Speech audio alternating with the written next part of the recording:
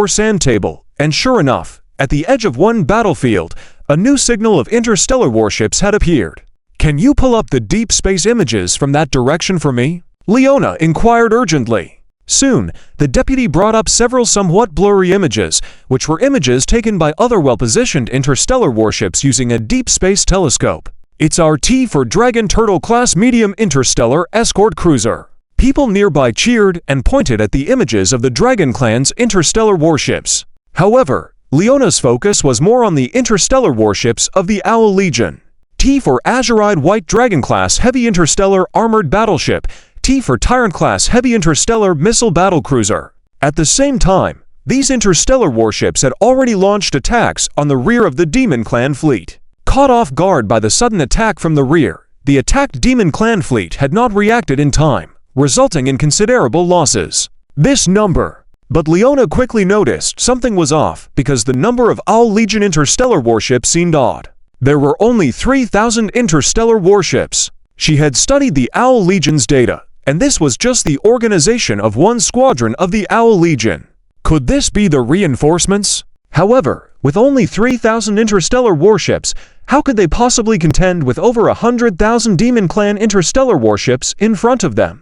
Just as Leona was puzzled, she found the answer. She saw halos appearing behind that Owl Legion squadron, and then one interstellar warship after another seemed to come out of nowhere. 10, 100, 1,000, 3,000, 5,000, 10,000. The halos kept increasing.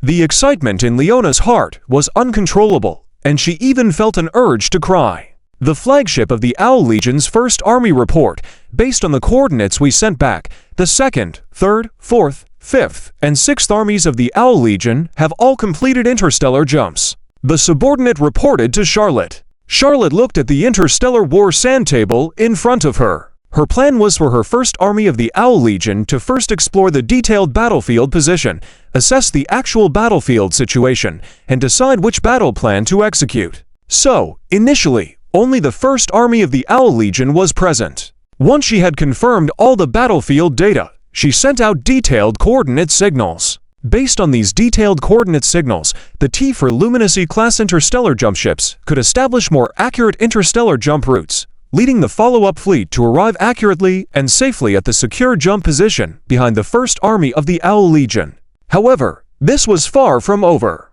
"Tell Bianca to contact Leona over there for me," Charlotte instructed. Shortly, Bianca was able to establish contact with Leona. Before Leona could speak, Charlotte spoke seriously. "Commander Leona, I now need your fleet to cooperate. Please clear the area within the coordinates ********* as soon as possible." With that, Charlotte directly sent a star map to Leona. Looking at the star map, Leona realized that this coordinate position coincided with her current defensive position. Visually, it was marked in the middle of her defense circle, with another small circle drawn around it. "Please don't ask questions, this is an order," Charlotte said sternly. Feeling the powerful aura exuding from Charlotte, Leona instinctively stood up straight. "Rest assured, I will complete the mission," Leona said. With that, Leona began to make arrangements. Under Leona's command and control, the area was quickly cleared within the defensive positions. However, this decision left many people feeling puzzled. The space within the defensive positions was already very limited due to the enemy's compression, and now they had to free up such a large space. This added significant pressure on the interstellar warships in other areas. "We have completed the task you assigned. May I ask for the next instructions?" Leona looked to Charlotte. "Next, stay put where you are," Charlotte said before cutting off the communication channel, leaving Leona somewhat dumbfounded. Leona looked at the empty area in the distance, seemingly recalling something. "This is the flagship of the 1st Army of the Owl Legion. I am Charlotte. The target area has been cleared, and space jump can proceed." Repeat, the target area has been cleared, and space jump can proceed. In another silent deep space location, T5 Pluto-class interstellar dreadnought ship, Bridge Zhao Chen listened to Charlotte's report over the communication channel. The space jump program for this starship was already on standby, ready to go. It only awaited the command from him as the commander. Acting Captain Zhu Zhaoxiao looked to Zhao Chen. Zhao Chen nodded slightly. "The target area is clear. Initiate the space jump. All combat stations, prepare for the highest level of combat readiness." Zhu Zhaoxiao immediately issued the command. The ship's navigator immediately began the final steps of the operation and shouted, "Space jump has begun." Silence. Under Princess Leona's command, the bridge of the fleet of starships cleared a space in the defensive position. At this moment, everyone was shocked by the scene before them. Initially, the captains were still wondering why at such a critical moment, Princess Leona would issue such a strange command. Now, that thought was thrown out of their minds. Only one thought occupied their minds: enormous. A huge interstellar warship appeared before them.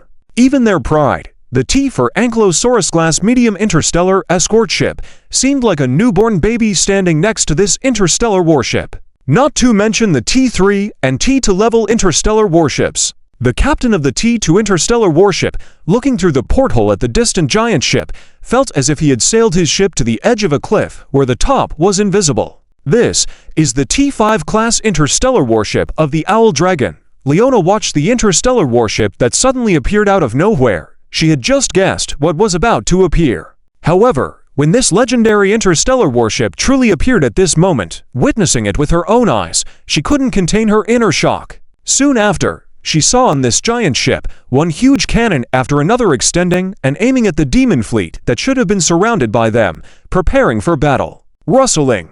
A video window appeared in front of Leona at this moment. On the other side was the man Leona would never forget in her lifetime.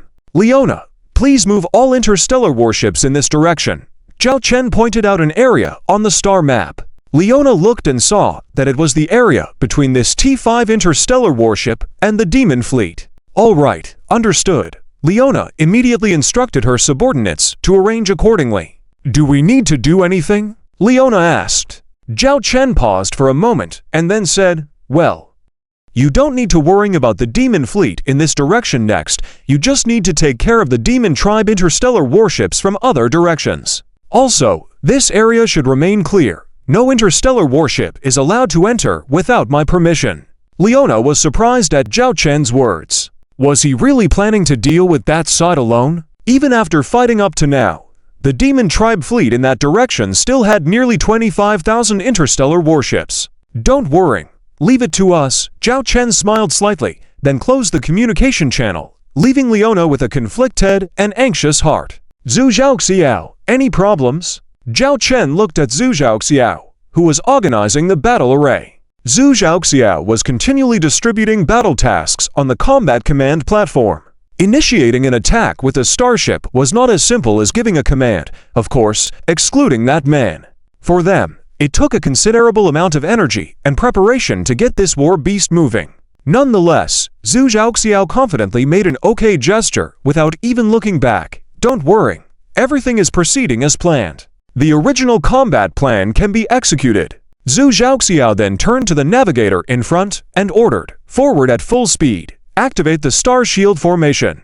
All weapon modules are ready for combat. No attack is allowed without my command. Understood, replied the crew members on the bridge. The T5 Pluto-class interstellar dreadnought began to move forward slowly. The Warhammer-class interstellar warships on the Pluto-class interstellar dreadnought's route began following Leona's order to move away from this route. Some emergency evacuated T2-level interstellar warships, if viewed from certain angles, seemed as if they were about to be crushed into pieces by the giant ship approaching them in the next second. The pressure was immense. Who built this giant ship?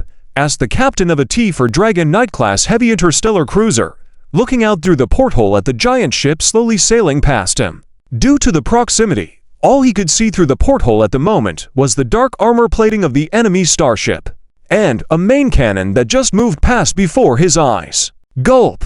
The captain swallowed hard. My goodness, this main cannon was even larger than the bow cannon of his starship.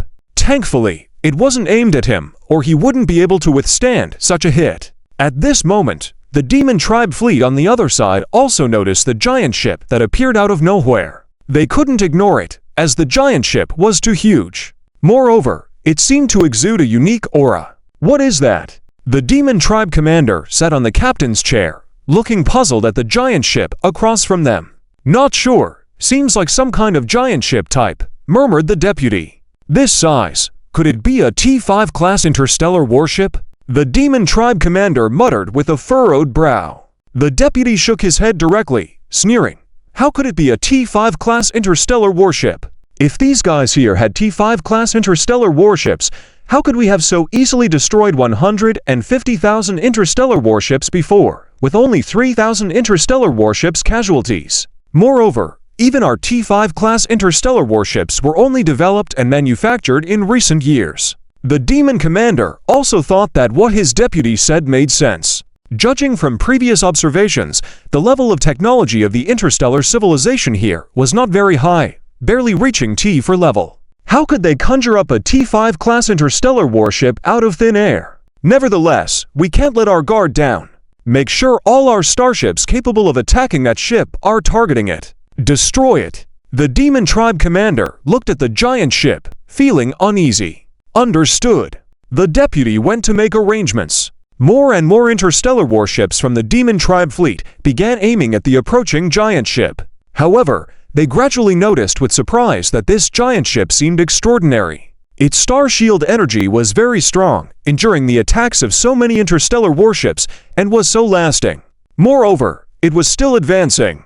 It had now shifted from its original central position within Leona's fleet formation to a position between Leona's fleet and the Demon Tribe fleet, leaning more towards the Demon Tribe side.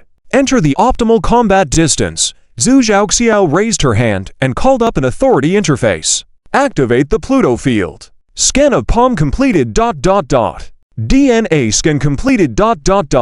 Iris scan completed ...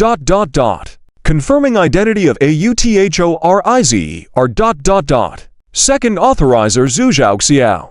Authorization valid. Please confirm the activation of Pluto field. Confirmed. Zhuzhou Xiao firmly responded. Pluto field initiated. In an instant, the vast majority of the starships in the Demon Clan fleet that were still launching attacks suddenly fell silent. The attacks on the King of the Underworld class interstellar dreadnought seemed to have come to a halt at this moment. What's going on? The Demon Clan commander looked at the darkened bridge and suddenly stood up. Report, all electronic devices inside our starship have malfunctioned. It will take about 10 minutes to restart. A subordinate hurriedly reported. What? The Demon Clan commander was dumbfounded. Restart in 10 minutes. What does this mean? This means that his Demon Clan starships will become sitting ducks here, without their star shields. Especially for those T4 level interstellar warships, the biggest difference between T4 and T3 warships is that they have full-range star shields that can defend against attacks from any direction. Without their star shield protection, they were suddenly exposed to enemy fire. A similar situation also happened to some of the less fortunate interstellar warships under Leona's command. What's going on? Why the sudden malfunction? Report, my ship suddenly experienced a complete electronic device failure. I don't know what went wrong. These messages were reported to Leona. Leona was surprised by the sudden stop in attacks from the Demon Clan starships on the battlefield. This unexpected situation on her end caught her off guard. Fortunately, this situation was very rare, and because the ships were relatively close to each other, some basic primitive short-range communication devices could still be used. And soon, Leona received an explanation. It was a message from that giant warship. The content was that if any starship experienced electronic device failure during this time, there was no need to worry, they just needed to restart the electronic devices. This message directly indicated that all this was caused by that giant warship. And considering the sudden silence of the Demon Clan starships on the other side, this made sense. The electronic devices of the Demon Clan starships malfunctioned, leading to the paralysis of almost all weapons at this time. Although the core energy of the Demon race's interstellar battleships relies on living beings, other components remain mechanical, with electronic systems in place. This is the special ability of this T5 class interstellar battleship, a range-based electronic interference. Leona gazed at the massive warship in the distance. She could now understand why the Holy Wing Legion, one of the 10 sacred light legions of the Holy Radiance Empire, had been annihilated by a single interstellar battleship. Facing an unexpected move like this, without any prior knowledge of the warship, was nothing short of a nightmare. Oh my god! What is that? Her adjutant suddenly exclaimed in shock. The command bridge erupted with startled voices. Leona, too, was staring at the astonishing sight, her eyes wide with disbelief. Reflected in her pupils was a dazzling beam of light. The Hades-class interstellar dreadnought had activated its Sword of Hades. A massive pulse beam pierced straight through the opposing Demon race's interstellar battleships. The frontline T4-class Demon race battleships, relying on their hull armor, could only endure for a split second before being consumed by the pulse beam. What followed was akin to a line of dominoes. Every Demon race battleship in the beam's path was sequentially obliterated. It made no difference whether they were T4 class or T3 class battleships. Under the devastating assault, they were torn to pieces. Even those Demon race battleships fortunate enough to be outside the earlier Hades domain attack range were no exception. Activating their star shields only added a few extra seconds to their survival. That's just merciless. Is this the weapon of a T5 class warship? Leona was so shaken that her voice trembled with excitement. Just this single pulse beam attack alone had seemingly destroyed at least 3,000 Demon race interstellar battleships. On the other side, the Demon race commander was equally dumbfounded. Through the porthole, he stared at the terrifying pulse beam that had devastated their flank, feeling both shock and a small measure of relief. Luckily, the beam hadn't targeted his flagship, the T for Demon Lord-class interstellar mothership. Otherwise, even the largest of their warships, with its reinforced armor, would likely not withstand such an overwhelming attack. "Seacom Commander, sir. This really is a T5 class interstellar battleship," his adjutant stammered, his voice trembling. The demon commander forced himself to remain composed. Such attack power could only mean one thing. I didn't expect those guys to actually have a T5 class interstellar battleship. And it seems far superior to our own T5 class warships. The adjutant swallowed hard. The commander didn't respond to this comment, though he silently agreed. But with such an attack, that T5 giant ship shouldn't be able to sustain multiple outputs. Find a way to restore our electronic systems immediately. Reactivate communications and contact the other demon fleets outside. Relay this information. If we coordinate, even a T5 class interstellar battleship can't possibly take on such overwhelming numbers of our fleets. The demon commander was still unaware of the severity of the situation. He glanced at the personnel trying to reboot the communication systems. Of all the starship functions, communication systems could be restored the fastest, while weapon systems would be the last to come online. He had already begun strategizing how to destroy this T5 giant ship. If they could bring it down and recover its wreckage for study, it would be a tremendous boon to the demon race's starship technology. He might even get promoted from a fleet commander to a Grand Lord or Demon Marshal. As these thoughts excited him, the adjutant's piercing scream shattered his fantasies. It's moving! It's moving! It's coming! What's moving? The commander frowned. That pulse beam! It's moving toward us! The adjutant cried out in terror. The commander looked over and indeed saw the terrifying pulse beam, which had just obliterated their fleet formation, slowly shifting in their direction. Wherever the beam passed, demon race interstellar battleships were reduced to rubble one after another. Quick! Restart the starship! The commander yelled desperately. But shouting couldn't speed up the reboot process. All he could do was watch helplessly as the fearsome beam crept closer and closer to his T4. Demon Lord class interstellar mothership. No, stop! The commander screamed in terror as the massive beam closed in. Who?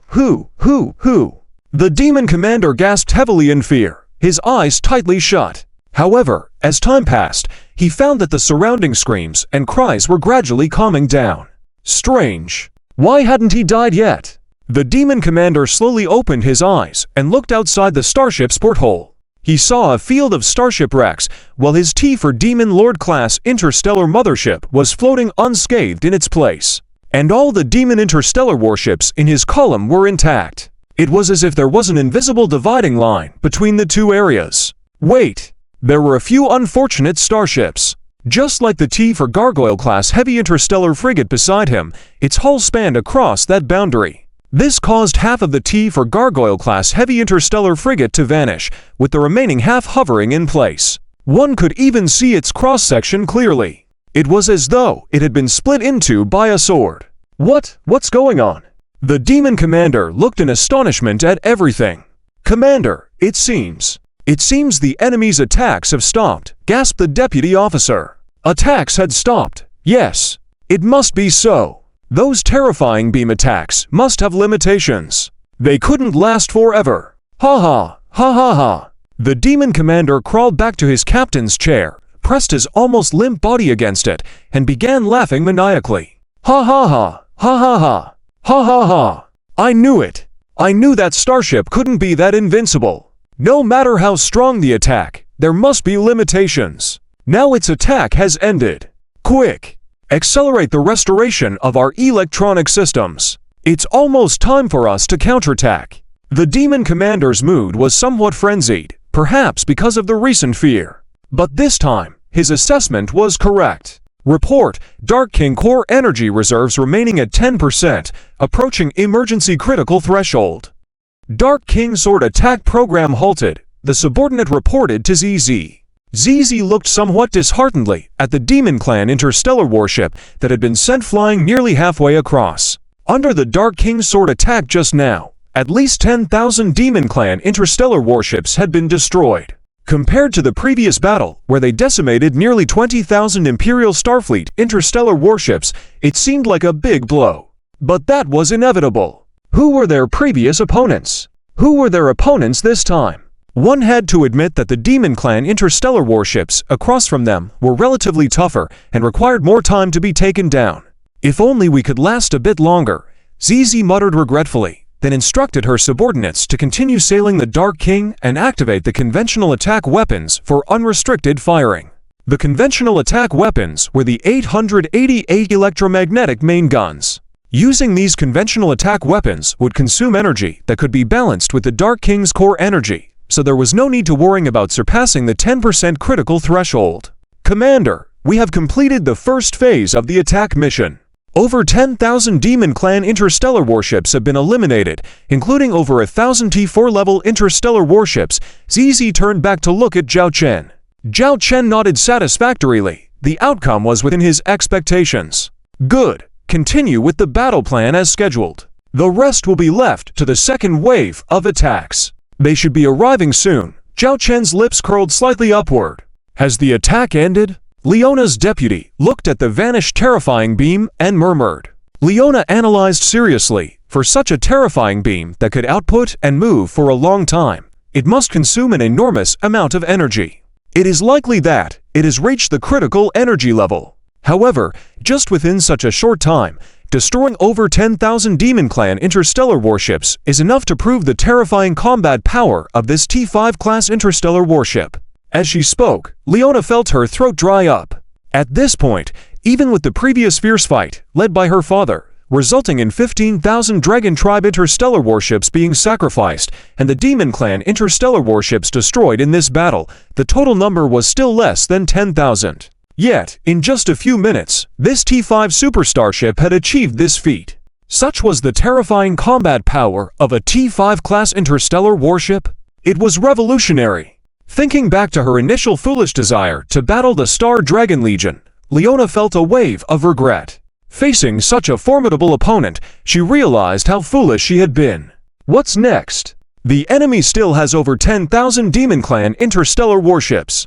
Will this T5 interstellar warship be insufficient in firepower alone? Do we need to send out the fleet? While the Demon Clan fleet is defenseless now, we should deliver a fatal blow. The deputy was excited. Leona shared the same idea.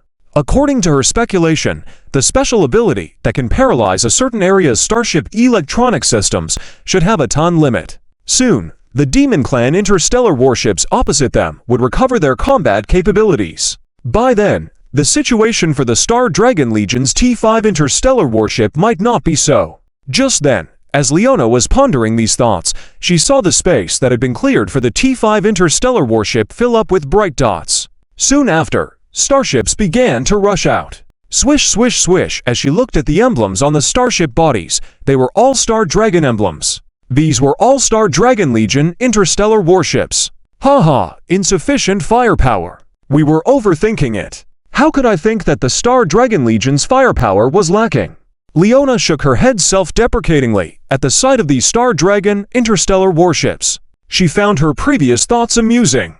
Because at this moment, the interstellar warships that had jumped here through interstellar leaps, though few in number, only 500. However, among these 500 interstellar warships, over 300 were of special significance. Just the combined firepower output of these 300 interstellar warships alone could surpass the firepower output of all of Leona's interstellar warships under her command at the same time. That's because all 300 ships were Starship missile cruisers. T3 Adjudicator class heavy interstellar missile cruisers. There was even one ship among them that had been highlighted in Leona's previous intelligence reports. T4 Archangel class heavy interstellar missile cruiser. At this moment, Leona could feel a murderous intent emanating from these 300-plus interstellar missile cruisers. Report to the commander. The interstellar missile carrier Falcon Special Fleet has completed interstellar jump and is ready. Please advise. The video window of Wolf Girl by Zhu appeared in front of Zhao Chen. Zhao Chen drew a red circle on the star map, enclosing the remaining Demon Clan interstellar warships within it. Bomb this location for me. Okay, you can rest assured, Commander. I guarantee the completion of the mission.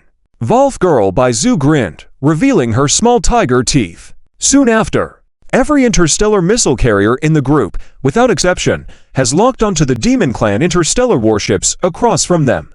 More precisely, there are 300 T3 Judges heavy interstellar missile carriers and 1 T4 Hell Angel heavy interstellar missile carrier. Missile launch systems started up one by one.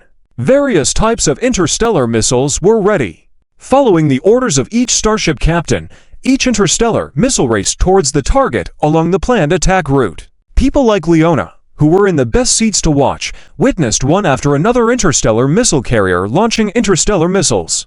Whoosh, whoosh, whoosh, whoosh. It was like an astonishing scene of a meteor shower. How many interstellar missiles are there, and how much resources will be consumed? The adjutant nearby swallowed nervously. Leona looked at the target area locked by these interstellar missiles. Because the electronic systems of those Demon Clan interstellar warships had not fully recovered, the star shields could not be activated. They could only watch helplessly as the interstellar missiles approached them gradually. Oh my god! The demon lieutenant swayed a bit, his eyes full of disbelief. From their angle, they could clearly see a spectacle.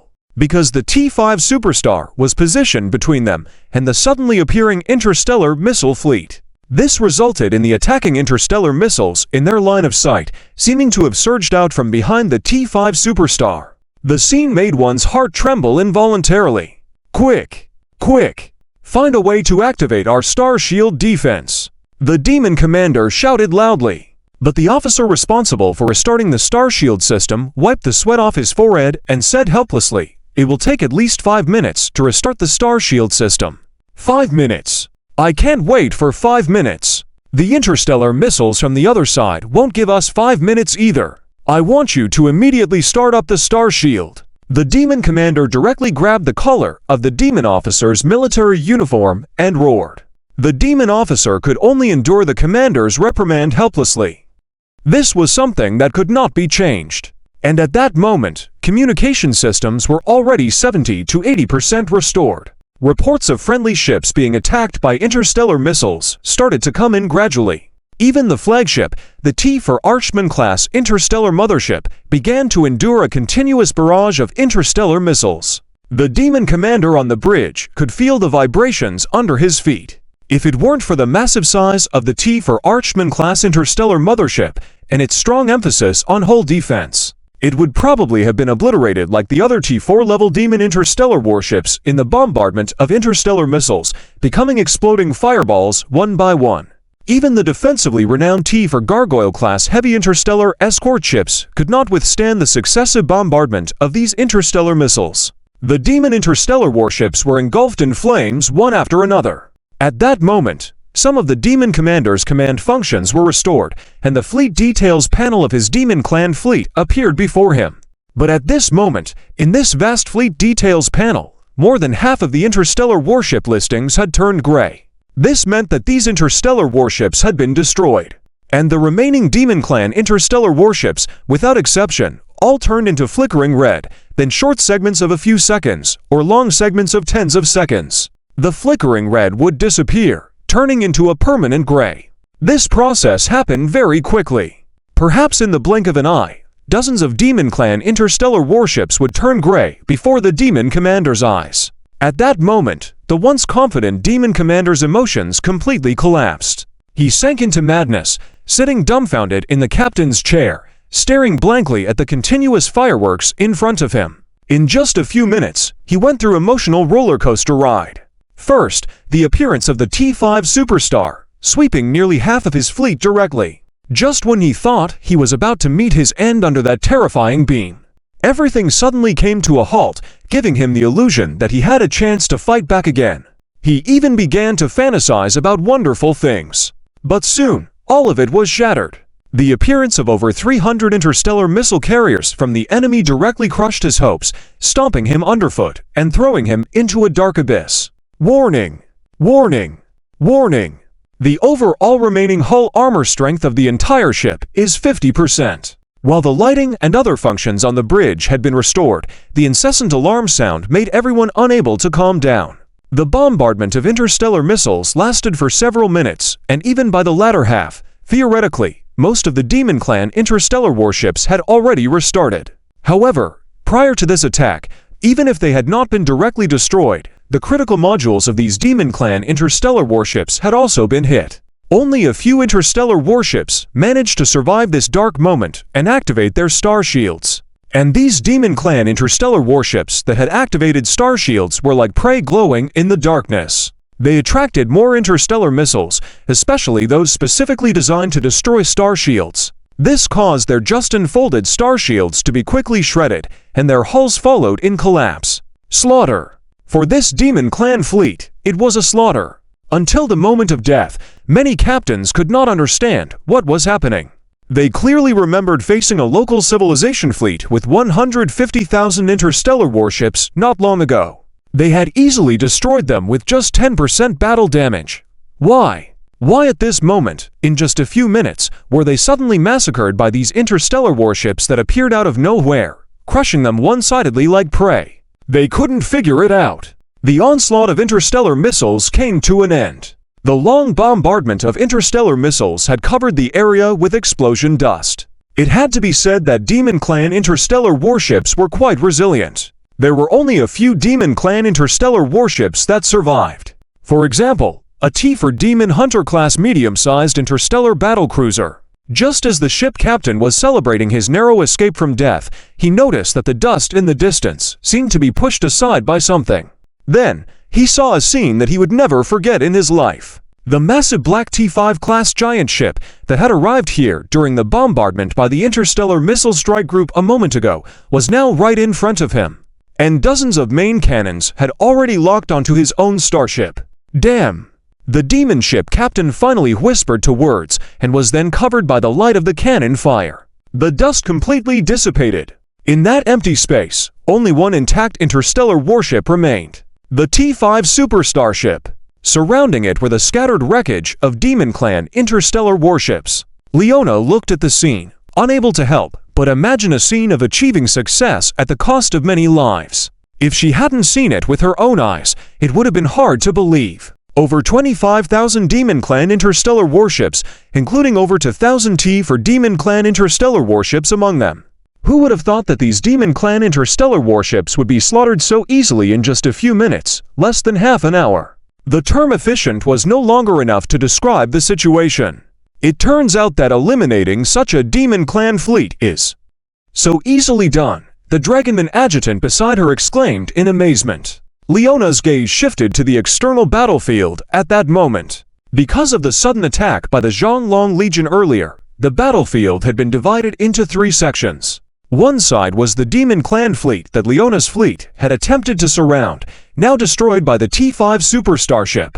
On the other side, there was a portion of the Demon Clan fleet still launching attacks against Leona's defensive positions. The remaining portion was engaged in fierce combat with the 6 Zhonglong legions. At that moment, General Charlotte directly transmitted an order. The content of the order was simple: allow Leona's Dragonman tribal fleet to rest briefly, then stabilize their formation and gradually retract those defensive positions. This task wasn't very difficult.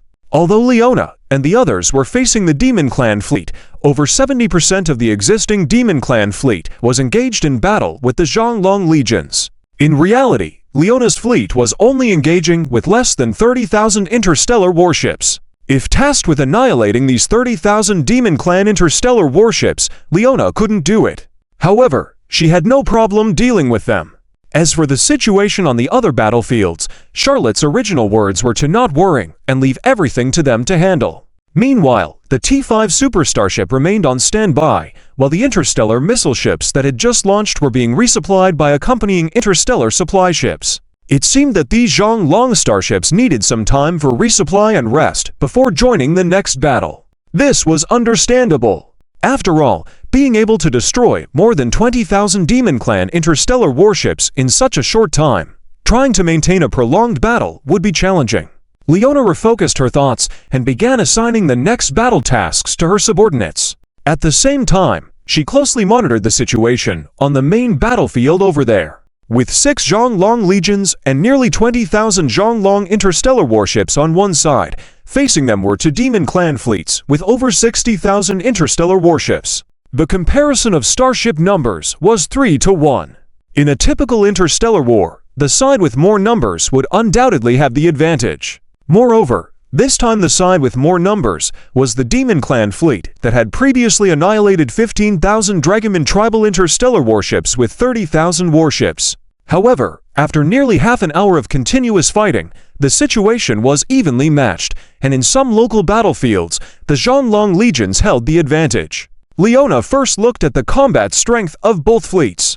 Besides considering the number of fleets, they naturally had to consider the configuration of starships at each level. On the Demon Clan fleet side, the 60,000 interstellar warships included 6,000 T4 level interstellar warships, with the rest being T3 level interstellar warships. On the Zhonglong Legion side, there were 20,000 interstellar warships, including over 2,000 auxiliary starships at the T4 and T3 levels. They also had 2,000 T4 level interstellar warships, with the remaining starships being T3 level. Looking at these data alone, one would think that the Zhonglong Legion stood no chance. The total number of fleets differed threefold, and the number of T4 level interstellar warships was also tripled. For anyone else, they would probably wonder how the battle could be fought like this. Yet in the case of these 6 Zhonglong legions, the battle was back and forth, with even gaining the upper hand in local battlefields. For example, in the interstellar air superiority aspect. Due to their previous encounters with the Demon Clan fleet, Leona knew that the Demon Clan fleet also placed significant importance on interstellar air superiority, as this allowed them to utilize interstellar fighters and drones, along with the rapid combat T4 Razor-class light interstellar interceptors to directly engage and separate the enemy fleet. However, when faced with the Zhonglong legions, the Demon Clan fleet was completely overwhelmed in this particular battlefield. The Demon Clan fleet's main forces for interstellar air combat were the T for Demon King-class interstellar comprehensive mothership and the T3 dual-headed Bone Dragon-class heavy carrier starship. The former T for Demon King-class interstellar comprehensive mothership was equipped with 20,000 interstellar fighters and 100,000 interstellar drones, all at the T for level. In this level of combat, they had to deal with various types of interstellar fighters and drones from the T for Fallen Angel-class super heavy carrier starship. Setting aside the special fighters, the regular combat interstellar fighters alone had 3,000 aircraft, with 300,000 interstellar drones. And in direct interstellar air combat between forces of the same level, they started with astonishing damage ratios. Often, the Demon Clan's same-level interstellar fighters or drones had to exchange opponents with the same level of the Zhonglong side. What was more critical was that, although the Demon Clan fleet had 60,000 interstellar warships, only T for Demon King-class interstellar comprehensive motherships were in service among them. In contrast, the Zhonglong legions had a total of 30 T for Fallen Angel-class super heavy carrier starships. The situation was the same for the T3 level Phoenix-class heavy carrier starships of the Zhonglong legions and the Demon Clan's T3 dual-headed Bone Dragon-class heavy carrier starships. In such a vast disparity in interstellar air combat forces, what kind of scene would unfold? From the beginning of the interstellar air combat, the Demon Clan fleet had never had the slightest chance and was completely suppressed. Soon, the interstellar air supremacy in the middle battlefield was lost, followed by the loss of interstellar air supremacy in the position of the Demon Clan fleet. If it continued, the Demon Clan fleet's carrier starships might not be safe. Losing interstellar air supremacy didn't mean the Demon Clan fleet would collapse, but it was akin to losing a leg. The Demon Clan fleet attempted to gain the advantage in the direct combat arena, but in reality, they were once again met with defeat. The confrontation on the front battlefield. It is nothing more than who has more fierce firepower output on their interstellar warships, who has stronger defense interception capabilities on their interstellar warships, who can faster break through and intersperse the enemy's formation, and so on. Indeed, in terms of quantity, the Demon fleet has the advantage. However, after the confrontation with the Zhonglong Legion's interstellar warships, they found that these interstellar warships seemed different from the ones they had encountered before. The first is in long-range firepower output. Despite the Demon fleet's numerical advantage, in terms of firepower exchange, the Zhonglong Legion is equally matched and vigorous. The main reason for this is naturally the 50 T3 Adjudicator-class heavy interstellar missile ships and T for Medusa-class heavy interstellar artillery ships that are standard on every Legion fleet of the Zhonglong Legion. As for the T for Archangel-class heavy interstellar missile ship, due to its massive combat consumption, long construction time, and high material consumption, it currently cannot be incorporated into regular fleets. Nevertheless, just with these aforementioned interstellar warships, they are enough to undertake the firepower output mission of the Zhonglong Legion. especially the T for Medusa-class heavy interstellar artillery ships. Each Zhalong Legion now has 5 T for Medusas in service. 6 legions means a total of 30 T for Medusas. The scene of 30 T for Medusa-class heavy interstellar artillery ships firing in unison is a rare sight, which has allowed the Demon Fleet to witness and experience it. Where there are spears, there naturally are shields. The Demon Fleet has a large number of T for Gargoyle-class heavy interstellar escort ships responsible for frontline defense and interception, using their deployed star shields to withstand incoming attacks. After the energy of the star shield is depleted, they will rely on their own ship armor to withstand attacks. When their ship armor is damaged to a certain extent, these T for Gargoyle-class heavy interstellar escort ships will retreat to the rear of the battle line, assuming certain close-range defense tasks of some interstellar warships while relying on their ship armor's high-tech self-repair capability. In the eyes of the Demon Fleet, this is already a fairly good interstellar escort ship. But today, they encountered an even more outstanding interstellar escort ship, the T for Paladin-class heavy interstellar missile escort ships. 30 T for Paladin-class heavy interstellar missile escort ships can directly form a star shield matrix, greatly enhancing the defense. In this situation, the remaining means of the Demon Fleet are only frontal assaults. According to the Demon Fleet's tactical policy, it is naturally led by the T for Demon Hunter-class medium interstellar battlecruiser, with T for Blade-class light interstellar interceptor ships providing support, supplemented by the remaining T3-class interstellar warships forming a series of assault formations, relying on assaults to penetrate the enemy's formation and divide their fleet. In this strategy, the Demon Fleet holds the upper hand in the situation of a numerical advantage of their fleet. But today, they encountered a tough nut to crack. The attack of the T for Demon Hunter-class medium interstellar battlecruiser is fierce, but the powerful blockade by the T for Blue Eyes White Dragon-class heavy interstellar armored battlecruiser behind the defensive line is more frightening.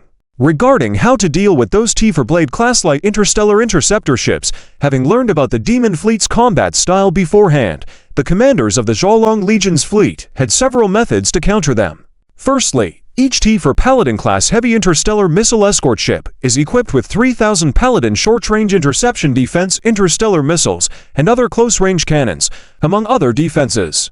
These short-range interception defense interstellar missiles can intercept enemy weapon attacks, naturally including those attacks from the assaulting T for Blade-class light interstellar interceptor ships. In addition, the T for Skull King-class heavy interstellar armored destroyer is also prepared for defense. These interstellar armored destroyers are like huge stones against the T for Blade-class light interstellar interceptor ships, which are like mere eggs. The inevitable outcome of hitting a rock with an egg is obvious. The advantage of the T for Blade-class light interstellar interceptor ships is their high speed, allowing them to launch instantaneous attacks like a pack of wolves, surrounding and attacking enemy ships in a specific area. But their weaknesses are also clear. Their weapon modules are only of medium level, and both ship armor and star shields are lacking.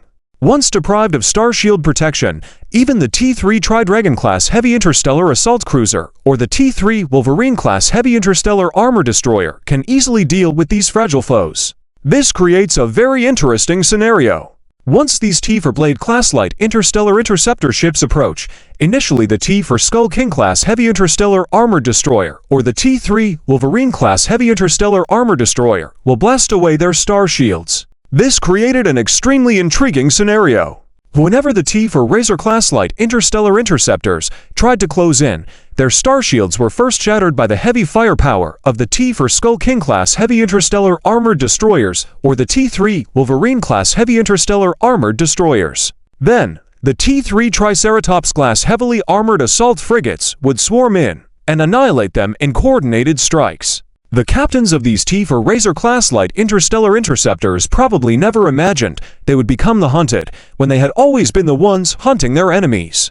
Particularly when their ships were rammed by the reinforced hulls of the enemy's heavily armored frigates, their spirits utterly collapsed. In the end, most of the T for Razor-class light interstellar interceptors met a tragic fate, with their ships torn to shreds and ultimately destroyed. The loss was too humiliating.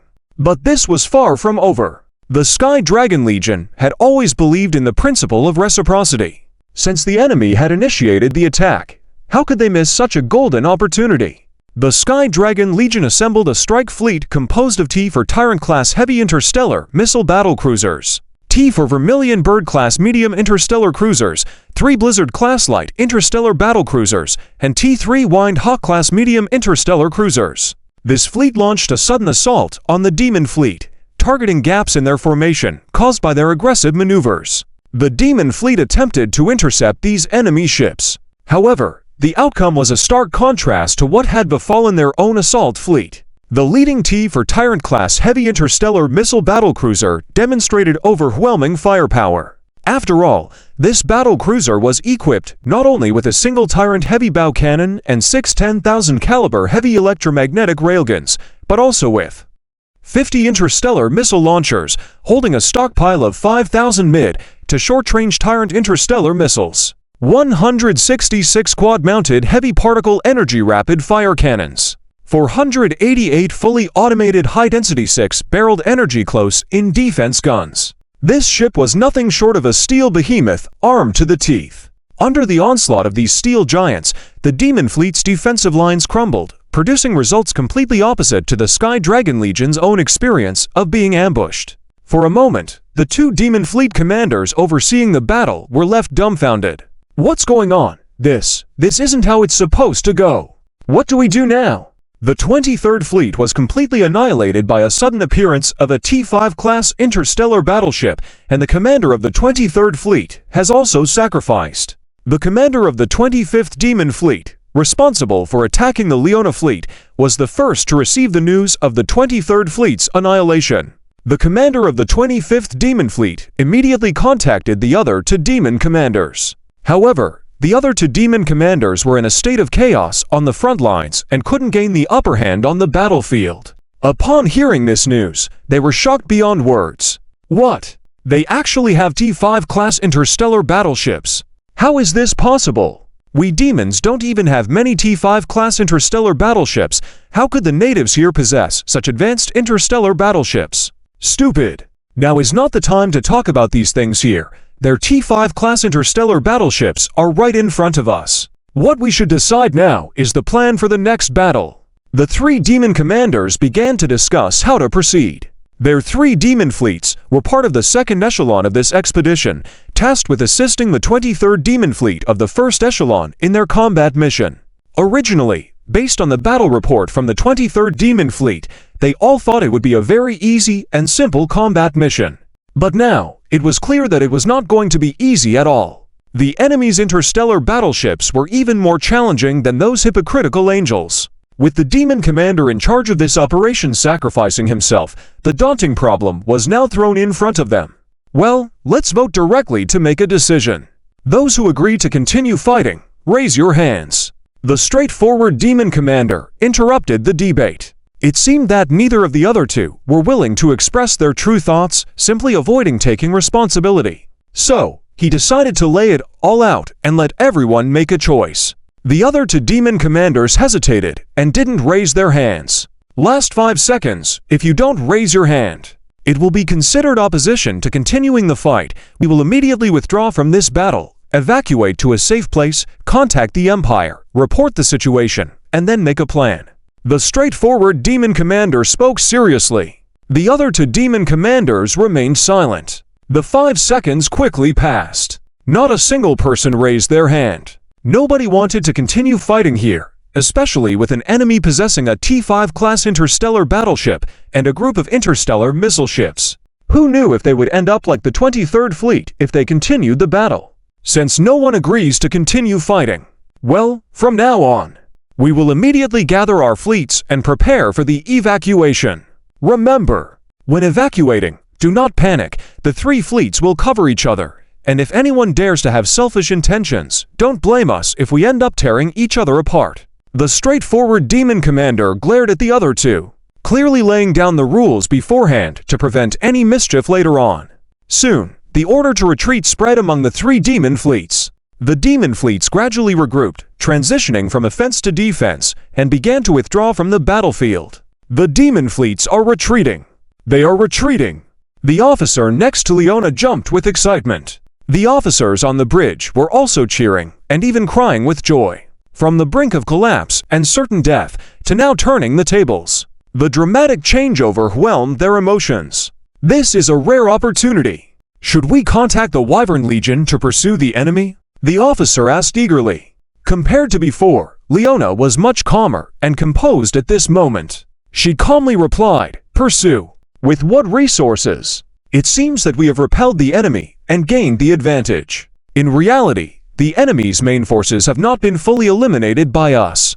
And after the intense combat just now, our interstellar battleships are almost depleted, unable to sustain another pursuit. Even on the side of the Wyvern Legion, the situation is probably not much better. Their interstellar battleships are powerful, but in the recent battle, the intensity of the fight was several times ours, often requiring one interstellar battleship to do the work of 4 or 5. Not to mention those interstellar missile ships, they are fun to use, but the amount of missiles consumed behind the scenes is a terrifying figure. You didn't see that even though those interstellar missile ship fleets had completed a new round of missile resupply, they still hesitated to conduct another round of saturation firepower attacks.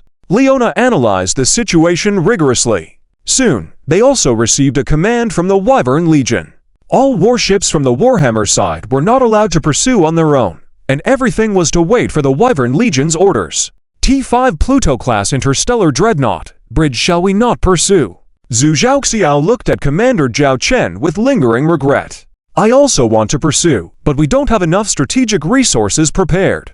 To be honest, if these Demon Clan interstellar battleships really continue to fight against us, maybe we could win in the end, but many of our strategic resources would be depleted. Even if we win, it will come at a great cost, Zhao Chen said helplessly. This was the current weakness of the Wyvern Legion, a weakness that would be difficult to solve in the short term. They had strong short-term combat capabilities, but conducting large-scale annihilative warfare was very difficult. So, I discussed with Charlotte earlier. If we're going to fight the Demon Clan fleet, then let's show our momentum from the beginning. Bring out all 6 Wyvern Legions to Special Forces and our T5 Pluto class. Directly intimidate the enemy. Now it seems that our move was very successful. Zhao Chen breathed a sigh of relief. Zhu Zhaoxiao understood and nodded. She suddenly remembered something. Right, we agreed to mobilize all forces. Why haven't I seen Wanian Special Forces until now? Zhao Chen smiled faintly, pointing in the direction of the retreating Demon Clan fleet. I said we couldn't continue fighting. But I didn't say we're going to let these demon fleets retreat so easily. If they want to leave, they can't just leave without leaving something behind. Just as Zhao Chen was speaking, interstellar torpedoes and missiles appeared out of nowhere during the retreat of the Demon Clan fleets, blocking a part of the fleeing ships. Following this, the interstellar battlecruisers and cruisers that had been on standby, acting like wolves sensing blood, directly surrounded these stranded Demon Clan fleets. As for the demon fleets that had already retreated, they chose to abandon the stranded friendly fleet and accelerated their retreat, fearing that if they were too slow, they might get caught too. Under the ambush and subsequent encirclement of the special fleet of stealth reconnaissance ships of the Zhaolong interstellar starship that Zhao Wan'er had early arranged, nearly 3,000 Demon Clan starships were once again surrounded and killed. From then on, this first encounter between the Zhaolong Legion and the Demon Clan came to an end. Bridge of the T5 Pluto-class interstellar dreadnought.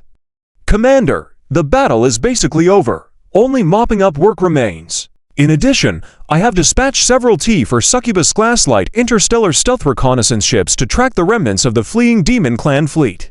Any situation that arises will be promptly reported back to us, Charlotte reported to Zhao Chen. Zhao Chen nodded satisfactorily, then instructed, very good.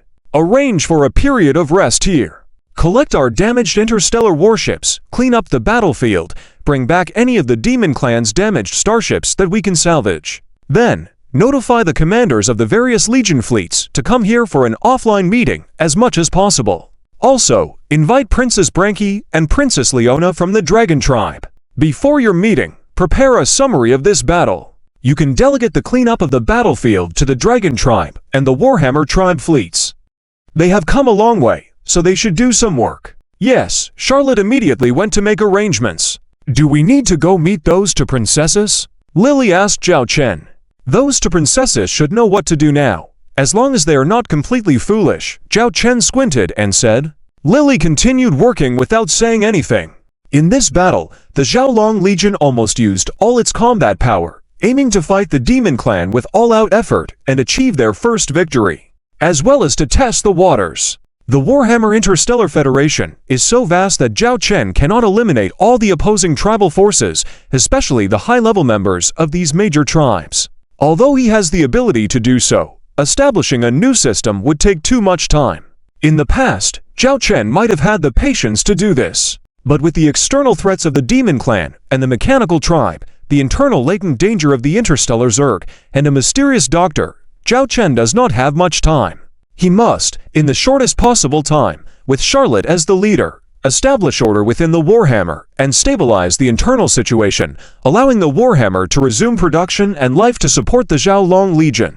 Therefore, Zhao Chen needs to select the best and eliminate the worst among the current high-level members of the Warhammer tribes. In doing so, the two major empires would provide support, even in the worst-case scenario. If they needed to fight on two fronts against the Interstellar Zerg of the Sacred Glorious Empire and the Demon Clan, they would still have the strength to do so. In order to achieve this goal, Zhao Chen displayed his full strength in the first battle to intimidate the Demon Clan, making it highly probable that the high-level members of the Demon Clan would refrain from starting another war in the short term. However, this also means that the next battle against the Demon Clan will be more intense. Your Highness, are you sure you don't need us to accompany you? A group of staff officers and senior generals stood in the hangar, watching Princess Leona preparing to board the shuttle. It's not like I'm going into battle. What use would you be? Leona replied impatiently. Even if the Sky Dragon Lord has ill intentions toward us and we go to war with them, do you think we stand a chance? Can any of you defeat that T5 super starship? The staff officers and senior generals fell silent at her sharp question. Just focus on cleaning up after the battle, Leona continued.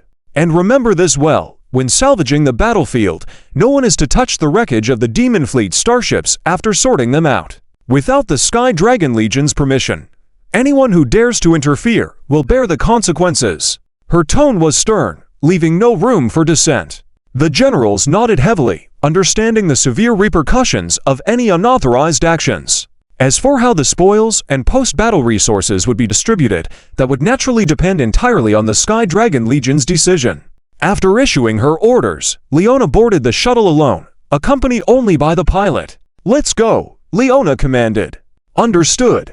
The shuttle pilot initiated the launch, guiding the craft out of the starship's hangar and toward the massive starship in the distance. So huge, the pilot murmured, swallowing nervously as the immense T5 super starship loomed larger and closer. Its oppressive aura became even more palpable the nearer they drew. Leona turned her gaze to the ship through the window, her expression complicated. Her eyes reflected a mix of awe, reverence, nervousness, fear, and excitement. After a moment, following clearance from the target starship, the shuttle carefully maneuvered into its enormous hangar. Inside, several other shuttles were already docked. Whether by coincidence or not, as Leona disembarked, she noticed another shuttle nearby bearing the crest of the Dragon Tribe. "Leona," a voice called. Leona turned to see who had spoken, her expression flickering as she slowly approached. She looked at the figure with a somewhat restrained demeanor. "BB, Blanche," seeing her half-sister, observed the absence of Leona's usual haughtiness. Instead, fatigue marked her face, likely from prolonged, high-stress command during the war's twists and turns. Her eyes were bloodshot. "Hang in there. Once the meeting's over, take a good rest," Blanche said softly, gently taking Leona's hand. The gesture startled Leona, leaving her momentarily frozen. Blanche stood beside her sister and, in a voice only the two of them could hear, said, "The Dragon Tribe has no one else to rely on but the two of us now. Sister, we must lead our people forward." That was Father's hope. Leona felt a surge of strength well up within her. She gripped Blanche's hand tightly, her sister's hand, so soft, unlike the rough, powerful hands of pure-blooded dragon folk. But it was this pair of hands that had saved her and the Dragon Tribe fleet. "Yes, together, we'll protect the Dragon Tribe," Leona said earnestly. In that moment, the two sisters, who had been at odds since childhood, found common ground for the first time. Guided by crew members, they left the hangar and boarded the ship's internal hover elevators, swiftly navigating the corridors. Despite the elevator speed, it took 5 minutes to reach their destination, the bridge. "Please," a crew member said, gesturing toward the open doors of the bridge. Both Blanche and Leona were taken aback. They had assumed the meeting would take place in a conference room or similar setting, not the bridge itself. Swallowing nervously, the two princesses of the dragon tribe exchanged glances and stepped forward cautiously. The bridge was the largest they had ever seen. It bustled with thousands of crew members, towering dozens of stories high. At the center of the bridge, on an elevated platform, sat a man. Behind him stood several female generals. With nervous hearts, Blanche and Leona crossed the glass-like bridge leading to the central platform of the bridge. "Greetings, Sky Dragon Lord," Princess Blanche said without hesitation, performing the highest ceremonial gesture of the dragon tribe. She knelt on one knee, placed her hand over her chest, pressed her tail against her body and the ground, folded her wings tightly against her back, and lowered her head toward the floor. Leona's heart trembled when she saw Blanche's display of reverence. After a moment's hesitation, she followed suit, mimicking the gesture. Zhao Chen, seated comfortably, was somewhat surprised by the two princesses' apparent humility, bowing in such a formal manner upon their first meeting. Beside him, Secretary Lilith allowed a faint smile to play on her lips. In her view, this display was a wise move on their part. By kneeling like this, the dragon tribe's future was effectively preserved. "Rise and speak," Zhao Chen said, leaning back in a specially made sofa. Despite the T5 Hades-class interstellar dreadnought's captain's chair nearby, Zhao Chen found the sofa far more comfortable. For him, comfort was paramount. Who sat in that chair mattered little. The two princesses stood up straight. "Let's get straight to the point," Zhao Chen began. "You've presumably already tallied the casualties from this war, haven't you?" Blanche replied promptly, "Thanks to the Sky Dragon Legion taking on the main offensive, our losses were minimal. We only lost 5,000 interstellar warships." Her report wasn't particularly critical at the moment. Zhao Chen's gaze shifted to Leona. Leona lowered her head, biting her lip. With a tone tinged with regret, she said, "Due to my arrogance, I recklessly led 300,000 Warhammer-class warships in an assault against the Demon Fleet. This led to an ambush by other Demon Fleets. If it weren't for the timely support from the Sky Dragon Legion, the fate of those 300,000 warships would have been unimaginable. Here and now, on behalf of my fleet and my soldiers, I wish to once again express my deepest gratitude to the Sky Dragon Lord." As Leona spoke, she prepared to kneel again. Zhao Chen sighed.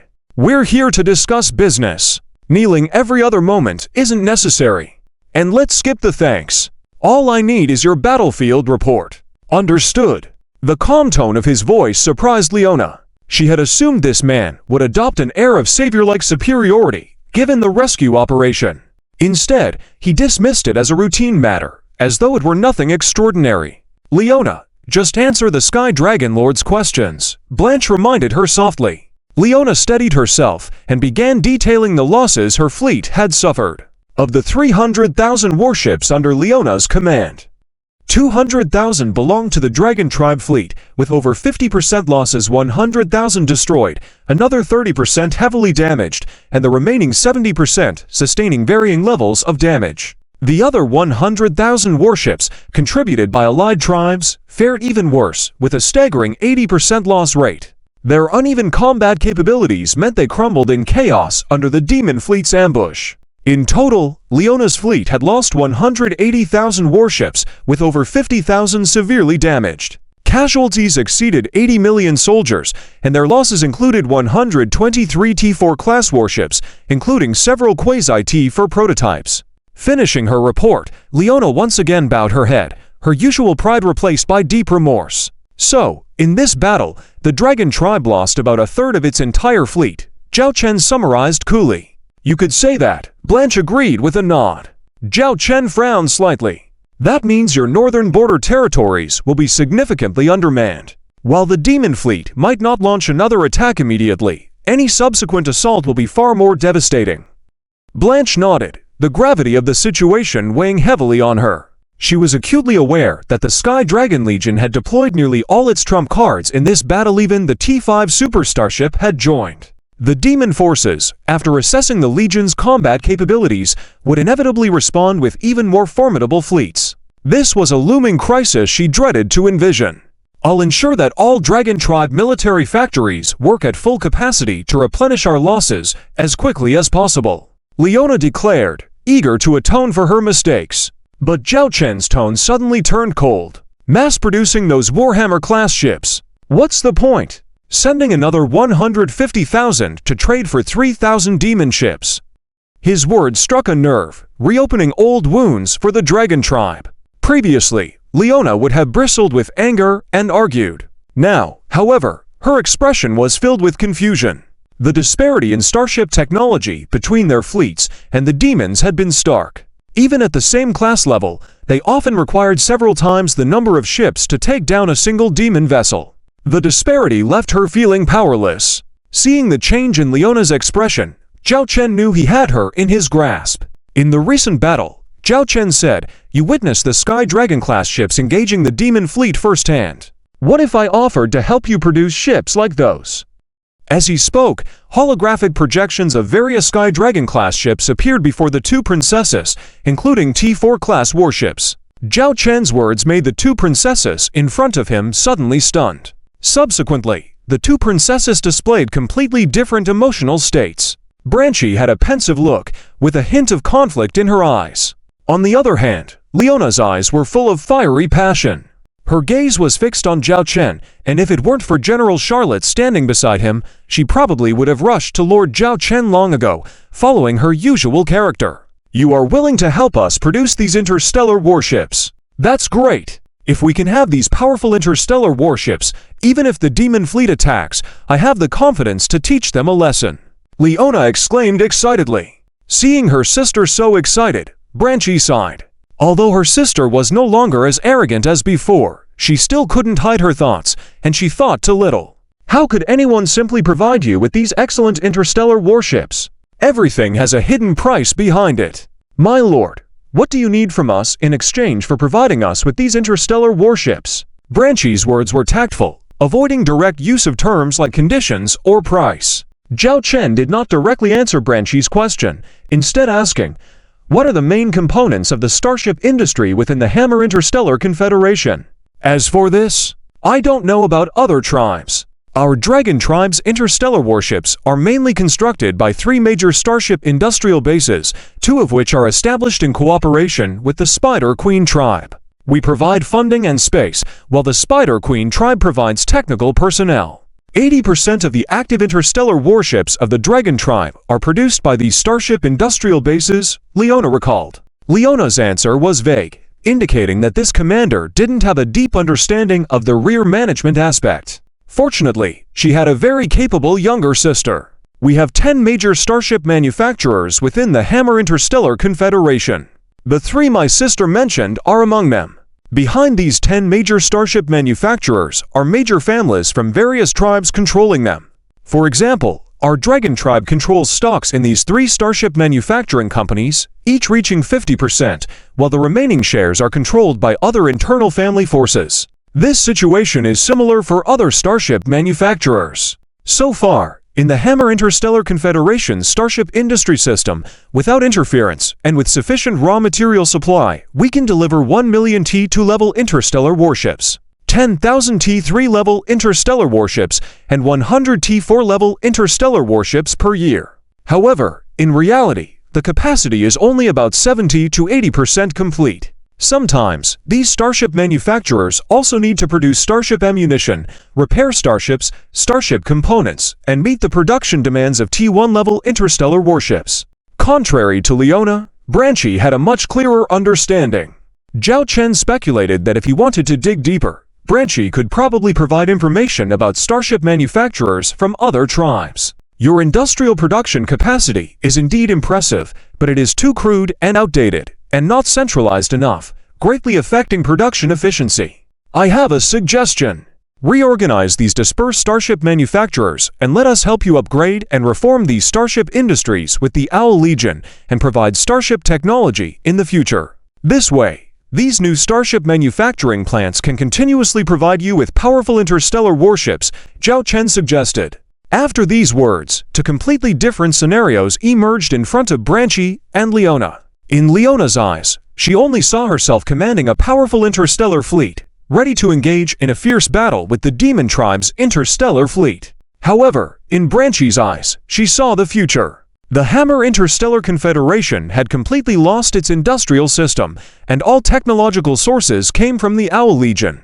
It seemed that the hammer would possess advanced industrial bases and advanced interstellar warships. But once the Owl Legion cut off the technical support, the hammer without its industrial system was unimaginable. At this moment, the man sitting on the sofa, casually discussing these matters, seemed like an emperor sitting on the summit to Branchy, and the hammer had become a puppet in his hands. After Zhao Chen finished speaking, Lily, the secretary, stepped forward and opened a map of the hammer. 3 glowing points appeared on the map marking territories of the Dragon Tribe, the original Black Tiger Tribe, and the Spider Queen Tribe. We will select 3 star systems in these 3 locations for cooperation to establish 3 starship manufacturing bases. The Owl Legion will provide the technology as one of the parties. We will hold 70% of the shares, and you can decide who owns the remaining shares. Do the 2 princesses have any objections? Lily's gaze lingered more on Branchy. Leona, lost in her beautiful future fantasies, was too excited to speak up. But Branchy suddenly stopped her. Her eyes sparkled, as if she had made a decision. May I ask if in the future, we establish a new political system within the hammer, will the Owl Legion station troops within the hammer? Branchy's sudden question seemed abrupt, but the smart individuals present understood that this princess was getting to the point. I can promise that, as long as the new hammer does not threaten the interests of the Owl Legion, we will not station troops in this area of the hammer, nor will we interfere with local political power or ruling classes. Zhao Chen tapped on the map presented by Lily. Although subtle, the meaning was clear. I won't intervene in what originally belonged to you, but don't think about the rest. How many interstellar warships can we produce using all technology, and are there any restrictions on the provided starship technology? Branchy clenched her fists, continuing her questioning. For T2 and T3 levels, for the interstellar warships we provide technology for, you can produce as many as you want as long as we can benefit from the share of the technology. For T4 level interstellar warships, we will provide production quotas. However, these production limits will gradually be lifted in the future. In addition, there are some starship technologies I won't give you. But I can promise you that you will get the same starship technologies as the North Goose group of the Star Empire, Zhao Chen replied. After listening, Branchy took a deep breath. Finally, she knelt down on one knee again.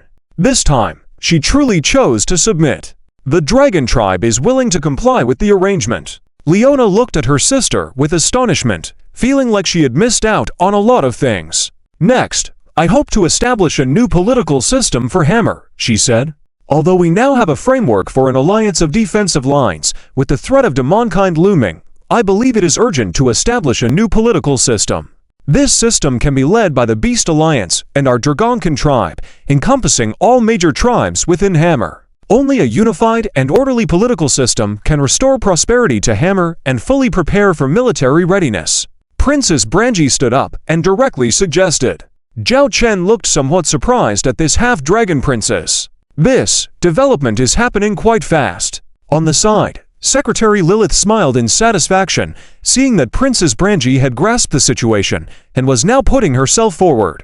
In reality, Princess Branchy's thoughts were quite simple. Since they could no longer change the influence of the Shadow Dragon on Hammer, and given that the Demon Fleet's invasion was a threat that even the Hammer Interstellar Commonwealth at its peak could not withstand, they had to utilize the starship technology controlled by the Shadow Dragon Lord to have any hope of victory. Since these facts could not be changed, she intended to follow this path and even accelerate this development to make use of its advantages. This was Branchy's plan.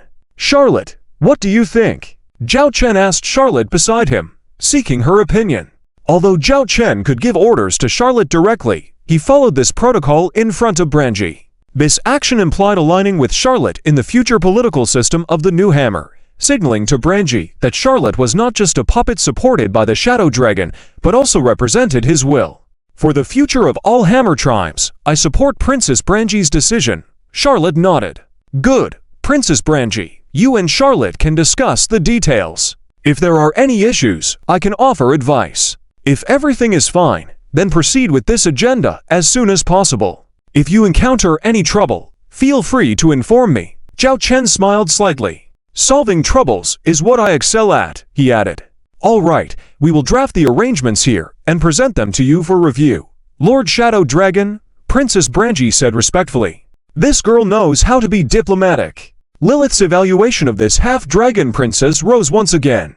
Very well. You can retire and rest for now. Zhao Chen waved his hand. Princess Brangi bowed slightly, then left the bridge with Leona. As Leona left, she kept looking back at the bridge of the T5 superstarship, unable to believe her luck in being able to enter the ship and even stand in the bridge was beyond her imagination.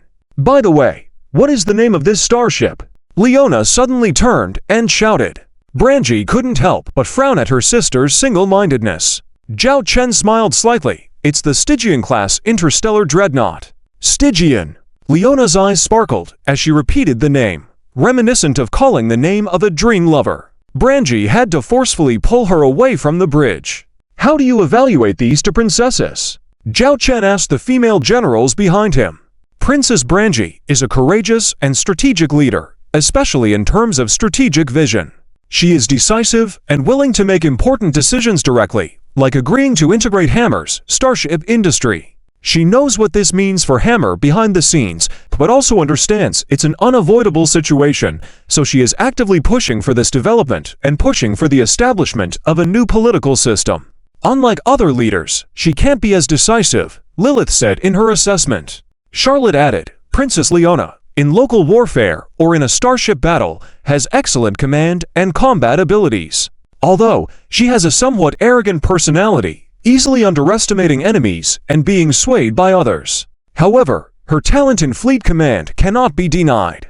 For example, in this battle, although her rashness led to being surrounded by the demon's fleet and suffering heavy losses, I took some time to observe the combat reports of the fleet led by Leona. I was very surprised to find that she could make timely and optimal arrangements for any local battlefield, and even small-scale clashes involving dozens of interstellar battleships, despite her fleet being at a disadvantage. Without this command ability, the losses of this Hammer fleet in this battle would be far more than the current data shows. Although not completely wiped out, the losses would exceed 30% or even 50% more than the current casualties. Zhao Chen was surprised. I didn't realize that the Dragonkin princess had talent in this aspect. She has some personality flaws. I reckon it's due to her identity as a Dragonkin princess. If we nurture her in the future and accumulate more war experience, she is a promising talent. Shen Bing also contributed.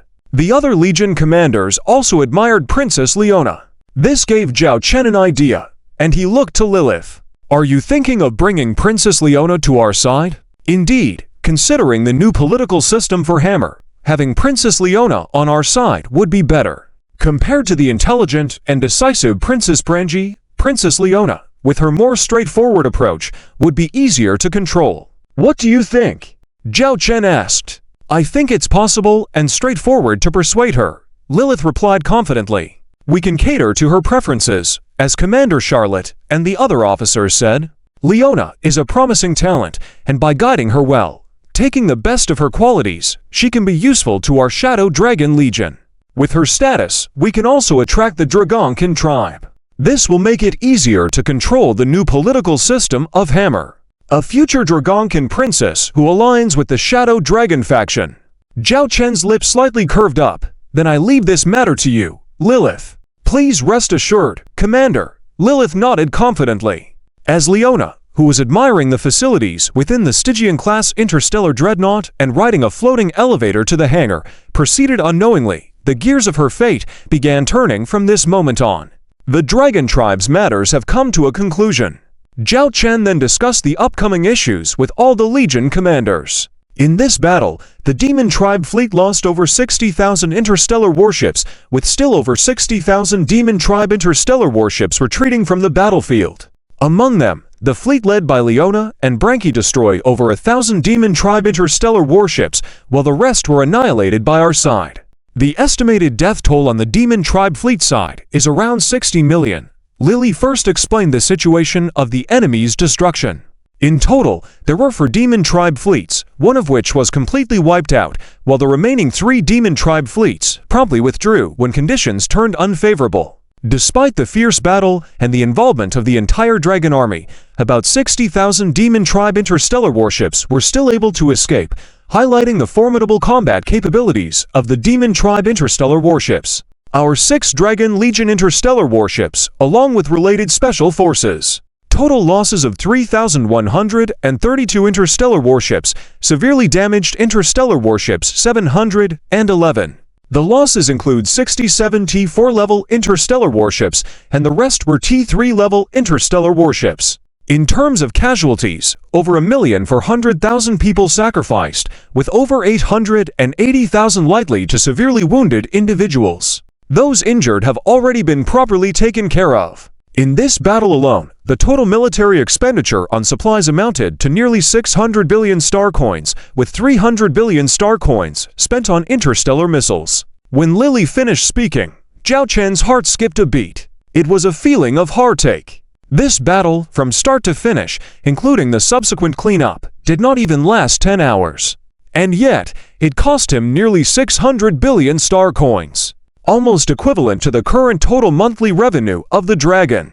This didn't even factor in the subsequent medical expenses and the losses of interstellar warships. It was painful. However, upon further thought, relying on the high level of war investment ensured that the Dragon Legion could achieve excellent damage ratio in every battle. Just like in this battle, they destroyed over 60,000 interstellar warships. Although some of them were from the Dragon tribe, they were almost negligible.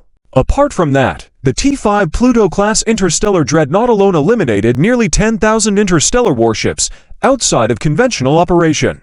But the data on enemy destruction led by White Snow, the commander of the Dragon's interstellar missile ship Special Forces, was counted among them. In other words, excluding the enemy destruction data from the T5 Pluto-class interstellar dreadnought, the Dragon Legion essentially destroyed over 45,000 interstellar warships. They lost over 3,000 interstellar warships themselves. This resulted in a staggering damage ratio of 15-1. It was truly a great victory. So, the damage rate of our Dragon Legion this time is around 17%, Zhao Chen muttered. It's more or less that number. But it's estimated to rise slightly, because we will evaluate the heavily damaged interstellar warships in the aftermath. If the assessment shows that the ship's condition is extremely poor, they will be dismantled directly, Lily said. Due to the Dragon Legion's own industrial system and the emphasis on elite soldier policies, the requirements for the performance and quality of the interstellar warships it uses are extremely high. After each battle, the damaged interstellar warships are evaluated during repairs. The evaluation is divided into 5 levels, with the 5th level being extremely poor, basically on the verge of being scrapped and directly recycled. The 4th level is considered poor, which the Dragon Legion will no longer use. Typically, they will be repaired and either sold to certain nobles or local powers based on the ship's class level or kept for future sale. Most of these stored ships are of the T4 level as they have high levels of secrecy. For the 3rd level, the situation varies. Some can be put back into service within the Dragon Legion, such as T4 level interstellar warships, as there is still a demand for them within the Dragon Legion. As for T3 levels, if they are heavy cruisers or carriers, they will continue to serve within the Dragon Legion. But if they are like the T3 Triangular Dragon-class interstellar escort or destroyer, they will be handed over to the Northern Goose Group for repair and then sold to the Imperial Army or other friendly forces with close ties to the Dragon Legion. As for the upper to levels, the damage is usually not significant. After minor repairs, they will rejoin the Dragon Legion's fleet. We need to focus on arranging the treatment of the wounded. Prepare an itinerary for me to visit some of the wounded who performed outstandingly in combat. Additionally, our media department should document the stories of these exceptional wounded soldiers and broadcast them to increase the cohesion of our Dragon Legion, especially in terms of compensating the wounded, holiday benefits, rewards, etc.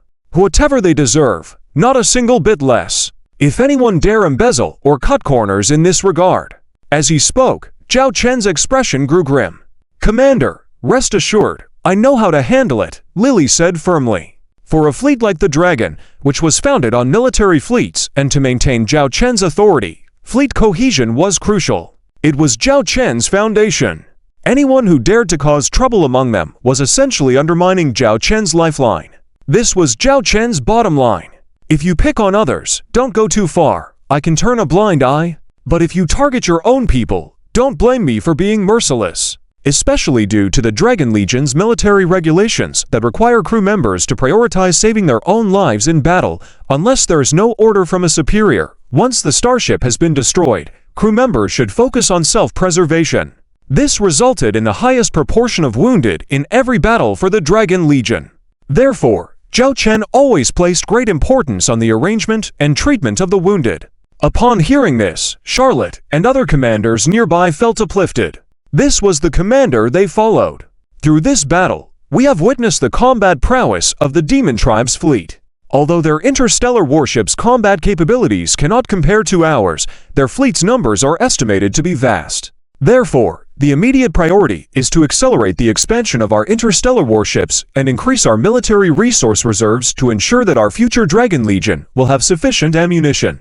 Rather than, as in this battle, helplessly watching the enemy escape, Zhao Chen clenched his fist. These were the two current predicaments facing the Dragon Legion.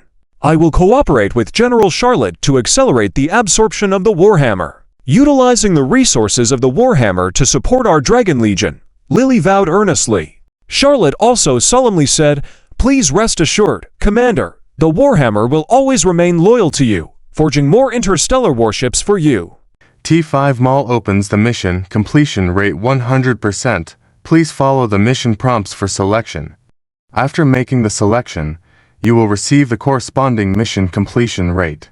When the mission completion rate reaches 100%, the T5 system mall can be unlocked. The rewards for the following options can be stacked, with a time limit of 3 months. Option 1. Destroy 3,000 Devil Interstellar Battleships to obtain 5% completion rate. Completed. Option 2. Destroy 30,000 Devil Interstellar Battleships to obtain 10% completion rate. Completed. Option 3. Destroy 300,000 Devil Interstellar Battleships to obtain 20% completion rate. 59,871 ships remaining. Option 4. Destroy 300 T4 level Devil Clan Interstellar Battleships to obtain 5% completion rate. Completed. Option 5. Destroy 3,000 T4 level Devil Clan Interstellar Battleships to obtain 10% completion rate. Completed. Option 6. Destroy 30,000 T4 level Devil Clan Interstellar Battleships to obtain 15% completion rate. 5,622 ships remaining. Ding. T5 Mall unlocked. Finally finding some free time, Zhao Chen opened his system interface. In the latest reminder section, the message about the unlocking of the T5 level mall stood out the most. Zhao Chen originally thought that this mission would be completed later, but unexpectedly, due to Leona's accidental actions and the arrival of the second wave of 3 Devil Clan fleets, Zhao Chen completed the mission after this battle. Strange. Why hasn't this mission disappeared? Zhao Chen looked at the mission box with some surprise. The options in the mission box were still there. Up to now, only the 2 most difficult tasks of destroying 300,000 Devil Interstellar Battleships and 30,000 T4 level Devil Clan Interstellar Battleships remained incomplete. Does this mean that there may be hidden rewards for this mission? Otherwise, since he had already reached 100% completion, logically this mission should have ended. However, these 2 tasks are very demanding. With a time limit, it's hard to guarantee completion. Oh well, just take it step by step. The important thing is that the T5 mall has already been unlocked, and whatever else he obtains is a bonus. Zhao Chen directly opened the T5 level mall directory, which contained a large number of starship technologies. The mass-produced T5 level interstellar battleship technologies. However, Zhao Chen also realized that these mass-produced T5 level interstellar battleships are in a completely different league in terms of combat power compared to the King of Darkness class interstellar dreadnought. In this view, the T5 King of Darkness class interstellar dreadnought is a unique existence within the T5 level interstellar battleships. It's no wonder the construction requirements are so strict. Additionally, the exchange conditions for these T5 level starship technologies are really high. Basically, one starship technology blueprint requires a base of 10 million system points. Previously, he thought he had accumulated so many system points that he could make a big purchase. But now, it seems that he can only exchange for 1 or 2 starship technology blueprints. This left Zhao Chen in contemplation. He didn't want to just choose the strongest interstellar battleship, such as the carrier starship, interstellar battleship, or interstellar missile ship. These interstellar battleships are indeed very powerful, surpassing many conventional interstellar battleships. However, this also means that the conditions for constructing these interstellar battleships are very high, requiring advanced production lines, a large amount of raw materials, and a significant amount of time, among other things. And currently, what Zhao Chen lacks are these. Without possessing T5 left-handle industrial production technology, using the T4 twin-star heavy interstellar industrial ship to produce these high-end T5 level interstellar battleships has very low cost effectiveness. In the end, Zhao Chen hesitated and chose two options: whether to consume 13 million system points and 500 mission points to exchange for the product T5 Chaos Knight class heavy assault interstellar destroyer technology blueprint confirm. Consume 13 million system points and 500 mission points. Congratulations on obtaining the T5 Chaos Knight class heavy assault interstellar destroyer technology blueprint. Remaining system points: 24.77 million. Remaining mission points: 850.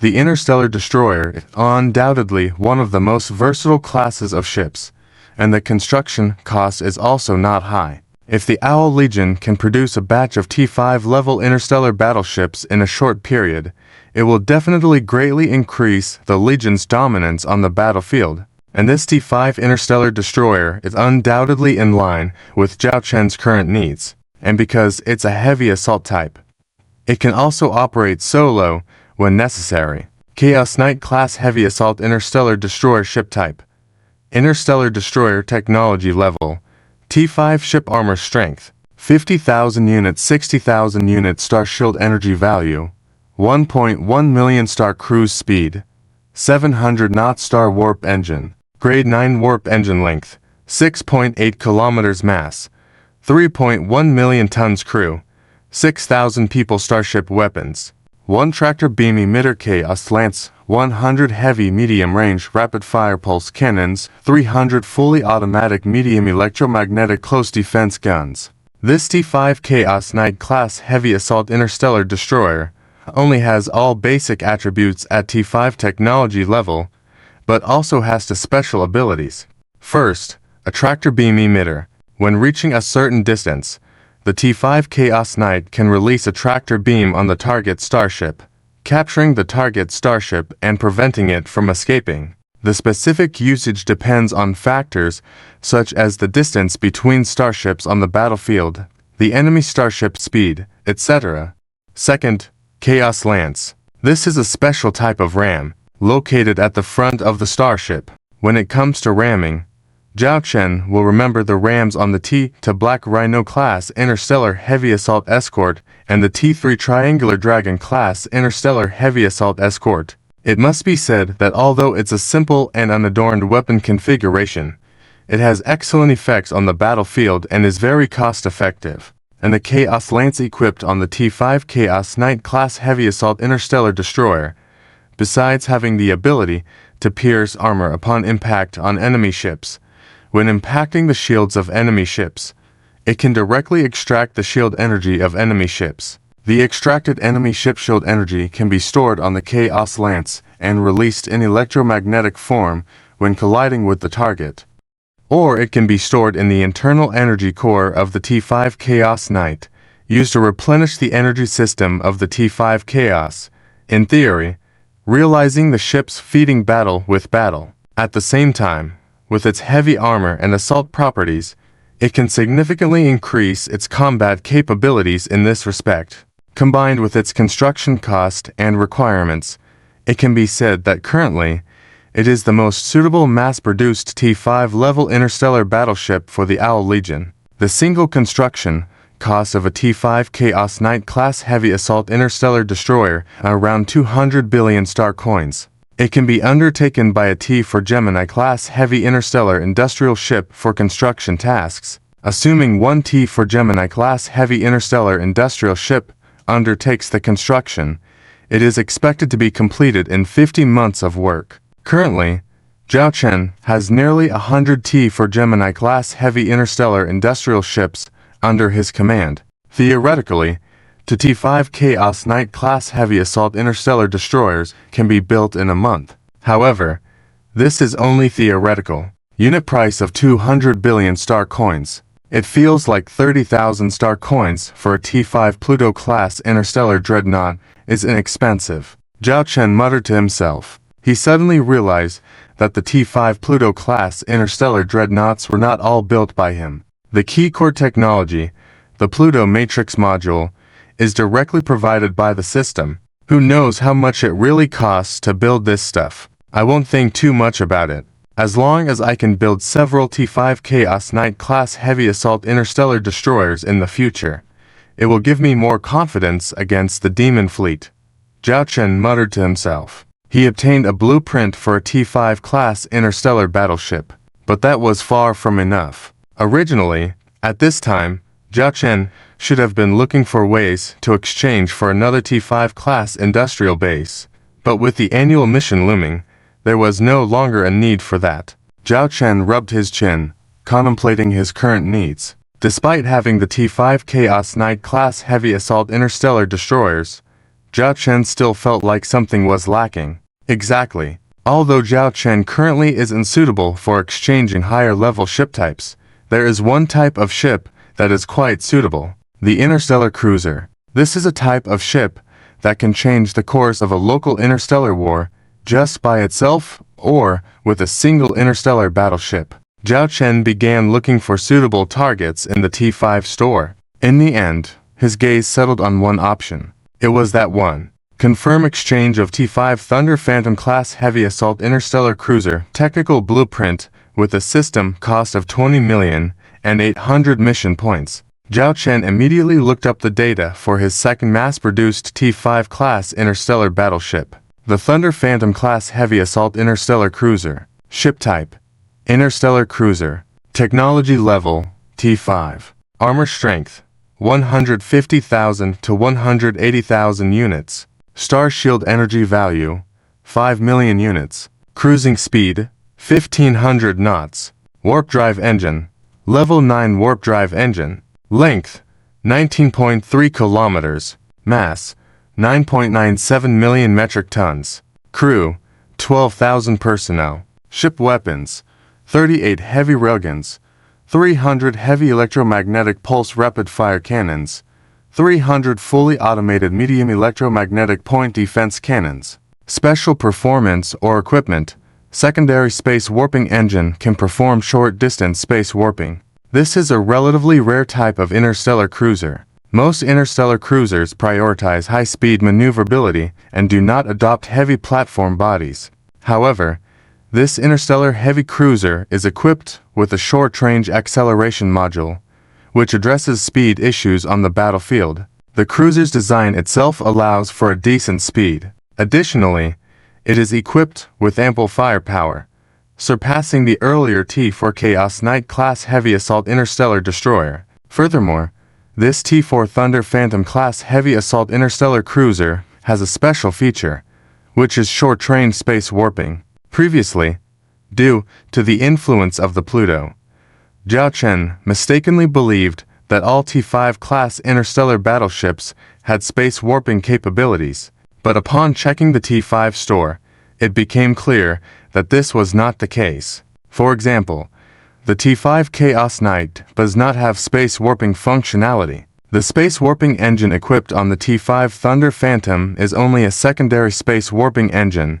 As the name suggests, it's a crippled version. The space warping distance of the Pluto-class interstellar dreadnought is quite far, even exceeding the distance of T-4 level stargates. In contrast, the secondary space warping engine deployed on the T-5 Thunder Phantom can only perform space warping in a star system range. This feature is more suitable for operations such as infiltrating and intercepting enemy fleets rather than simply traveling quickly. Coupled with its classification as a heavy interstellar battleship with higher armor strength, if it can't hold out, it can rely on its high speed to retreat from the battlefield. Additionally, it has an extremely short reset cooldown time and can often perform multiple space warps in a single battle. Its single ship manufacturing cost is around 320 billion star coins and can be constructed by a T4 Gemini-class heavy interstellar industrial ship with a construction time of 80 labor hours.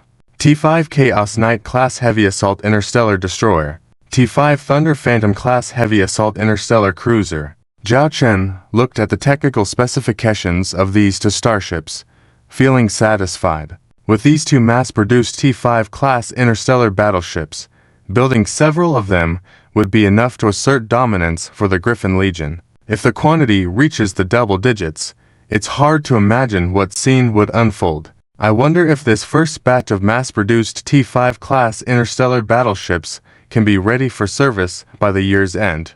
Zhao Chen mused, rubbing his chin. He pressed the nearby communication button. Lily's secretary's image appeared in front of Zhao Chen. "Commander, what do you need?" Lily, who was working, asked. "Contact Annie for me. If she's not busy on the Griffin Galaxy side, just have her come over directly. Tell her to take a break and bring Nana and Queen Arachna Eris along," Zhao Chen instructed.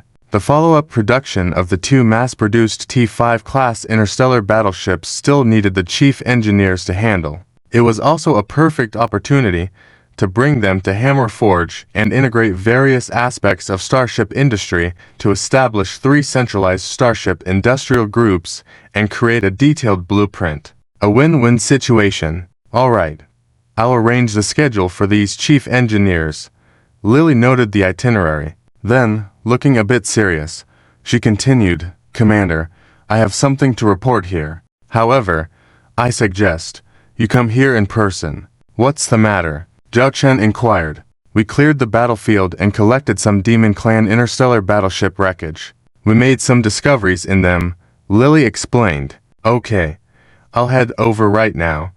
Zhao Chen stood up immediately. He was still very curious about the internal structure of the Demon's Clan's interstellar battleships. Zhao Chen boarded the shuttle and stopped in the hangar of a T4 Leviathan-class heavy interstellar transport ship. He then took a floating elevator into the ship's cabin.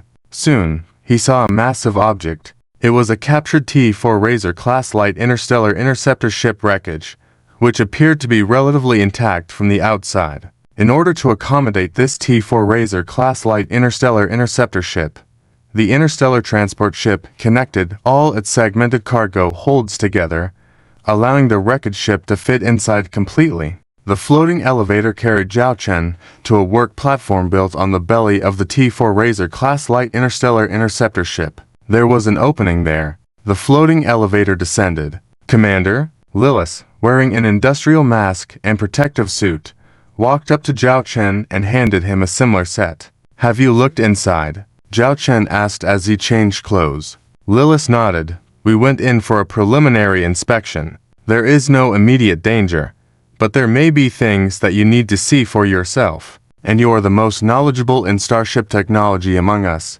Zhao Chen nodded, put on the protective suit, and walked inside. The internal structure of this T4 Razor-class light interstellar interceptor ship was similar to conventional mechanical starships, albeit with some different design concepts. Lilith led the commander directly to the energy core area of the T4 Razor-class light interstellar interceptor ship. "Commander, you need to be mentally prepared." Lilith stopped at a large gate, reminding Zhao Chen before crossing it. Zhao Chen nodded, and as he passed through the gate, he understood why Lilith had given him that warning. The scene before him was spectacular and eerie. It was a massive energy core system, even larger in volume than the core energy systems of any T4 class interstellar warships of the Owl Dragon series.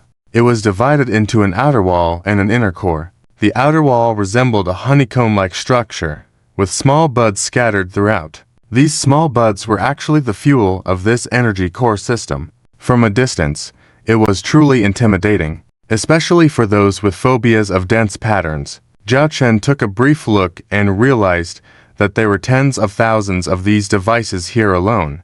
In other words, this starship was powered by the energy of tens of thousands of intelligent life forms. The inner core system functioned like a large pool or an energy converter, extracting energy from these intelligent beings, converting it into the energy needed for the starship, and transmitting it to various modules on board to operate the starship. According to the recovery of the damaged database of this starship, we found some information. They call these things cultivation pods. Through the circuits in these cultivation pods, they extract energy from the brains of intelligent life, and the liquid in these pods provides the basic life needs of these intelligent beings. The extracted biological energy is aggregated in the central core and used for the needs of the starship's energy. In addition to the biological entities inside these cultivation pods, there are nearly 1 million pre-packaged biological energy units in the starship's energy warehouse. Once an intelligent being in a cultivation pod loses all value,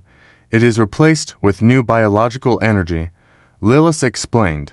Zhao Chen walked up to several cultivation pods. Among them were humanoid creatures who looked emaciated and others that resembled children. They were all in a deep slumber, with various tubes inserted into their bodies. "Can't we wake them up?" Zhao Chen asked. "We've tried, but have failed." After medical investigation, it turns out that these organisms, which the demon clan calls biological energy, were injected with a substance before being transported on board this starship that puts them in a vegetative state, rendering them unable to move. Once inside these cultivation pods, it means their lives are on a countdown. Once removed from these pods, these intelligent beings will brain dead in the shortest time. Even with our most advanced medical technology, there is no way to save them, and those vegetative beings not yet in the pods are also difficult to awaken, Lilith said, looking at the countless cultivation pods with a sense of helplessness. The brain of living beings is the most miraculous structure. It allows us to think, leading to the evolution of our civilization. At the same time, it can generate energy in an incredible way. But this is a forbidden area of technology. The brain is powerful yet fragile. Any slight change can lead to irreversible consequences. Zhao Chen scanned the cultivation pods with his eyes. He knew why Lilith had called him here. Dealing with these biological entities was a challenge, and only he, as the commander, could make the decision. "Convey my orders. All these life forms inside the Demon Clan starships should be cremated, and the ashes scattered into space. At least, let them have some dignity after death, rather than being tormented again. Let them have their final freedom," Zhao Chen said, then turned and walked out. From an outsider's perspective, Zhao Chen showed little emotional fluctuation, but the thought that these events were happening in his territory, to his people, filled him with an uncontrollable rage. He would not allow such things to happen. In addition, following the report from Leona about an incident on the battlefield, she mentioned that during the battle with the Demon Clan starship that we wiped out, suddenly 3 Demon Clan fleets appeared out of nowhere and attacked their fleet from behind. She suspects that the Demon Clan ships have some sort of cloaking ability, Lilith informed Zhao Chen as they walked. This matter was already known to Zhao Chen. Cloaking technology for starships was not too difficult. For example, Zhao Chen's T for Shadow Demon Class Light Interstellar Stealth Bomber and T for Succubus Class Light Interstellar Stealth Reconnaissance Ship both had cloaking features. However, equipping an entire fleet with this function was quite costly and inefficient. "What were the investigation results?" Zhao Chen inquired. Lilith replied, "We found that the Demon Clan actually has another T4 class interstellar warship. It has a special ability to cloak the entire fleet within a certain range." When the term group invisibility was heard, Zhao Chen had a rough framework in his mind. It was somewhat similar to the T4 Wisdom class Stellar Leap Ascension ship of the Owl Dragon Legion, possessing the ability of group spatial jumps. This type of interstellar warship might not provide any firepower output on the battlefield, lacking any direct combat abilities. However, their unique capabilities could change the course of a battle. For example, in the case of the ambush of the Leona fleet this time, if the subsequent 3 fleets of the Demon Clan did not have the group invisibility function of this type of interstellar warship, they would have been discovered early by the Leona fleet. In such a situation, with Leona's own command talent, she would probably choose to withdraw from the battlefield in a timely manner. Even if she couldn't withdraw in time, she could quickly set up a defense line to resist the enemy fleet's attacks and reduce her own casualties. At least it could reduce the current casualty numbers by 30%. This is the battlefield change brought about by a special interstellar warship like this. The Demon Clan's interstellar warship is called the T for Phantom Class Light Interstellar Stealth Ship, Lily said. Thus, the known T for ship types of the Demon Clan increased to 5. Can our T for Succubus Class Light Interstellar Stealth Reconnaissance Ship detect this kind of group invisibility? Zhao Chen asked. Lily replied, our technicians are still conducting simulation tests. According to current estimates, as long as they reach a certain range, our T for Succubus Class Light Interstellar Stealth Reconnaissance Ship equipped with anti-invisibility devices can detect fleets stealthily grouped by T for Phantom Class Light Interstellar Stealth Ships. The key question is the exact distance. Analyze and investigate the data on this interstellar warship as soon as possible. Meanwhile, increase the number of patrols by T for Succubus Class Light Interstellar Stealth Reconnaissance Ships beyond the defensive line of the Dragon Clan's northern territory. Also, build interstellar outposts with anti-stealth capabilities at regular intervals. Zhao Chen reminded. He must be prepared for any potential situations. Such special interstellar warships often bring unexpected attacks. After all, Zhao Chen's Dragon Legion had successfully executed several surprise attacks with the help of the T4 Wisdom Class Stellar Leap Ascension ship before, experiencing sweet victories. Alright, I will arrange that task. Lily nodded. Don't take it lightly. Although this battle has ended, there are still many things waiting for us to handle. We will be busy for a long time. Zhao Chen shrugged helplessly. The upcoming workload was quite extensive. The first priority was re-establishing the Hammer Order, Galactic Calendar, mid-October 3034 quarterly mission. The current number of active T5 class interstellar warships reaches 3. You can receive 100 mission points. The current number reaches 5. You can receive 200 mission points. The current number reaches 8. You can receive 300 mission points. The current number reaches 10. You can receive 400 mission points. For each additional ship over 10, you can receive an extra 100 mission points. Note, the rewards mentioned above can be accumulated. The system knows that I am currently lacking mission points and has opened this quarterly mission for me. However, the completion difficulty is not small. Zhao Chen lay on the sofa on the bridge, looking at his quarterly mission. The mission rewards were straightforward. All mission points. Due to previously exchanging to production T5 interstellar warships, Zhao Chen had nearly depleted his mission points. While the system points could be passively earned through the Dragon Legion's active interstellar warships, he still needed to put in effort for the mission points. Commander, where should we go for vacation? Look, I brought so many things. A playful voice came from the main door of the bridge. The hard-working individual had arrived. Zhao Chen stood up from the sofa and looked at the over 2-meter tall figure. Wait, when did this kid grow so tall? Upon closer inspection, Zhao Chen realized that the over 2-meter tall figure was actually a large package. It was Annie, carrying the package on her back. Beside Annie, Nana and Queen Arachne Iris followed slightly behind, still discussing something while holding several data panels. Even their clothes were work uniforms. In contrast, Annie wore a shirt on her upper body and beach shorts on her lower body, with even a frog mirror on her forehead. It completely clashed with the atmosphere of the bridge. Annie hurriedly pounced in front of Zhao Chen and cheerfully asked, "Where are we going for vacation this time? I did a detailed investigation and note-taking before coming. I heard the legs of the bull totem sector are particularly delicious. The earth dragon meat in the dragon sector is also very good. I heard that the elephant meat in the dragon elephant sector is over 3 meters tall, and roasting an entire elephant is as big as a basketball court. The lizard barbecue in the dragon lizard sector also has great reviews, worth a visit. And the several planets where the golden eagle tribe and the eagle succubus tribe live in the holy feather sector. Do they have bird eggs? How big are they? I don't know if it's good just to boil the eggs directly. And the horned beast sector where the war ram tribe lives is a must-visit. It's said to have a beautiful grassland. Imagine eating roasted lamb leg while looking at the grasslands. How enjoyable. And don't forget the planets where the sea monster tribe lives.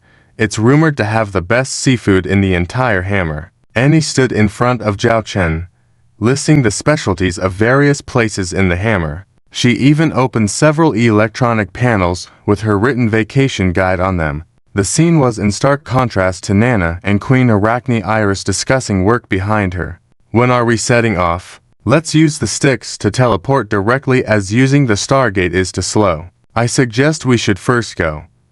Annie even planned out the route and wanted to use Styx's convenient spatial leap feature directly. Cough, cough, cough. Zhao Chen interrupted Annie's restless mood. You just arrived, so please have a seat first. I have prepared some local snacks here for you to taste. Zhao Chen raised his hand. A single protective shield rose around the central platform of the bridge, turning it into a secluded space. At the same time, a table and 3 chairs appeared, with food and drinks already laid out on the table.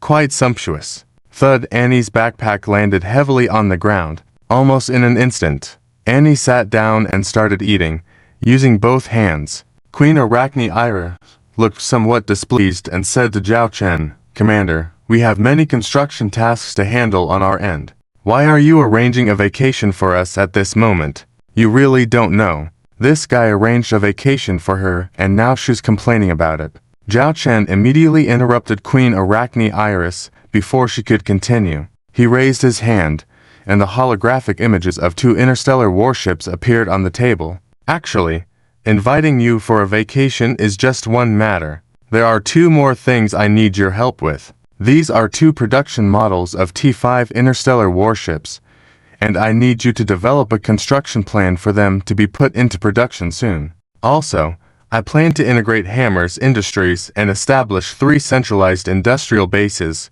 which also require your help in outlining blueprints. Zhao Chen stated his purpose. Annie froze as if her body had stiffened while eating. Nana's eyes sparkled upon seeing the 2 T5 interstellar warships, perhaps because the spread on the table was too distracting. Nana furrowed her brow and then directly pushed all the food off the table, spilling it on the ground, to carefully study the technology of these 2 interstellar warships. Clang! Annie's pupils dilated, her eyes filled with colors of heartbreak. She stared at a meatball rolling at her feet, and when she bent down to pick it up, an automated cleaning robot floated over and cleaned up all the meatballs and spilled food on the ground, leaving no trace behind. At that moment, Annie felt like her world had turned gray. This is truly the technology of a T5 level interstellar battleship. Queen Spider Eilis exclaimed with excitement as she looked at the data windows in front of her,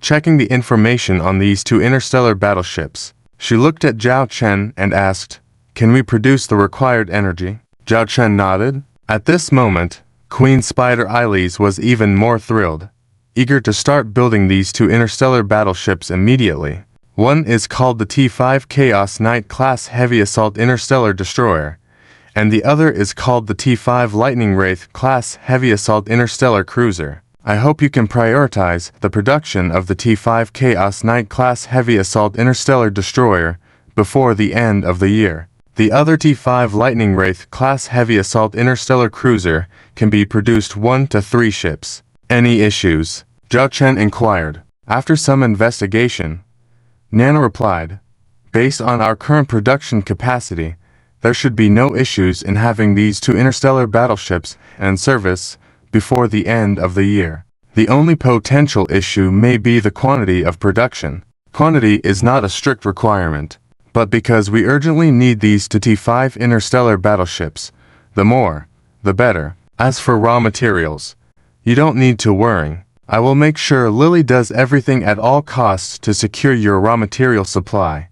Zhao Chen said sternly to the 2 chief engineers. I hope to receive a feasible production plan in the shortest time possible, he added. No problem, Queen Spider Eilis vowed. Zhao Chen pointed to an area on the bridge that had already been cleared out. There, you have all the equipment you need to make your plans. You can also utilize the computing power of this T5 Pluto to assist you. If you need anything else, feel free to let me know, Zhao Chen stated. Yes, Commander.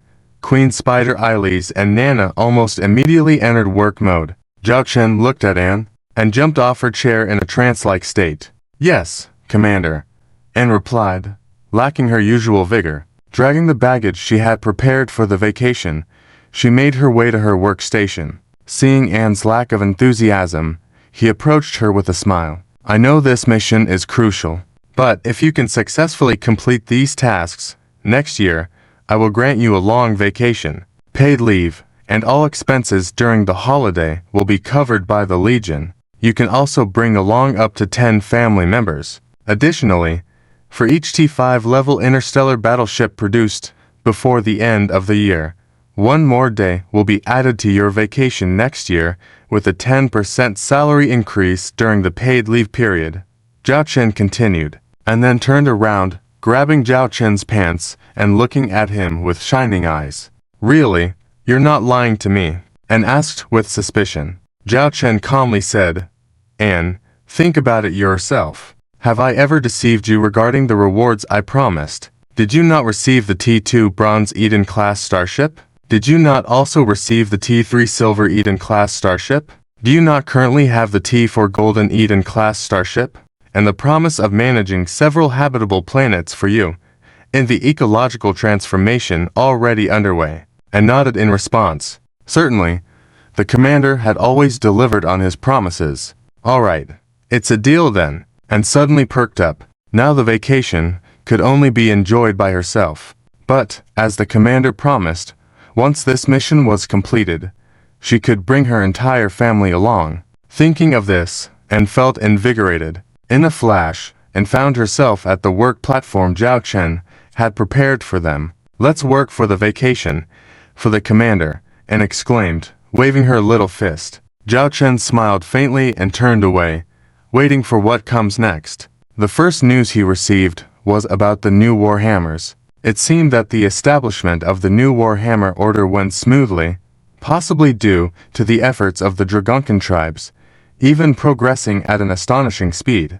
Within a few days, a new Warhammer system was established. After several rounds of meetings, we decided to adopt the system of our Beastmen Alliance and establish the Warhammer Interstellar Federation Kingdom. Within the Warhammer Interstellar Federation Kingdom, a federal parliament will be established. The parliament will consist of an upper house with 20 seats and a lower house with 100 seats. The upper house will be responsible for, Charlotte explained in detail to Commander Zhao through the video window. This information had previously been briefed to him by Lily, appearing complex but necessary for the covert control and penetration of the Warhammer Interstellar Federation Kingdom by the Dragon Legion. Every 5 years, the upper house will elect the highest leader of the Warhammer Interstellar Federation Kingdom, Charlotte stated before looking at Commander Zhao. The allocation of the upper house seats has already been decided by us privately. As for the lower house, it's essentially a powerless setup, with the allocation of seats mainly aimed at stabilizing the influence of medium and small tribes. Subsequently, we will establish 3 Legion fleets affiliated with the Warhammer Interstellar Federation Kingdom, the Beastman Legion, the Dragon Legion, and the Kingdom Federation Legion.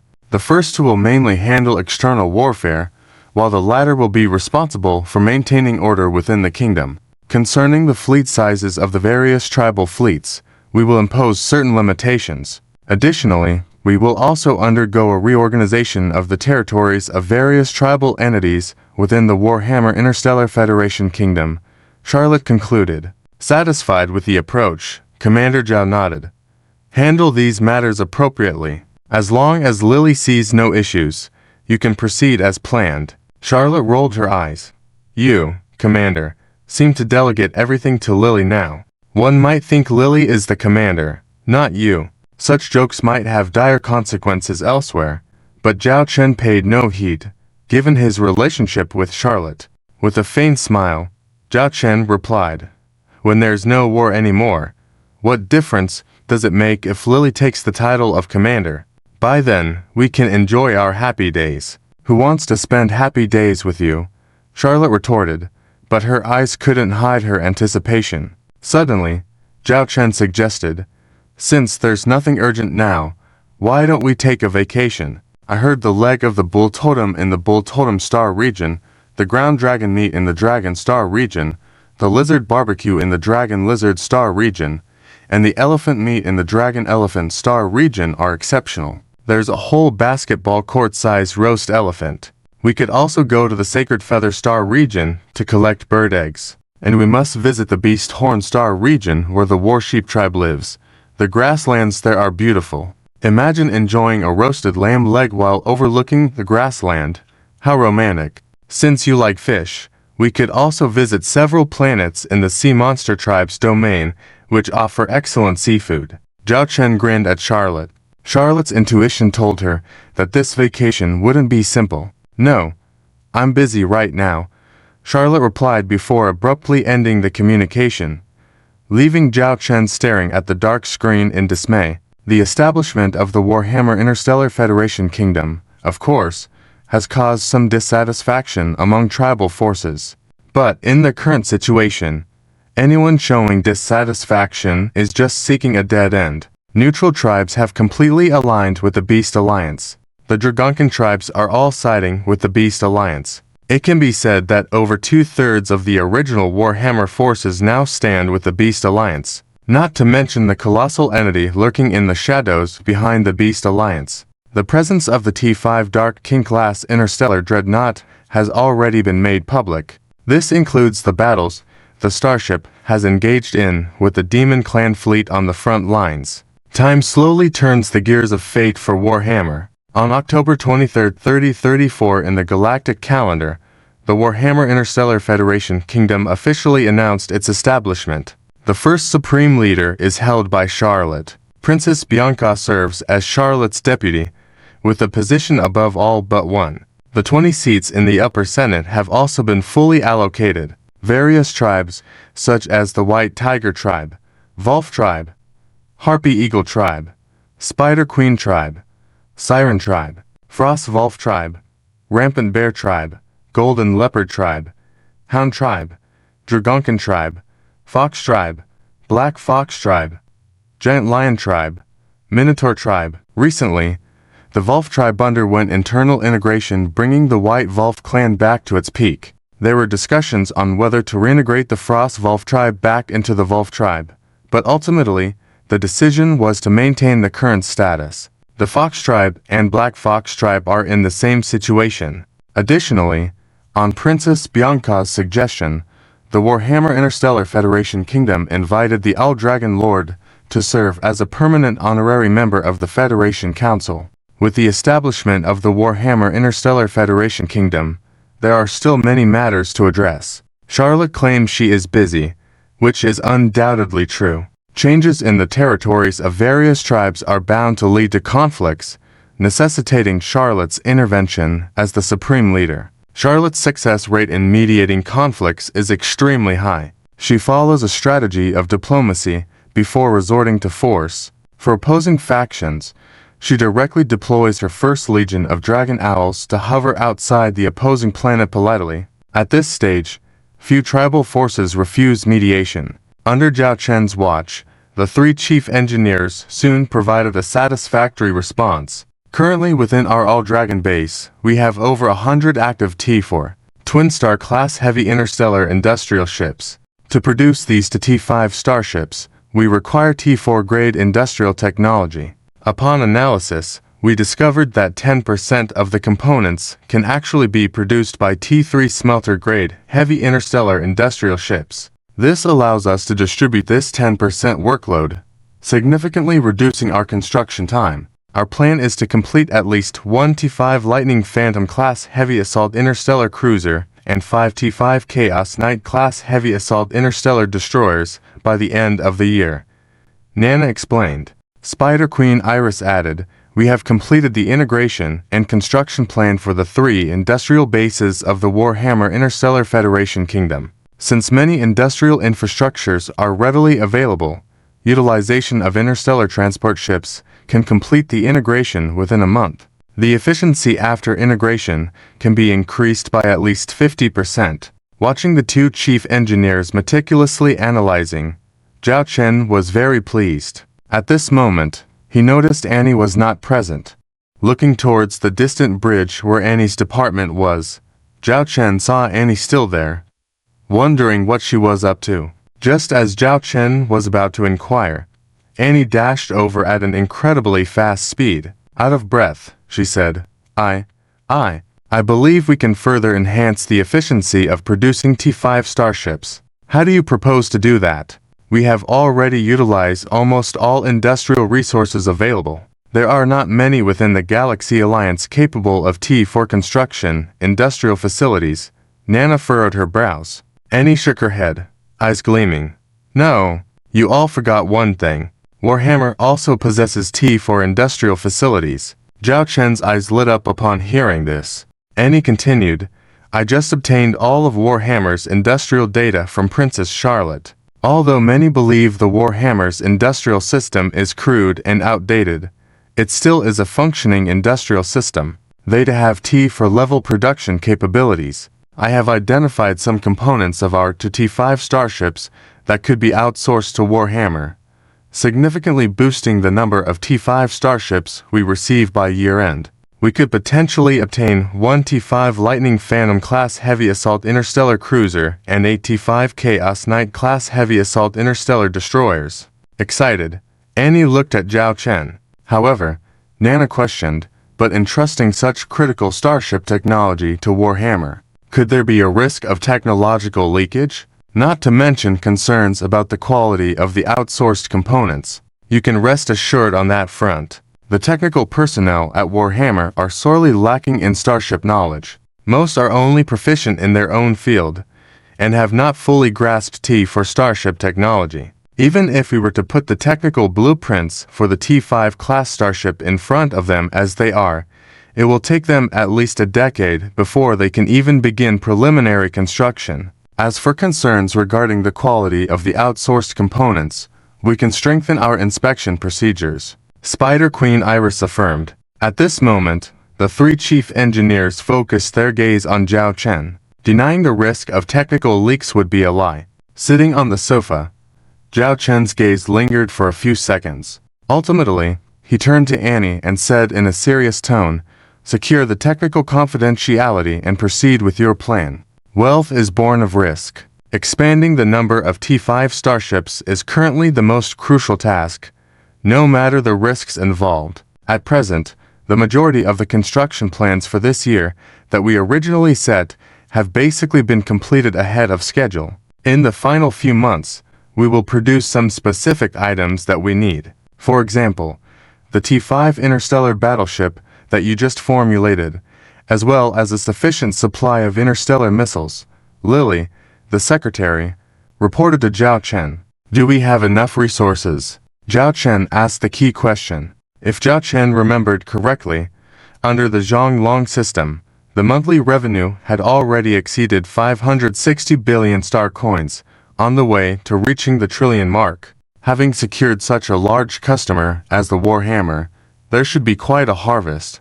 With this batch of T5 interstellar battleships and interstellar missile reserves that we are going to build, our raw materials are indeed a bit tight. Although we have reached many trade agreements with the Warhammer Interstellar Federal Kingdom and obtained many resource mining rights, actually utilizing these resources will have to wait until the beginning of next year.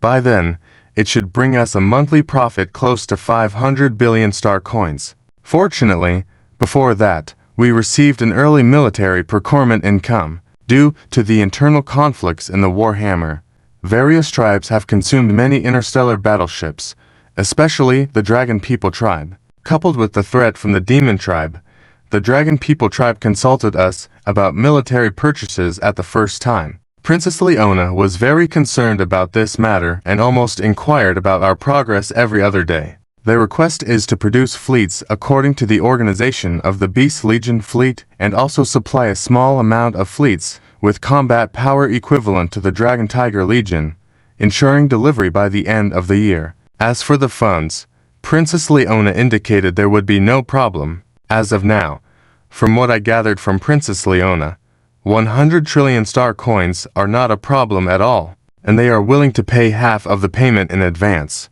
On the surface of the Warhammer Interstellar Federal Kingdom, there are 3 Legion fleets, the Beast Legion, the Dragon Legion, and the Federal Kingdom Legion.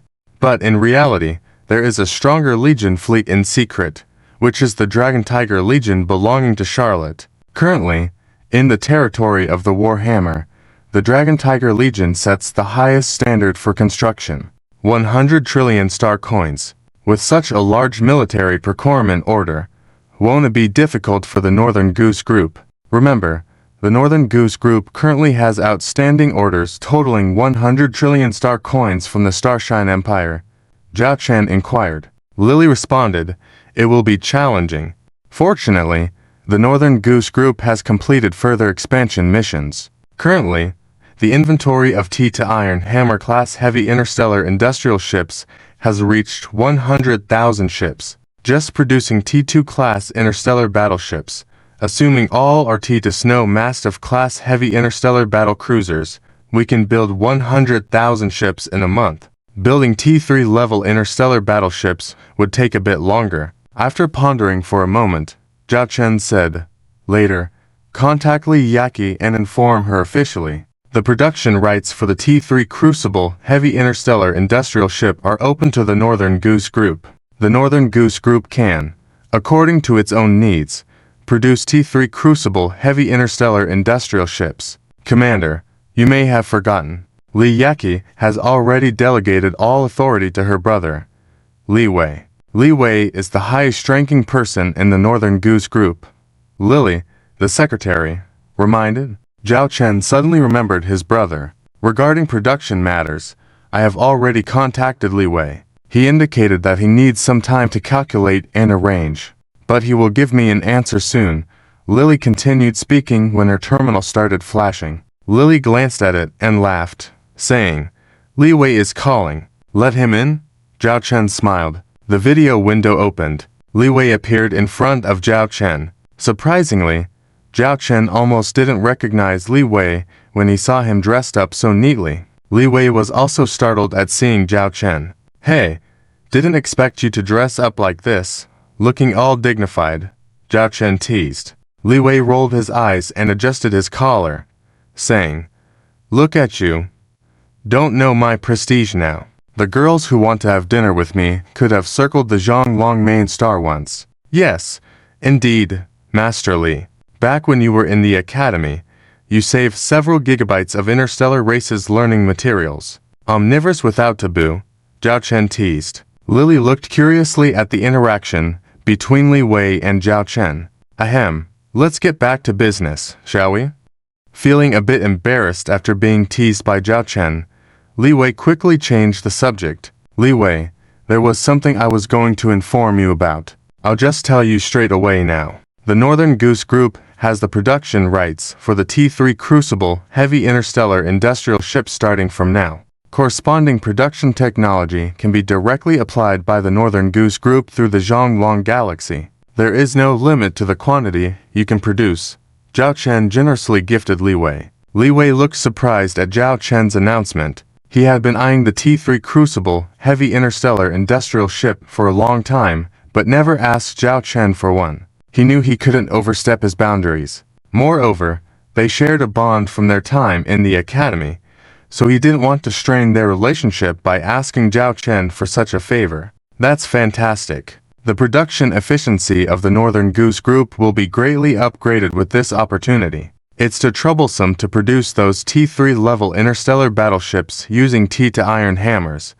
Li Wei shook his head. Furthermore, apart from the T3-level interstellar missile ship and interstellar stealth bomber, other types of ships also have production rights granted to the Northern Goose Group.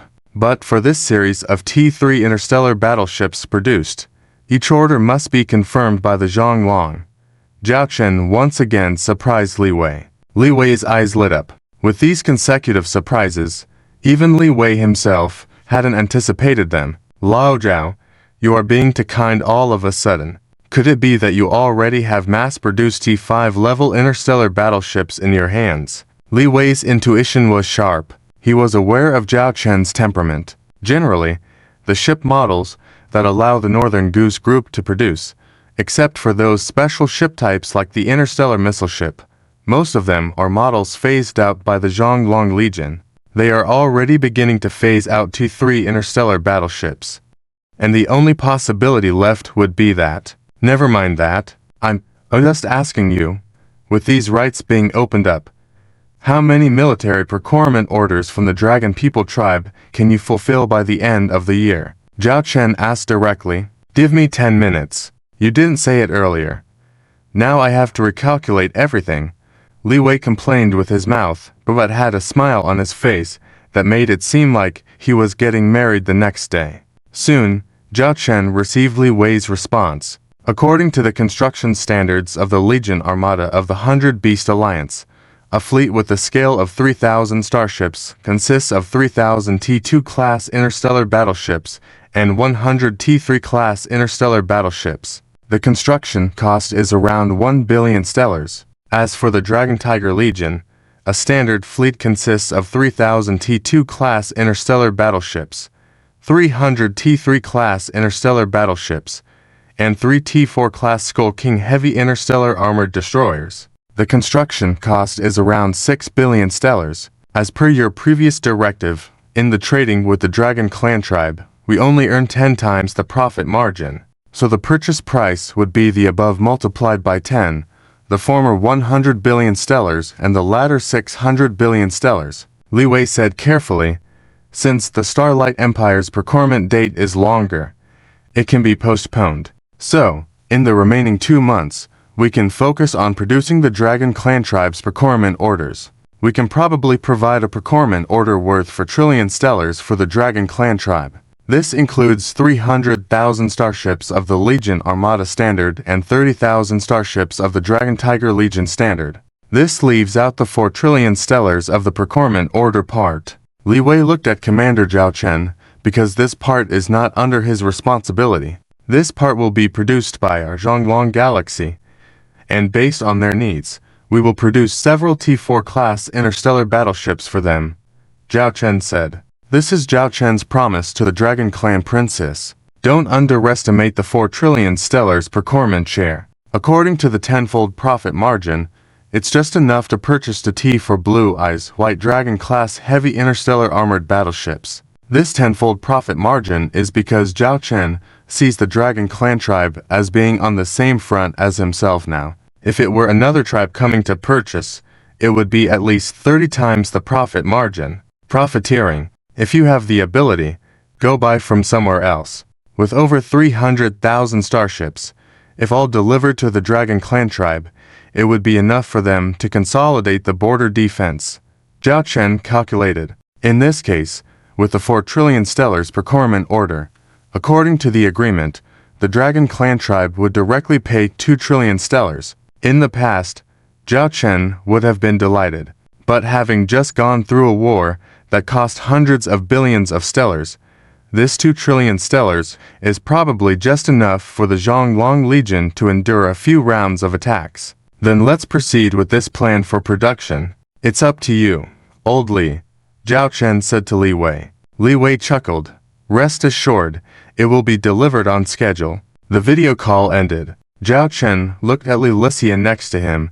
You can notify the Dragon Clan tribe to pay the deposit. Although 2 trillion stellars is not much, it will be enough to support our expenses for a while. Li Licia bluntly shattered Zhao Chen's fantasy.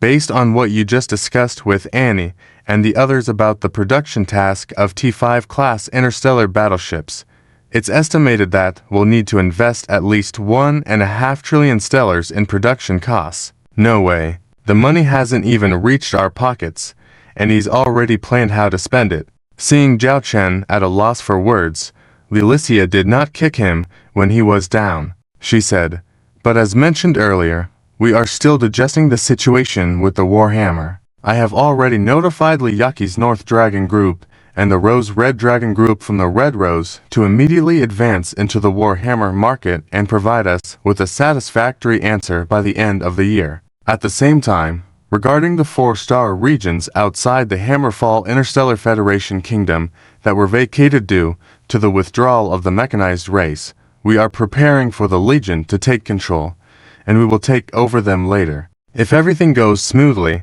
those 4 regions will bring us at least 500 billion stellars in monthly profits. Finally, there was some good news. There is one more thing. The construction of the Star Dancer Division's interstellar battleships is almost complete, and they are currently in their respective training phases. The Star Dancer Galaxy has already inquired several times, asking who will serve as the military command of the Star Dancer Division.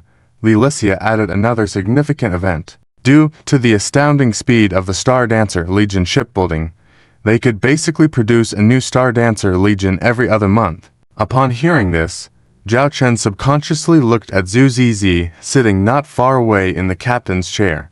Because there was no blocking, Zhu Zizi could hear the conversation here. She felt Zhao Chen and Lilicia's gaze. Without saying a word, Zhu Zizi gripped the back of her captain's chair tightly. "I'm not going. I refuse to be a commander. I want to be the captain of my family's King of the Abyss. No one can separate us. I won't go. I won't go. Whoever wants to go, go." Zhao Chen and Lilicia exchanged glances. They immediately eliminated Zhu Zizi as an option. Zhu Zizi has been on reserve duty as a Legion commander for the longest time. However, this girl is like a child who won't grow up. She has experience in commanding interstellar battleships, but they really can't entrust a Legion fleet to her. So how many candidate options do we have left? Zhao Chen frowned. Basically, all the old generals who started with the Star Dancer Legion under him have now been assigned roles. I suggest it's time to utilize the third batch of Star Dancer senior officers. Lilicia offered her suggestion. Zhao Chen hesitated for a moment. The third batch of Star Dancer senior officers have all passed the Goddess Academy Starship Assessment and have served in various Star Dancer Legion fleets. Some of them are familiar faces to you. As our Star Dancer Legion continues to grow, we need to inject some fresh blood. Lilicia suggested. Zhao Chen rubbed his temples.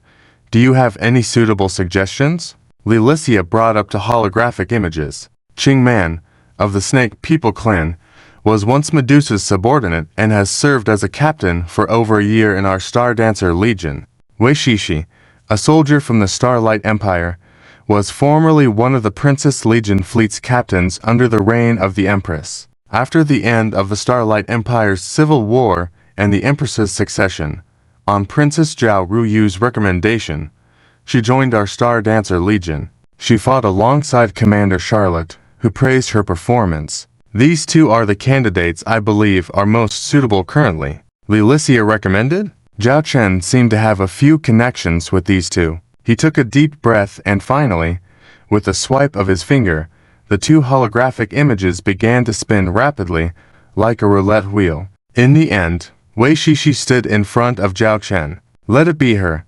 Zhao Chen made the final decision. It's probably unexpected for Wei Shishi herself that she would obtain this commander position so easily. From then on, the commander of the Star Dancer 7th Legion was Wei Shishi. Beep beep beep beep. The handheld terminal on Lilicia's side rang again. She glanced at it and then reported to Zhao Chen. It's a message from Miss Saint Kana of the Holy Radiant Empire. She requests a video call with you. Miss Saint Kana seems to be in a hurry. Zhao Chen smiled slightly. When Zhao Chen saw Saint Kana again, he noticed that this once brilliant fleet commander, shining like a gem on a crown, now appeared like a dusty pearl, with her former radiance hard to see. Her eyes were dim, her expression helpless, and her overall state of mind was very poor. However, when she saw Zhao Chen's image, a different look appeared in her eyes. Miss Saint Kana, how have you been recently? Zhao Chen asked as if inquiring about an old friend. Lord, can you fulfill your previous promise? Saint Kana stared at Zhao Chen. Confused, Zhao Chen shrugged. Miss Saint Kana seems to have misunderstood something. I never made any promises. If you are referring to our previous conversation, it was just advice I offered. Advice from an old friend. Don't beat around the bush. I don't have much time left, and the people here don't have much time either. Saint Kana suddenly shouted, her emotions getting out of control. Frowning slightly, Zhao Chen remarked, it seems that the situation in the Holy Radiance Empire is not optimistic. Those bastards, they actually abandoned 3-star domains, forsaking a whole trillion lives there. How dare they make such a decision? How dare they? Saint Kana clenched her teeth, struggling to control her emotions, as if she would collapse at any moment. Can you slow down? Zhao Chen suggested. He needed to process the information he knew. Gradually calming down, Saint Kana explained to Zhao Chen the major disaster currently occurring in the Holy Radiance Empire. Yes, a major disaster. Within half a month, the appearance of a wormhole in the Holy Radiance Empire had become impossible to conceal from the public. It had caused panic and birthed a term, Zerg catastrophe, to name this catastrophe. It all started from the failed siege of the T-5 nest carrier. Soon after the failed operation, two factions emerged in the Imperial Senate, the Exile faction, planning to take part of the population and all technology of the Holy Radiance Empire into interstellar exile, and the main battle faction, determined to fight the Zerg until the end. The internal divisions had led to the Senate's inability to establish new combat plans. The invasion of the interstellar Zerg had intensified, threatening the densely populated areas with 100 trillion people. The Empire eventually decided to abandon these regions, causing outrage among the main battle faction. Upon hearing this, Zhao Chen breathed deeply. He knew about the Empire's decision to abandon the 3-star domains, but only now felt the anguish for the trillion lives left behind. As he visualized the scenes of those planets being invaded, Zhao Chen did not act then because his forces were recovering from a battle with demon fleets, and he lacked confidence in facing the Zerg alone. So, you came to me now because they have decided to abandon the Holy Radiance Empire. Zhao Chen looked at Saint Kana. Understanding her character, he believed she wouldn't let go of her original beliefs unless she was completely desperate. They absolutely shouldn't have fled alone, abandoning tens of trillions of people here in the Empire. I will not allow such a thing to happen. Saint Kana gritted her teeth. The actions of the Senate and the Saint family had provoked Saint Kana. The focus was on the people and the sacred race. So why did you contact me now? What do you want from me? Zhao Chen stared at Saint Kana, making his final move. He needed to break through Saint Kana's defenses and make her take that final step, integrating her completely into his plans. Clutching her fists, Saint Kana gazed at Zhao Chen. I need your strength to change everything in the Holy Radiance Empire now and save the people of the sacred race under the catastrophic disaster. For this, I am willing to pay any price, even if it means throwing myself into hell. Hey, watch your metaphors. It sounds like you're painting me as some sort of evil. Zhao Chen rolled her eyes. I don't believe in coercion here. It's all based on the principle of resources. Saint Kana realized that the words she spoke earlier were not quite appropriate due to being influenced by emotions. No need to say more. Since you've made a decision, let's have a straightforward discussion. Firstly, I'm willing to send troops to help you. However, everything must be under my command. This means, even if I order the abandonment of 3-star domains, you must comply. Zhao Chen looked at Saint Kana seriously. Saint Kana's eyes slightly changed. But I can assure you that I will prevent this disaster from happening. At least I can give you a homeland, unlike those hypocrites who only know how to flee. Saint Kana nodded. You don't need to say more about this. I am a soldier. I know when to make a decision, she said. On this point, Zhao Chen also believed in Saint Kana. She was not someone who acted recklessly. Otherwise, during the previous time when the Imperial Senate abandoned 3-star domains, she would have contacted Zhao Chen. Back then, she was still hoping it was just a temporary measure, until later when the Imperial Senate actually decided to give up their home and begin the migration plan. Saint Kana knew that the Imperial Senate and the Holy Family had already betrayed their promise to protect the Holy Light forever. Furthermore, let me make this clear. I won't make a losing deal. If our cooperation goes smoothly, I will support a group of family forces loyal to us within the Holy Radiant Empire. Also, we must have at least 70% control of the original resources of the Holy Radiant Empire for 100 years. Do you agree? Zhao Chen stated her conditions. Saint Kana had anticipated these conditions before their communication. She nodded. I can promise you all that. But at the same time, you must agree not to enslave the people of the Sacred Spirit clan here. Zhao Chen spread her hands. You still don't trust me. You can go and see the asteroid reef domain that I already control. It is under my control, and that will show you what the future of the Holy Radiant Empire could be like. Saint Kana had heard of the asteroid reef domain, which was one of the reasons she was willing to trust Zhao Chen. Then, can we discuss the assistance you can provide me with next? The situation in the Holy Radiant Empire is dire. The interstellar Zerg, Saint Kana said eagerly. Zhao Chen raised her hand. signaling Saint Kana to calm down. The threat from the interstellar Zerg to the Holy Radiant Empire is indeed significant. But I believe that the immediate concern is not dealing with the threat. It's about unifying the front. Saint Kana looked puzzled at Zhao Chen.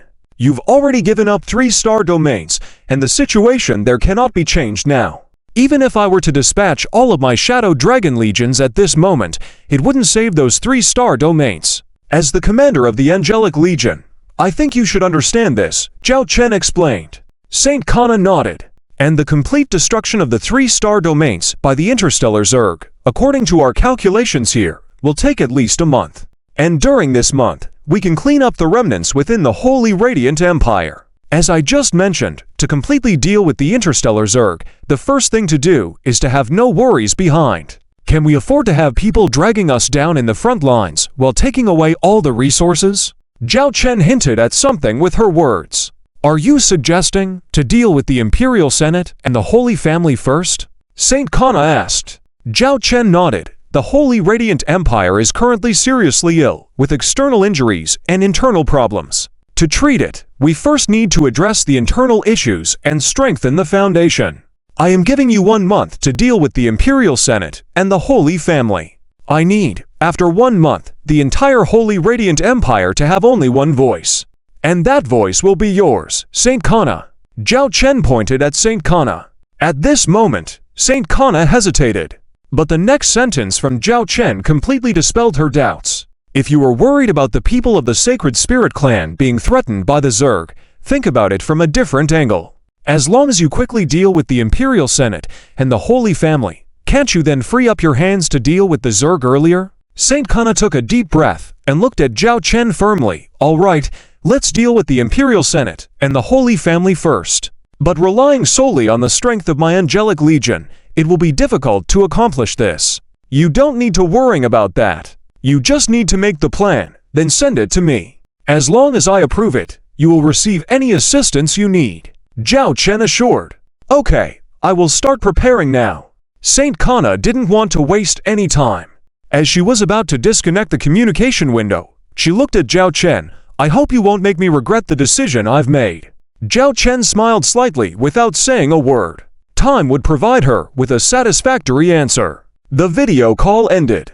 Commander, do you really trust her so much? Lilith watched the whole process from the sidelines. I have always trusted my judgment of people. Otherwise, how could I find such a good steward like you?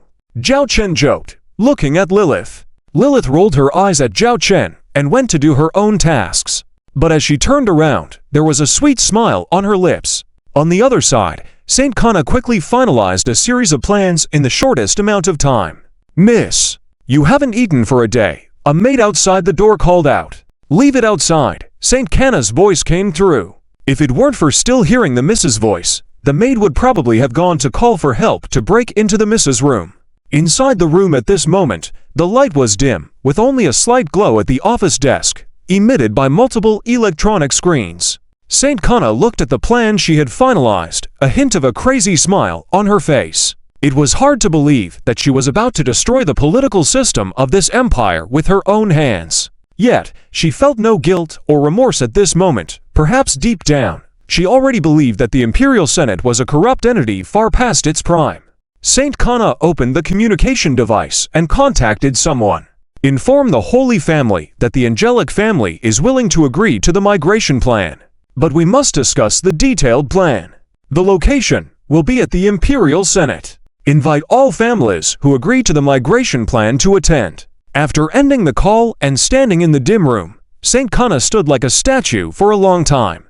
As 3 days later, in the Sacred Radiant Empire, the Empire Senate is located on the most magnificent structure on the Imperial Star in the Sacred Radiant Empire. It is situated on top of 5 giants, 5 steel statues giants, each towering thousands of meters high, are arranged in a circle, one hand holding a spear pointing outward, while the other hand holds up a castle high in the air. This is the Empire Senate.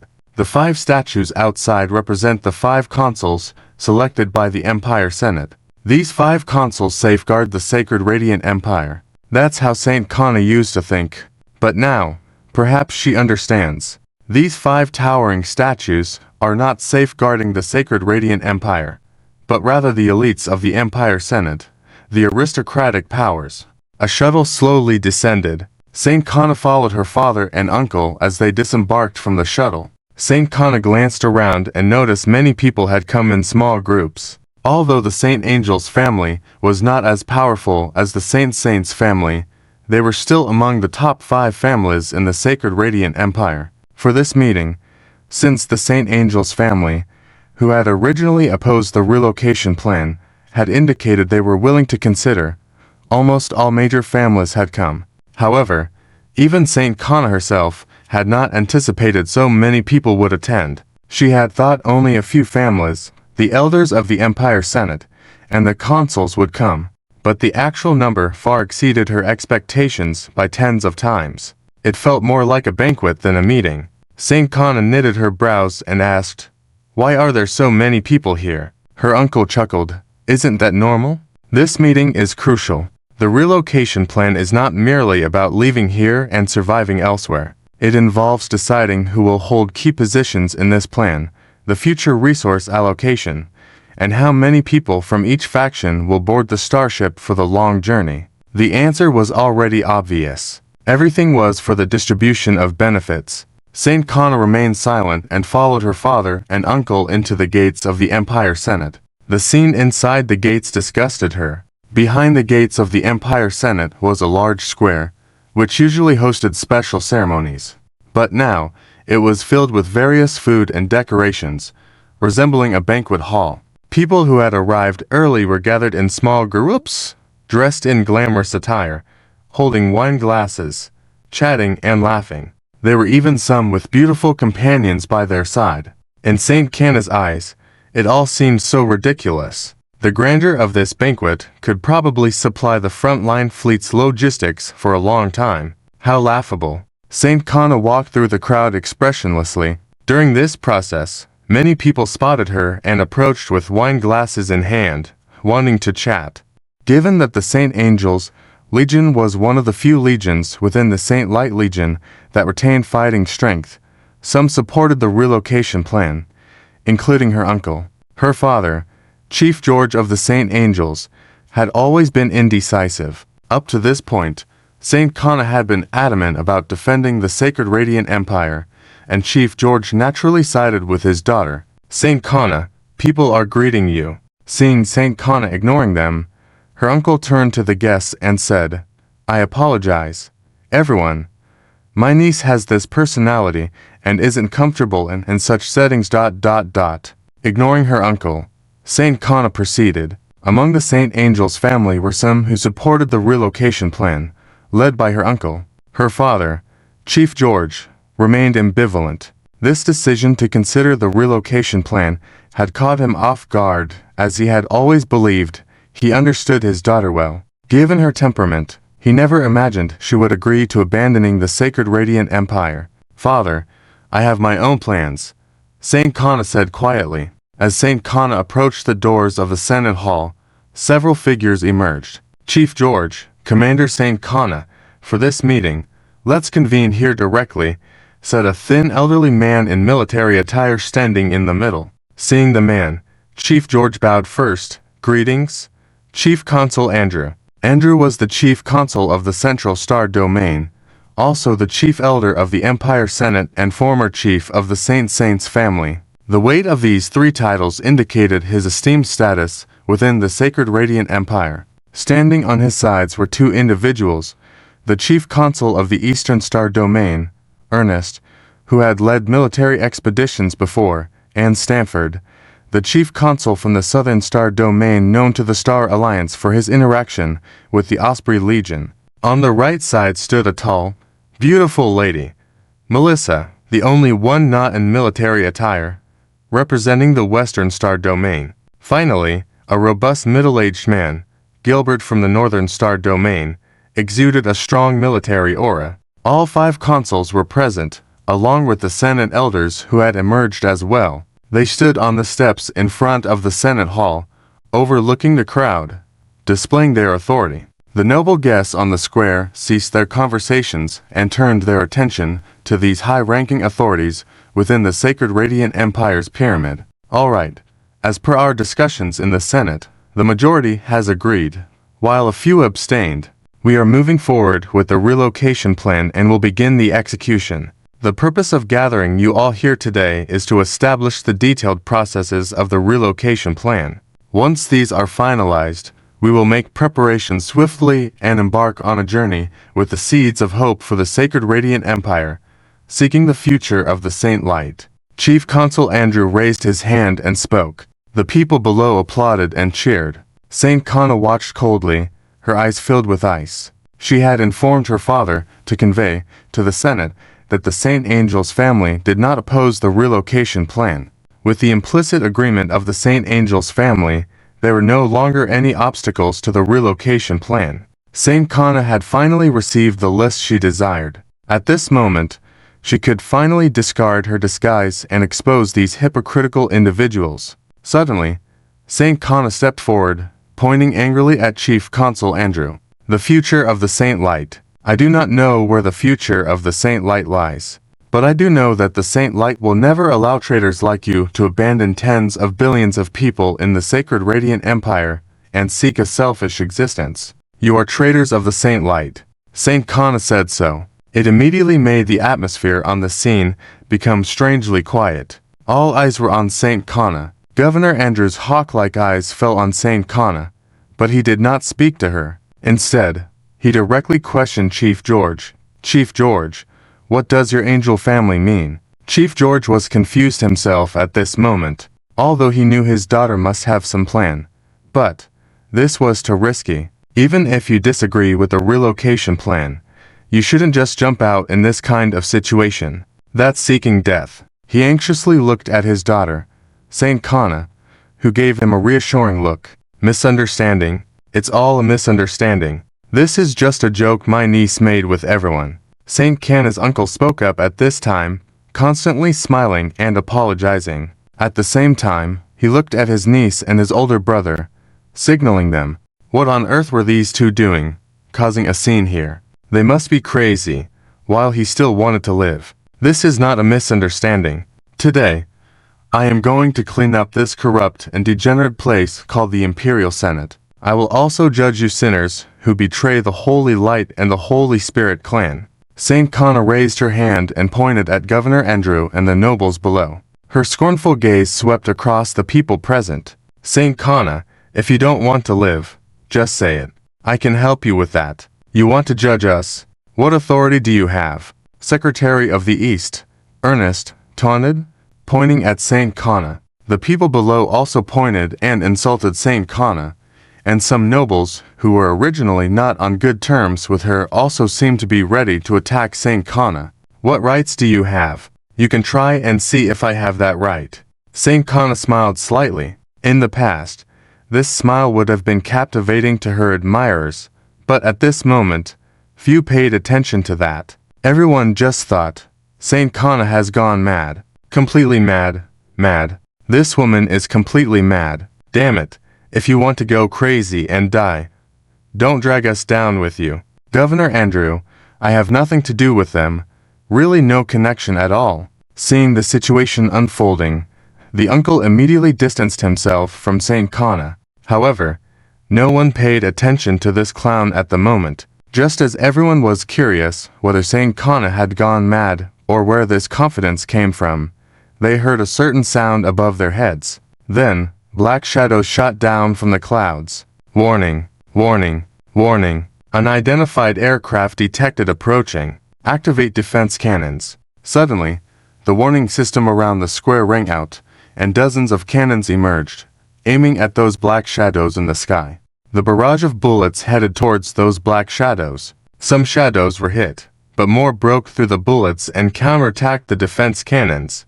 With explosions accompanying the attacks, the cannons were destroyed. When everyone saw their faces, they realized they were facing a fleet of interstellar fighters. Enemy attack! Enemy attack! Personnel in charge immediately began contacting ground forces and even the fleet in space. Ground fighters and drones took off at the shortest notice, but against these unexpected visitors circling the Imperial Senate, The Imperial fighters and drones were no match. What's going on? Why is there a sudden attack? Where did these interstellar fighters come from? Someone exclaimed in confusion. When they tried to contact the outside world, they were even more surprised to find that their communication network seemed to be disrupted and they couldn't reach the outside world at all. Saint Kana, what have you done? Governor Andrew glared at Saint Kana, shrugging. Saint Kana spread out her hands. As I said, I am going to eradicate all the filth within the Empire, and it will start from the Imperial Senate. You think controlling us will make you win? Outside the Imperial Stars, we, the Saints Legion of the Holy Saints family, are also present. Once they realize they have lost contact with us, they will send troops immediately. What do you have to fight us then? Governor Andrew roared. Exactly, the Saints Legion. Those who should be judged first should be them. Saint Kana squinted, with a nostalgic expression.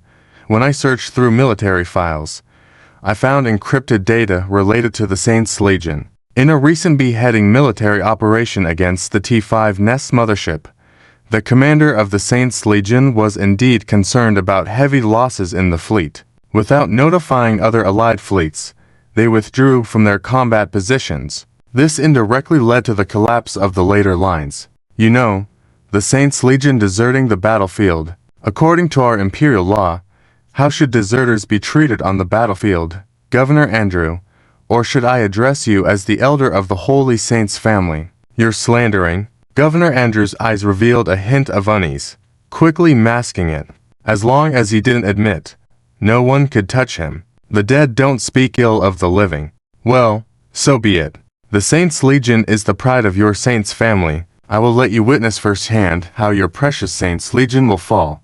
Saint Kana raised her hand and snapped her fingers. A giant holographic screen appeared above the square. When everyone looked up at the screen, their expressions were dumbfounded, stunned, and incredulous, because on the screen, a large number of interstellar missiles were bombing a fleet of interstellar warships, and judging by their emblems, these ships belonged to the Saints Legion. Numerous interstellar missiles, minutes of relentless bombardment. This scene struck the hearts of many like a heavy hammer, leaving them breathless. After this wave of interstellar missile attacks, the image showed the attackers. It was a magnificent fleet of interstellar warships. On the emblems of these warships was a dragon symbol. Although some of the people in the Empire might not be very familiar with this dragon emblem, there were those who recognized it. The Secretary of the South, Stanford, and the Secretary of the East, Ernest, almost simultaneously shouted a term, Raptor Dragon Legion. Thousands of Owls, Dragon-class interstellar battleships, like a pack of wolves smelling blood, pounced on the Saints Legion that had just experienced a stellar missile barrage and hadn't recovered yet. Although the Saints Legion was the strongest among the 10 Holy Light Legions, at this moment, no one would doubt the outcome of the Saints Legion. Saint Kana, how dare you collude with the Owls Dragon Legion? You've been accusing us of being traitors, but you are the one betraying the sacred light. Governor Andrew angrily pointed at Saint Kana. When I was in the Stellar Alliance, I knew that this BTCH had ties to the Owls Dragon Legion, especially with that Owls Dragon Lord. Can't say what kind of dirty relationship they had. Governor Stanford sneered. Saint Kana remained unaffected by these words. She gazed lightly at Governor Stanford. Stanford, are you still hoping that your Southern Sacred Fleet group stationed nearby will come to our aid? Upon hearing Saint Kana's words, Governor Stanford's face changed slightly, but he managed to control his emotions and sneered. So what? My Southern Sacred Fleet group has 200,000 interstellar battleships. When they arrive here, do you think your betrayal plan will succeed? Upon hearing this, the surrounding guests breathed a sigh of relief. They almost forgot about this twist. Governor Stanford had agreed to the migration plan and was preparing ahead of time. He had even given up border defense, consolidating all his fleets except for some interstellar battleships lost in the initial battles against the interstellar insect tribe. Nearly 200,000 interstellar battleships were assembled, ready to sail to a new home at Governor Stanford's command. Governor Stanford understood clearly that the power in his hands directly represented his future influence. However, It seems like your Southern Sacred Fleet group won't listen to you now. St. Kana opened another video window. The ground showed an image of a bridge. A man who had been sitting in the captain's chair stood up upon seeing St. Kana and saluted, reporting to Supreme Commander St. Kana. Paul, Governor Stanford, seeing the man in front of him, was momentarily stunned. After confirming that he was indeed Commander Paul from his under Southern Sacred Fleet Group's 2nd Group Army, Governor Stanford looked at him but remained silent. Paul, what are you doing? I order you to contact the other Southern Sacred Fleet groups and come to the Imperial Star immediately to quell this rebellion. The Sacred Angel family has conspired with external enemies and is now the most wanted criminal in the Imperial Senate. Governor Stanford shouted loudly, his emotions visibly unstable. It seemed like only by shouting loudly could he mask his inner turmoil. Commander Paul remained silent, turning to St. Kana and bowing slightly. Please give further instructions. Supreme Commander, forget it. I imagine a certain governor is very confused right now. Commander Paul, can you explain to this governor the original situation of his Southern Sacred Fleet group? St. Kana said casually. Yes. Commander Paul looked at Governor Stanford and calmly explained, half an hour ago, the first group of the Southern Sacred Fleet group was completely wiped out, and subsequently, the 2nd, 4th, and 6th Group armies all rebelled. The 3rd and 5th Group armies initially had some resistance, but after a series of senior officer mutinies and some initial surrenders, the situation has stabilized.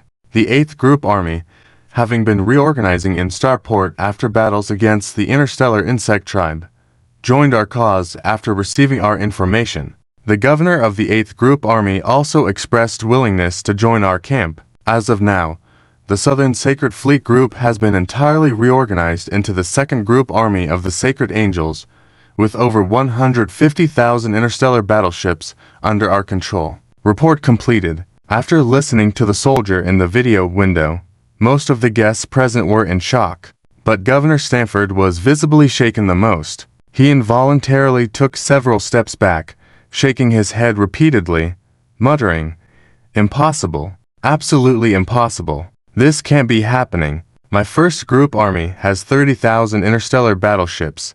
How could they be wiped out in just half an hour? This is impossible. You and this traitor, Paul, are deceiving me. It's all fake. My fleet will come quell the rebellion soon." In the Sacred Radiant Empire's fleet, aside from the formation of Legion fleets consisting of 3,000 interstellar battleships, there were also combined group fleets formed by 10 Legion fleets, making up the 30,000 interstellar battleships. The vast majority present refused to believe that the elite first group army of the Southern Sacred Fleet Group could be wiped out in just half an hour. It was too inconceivable. Watching a seemingly deranged Governor Stanford, St. Kana turned to Paul. Commander Paul, are you still in the battlefield where the first group army was wiped out? Yes, I am still here. Then why don't you show Governor Stanford the scene on the ground? Consider it offering him an opportunity to mourn for his once elite first group army. St. Kana said. Yes. Commander Paul adjusted the video frame to the outside of the bridge, beginning to pan out into the distance. Gradually, everyone saw a vast field of ruins of interstellar battleships. The wreckage of starships floated amid the stars. It was a starship graveyard. Some of the larger wreckage provided clues to their former identities. T4 Punishing Angel Class Heavy Interstellar Battleship, T4 Holy Illumination Class Light Interstellar Cruiser, T4 Divine Messenger Class Medium Interstellar Destroyer. This brilliance of the Sacred Radiant Empire had now fallen into disrepair in this cosmic graveyard. Wait, was that a starship floating in the distance? Initially, the starship in view was as small as a grain of rice. But as the image advanced, it grew larger and larger. The immense hull gave off a strong sense of oppression even through the video window. What kind of starship is that? So huge. How have I never seen it before? A young guest muttered in confusion. Seeing the faces of some officials, another governor turned pale. His eyes twitched, his lips quivering as he pointed unbelievably at the starship in the video window. T5. That's a T5 interstellar battleship. It destroyed our Legion of the Sacred Wing. The truth was finally revealed. The T-5 interstellar battleship. Everyone present looked at each other. Some of them had heard about the news of the St. Wing Legion being annihilated by the T-5 interstellar battleship. However, due to concerns from the high-ranking members of the Imperial Senate that this incident would cause unnecessary panic in the Empire, combined with the escalating situation with the interstellar insect race, no one had looked into the matter, and it had been suppressed, and now, this rumored T-5 interstellar battleship had appeared before them in reality, and it had completely wiped out the elite First Group Army of the Southern Sacred Fleet. Just a moment ago, they might have questioned how the First Group Army of the Southern Sacred Fleet was completely destroyed in less than half an hour, but now, they believed it, because it was that T-5 interstellar battleship that did it. The appearance of this T-5 interstellar battleship, along with the expression on Governor Ernest's face, indicated that it was more than just a rumor. With just one ship, it not only wiped out the St. Wing Legion, but also annihilated all 8 Legion fleets that rushed to the battlefield for support, totaling 25,000 interstellar battleships. With such a track record, it didn't seem impossible anymore for the First Group Army of the Southern Sacred Fleet to be completely destroyed in half an hour. Governor Stanford collapsed, sitting on the ground. It was all over for him. Santana, I admit it. You have the ability. You colluded with the Dragon Legion, which gives you the courage to stand here and challenge us. But Governor Andrew was interrupted by Santana, who spoke for him. But you, the Saint family, still have some confidence, right? Even if the Saint family doesn't have you, the old patriarch, they can still hold up their end, right? You thought I hadn't thought of these. You thought I hadn't prepared something special for your Saint family. Santana sneered at Governor Andrew. Governor Andrew felt uneasy, but he kept reassuring himself that it wouldn't happen. The headquarters of your Saint family in the J88 star system of the 9th star sector in the Central Star Domain, and it's part of the migration plan. Your Central Sacred Fleet has long been stationed in the J88 star system of the 9th star sector. Right. After the previous war with the interstellar insect race, you were left with only 200,000 interstellar battleships. Many of them had been withdrawn from the front lines. No, I should say you abandoned the Sacred Light tribe you were supposed to protect and ran away. Do you remember those 3 star systems you abandoned? And the Imperial citizens who have lost or are losing their homes. Santana's last words were gritted through his teeth, staring into Governor Andrew's eyes with flames of anger. Santana, what do you want to do? Upon hearing Santana's narrative about her family's information, Governor Andrew's internal emotions reached a point of losing control. He felt that at this moment, Santana was like an invisible force pushing him bit by bit toward the cliff. And at this moment, behind him was an abyss. What do I want to do? I've made it clear from the beginning. Santana said word by word. I want to purge the Empire for its divine light. Chief George of the Saint family felt as if he were dreaming. His daughter had done so much behind his back. And the seemingly crazy plan seemed to have been successful to a large extent. Damn it.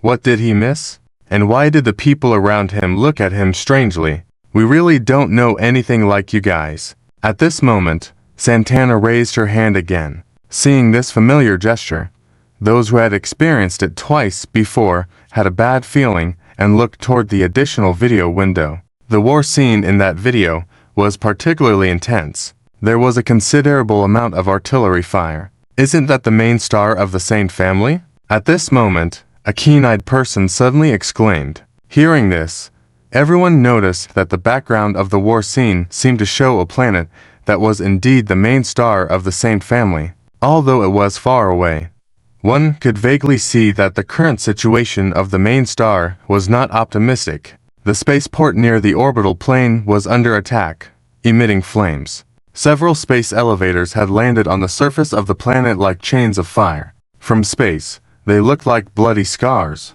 It's hard to imagine what the situation on the planet would be like now. Santana, how dare you? Andrew, enraged, suddenly spat blood. His body swayed, and if it weren't for the attendants supporting him, he probably would have fallen to the ground like Governor Stanford. The video screen began to rotate. In sight, one could see a fleet of interstellar missile ships pouring out their missiles with full force. The targets of the attack included a group of interstellar battleships ahead, roughly guessed to be the Central Sacred Fleet. With hundreds of interstellar missile ships, the number of interstellar missiles launched was unbelievably high. With a blanket firepower attack, the Central Sacred Fleet, with 200,000 interstellar battleships, had no room to retaliate in a short period.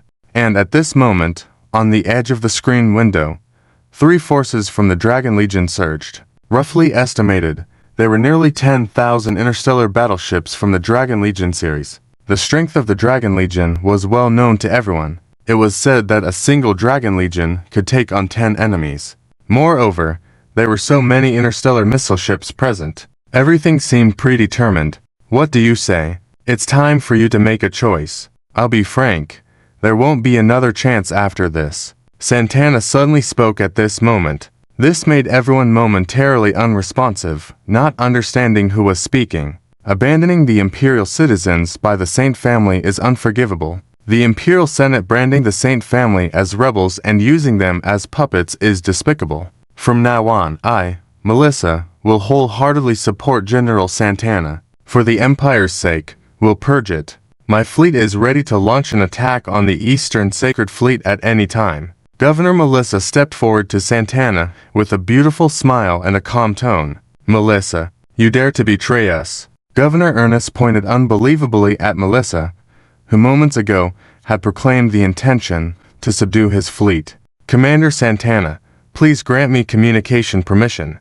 I can give the order for my fleet to attack right now. I've long been displeased with the hypocrites like Ernest. Northern Star Sector Governor Gilbert also stepped up and stood tall in front of Santana, much like a door god. This change in the situation caught everyone off guard. Santana, however, still had a seemingly indifferent smile. You ... you all ... Commander Andrew pointed angrily at the 2 prefects, never expecting them to be standing among Saint Cana's ranks. In truth, he misunderstood half of the situation. The decision made by the 2 prefects was actually at that moment. Prior to that, Saint Cana had only contacted them for less than 30 minutes. Saint Cana had some contact with these 2 prefects privately because the territory of the angelic family was at the border of their jurisdictions. Prefect Melissa appeared glamorous, but Saint Cana knew she was a thorny rose. Rumor had it that many under her in the Imperial Senate were at her beck and call. But Saint Cana knew that Prefect Melissa had never been intimate with a man. Those men were merely toys under her control. Saint Cana was certain because she knew Prefect Melissa actually disliked men. This almost caused Saint Cana some trouble.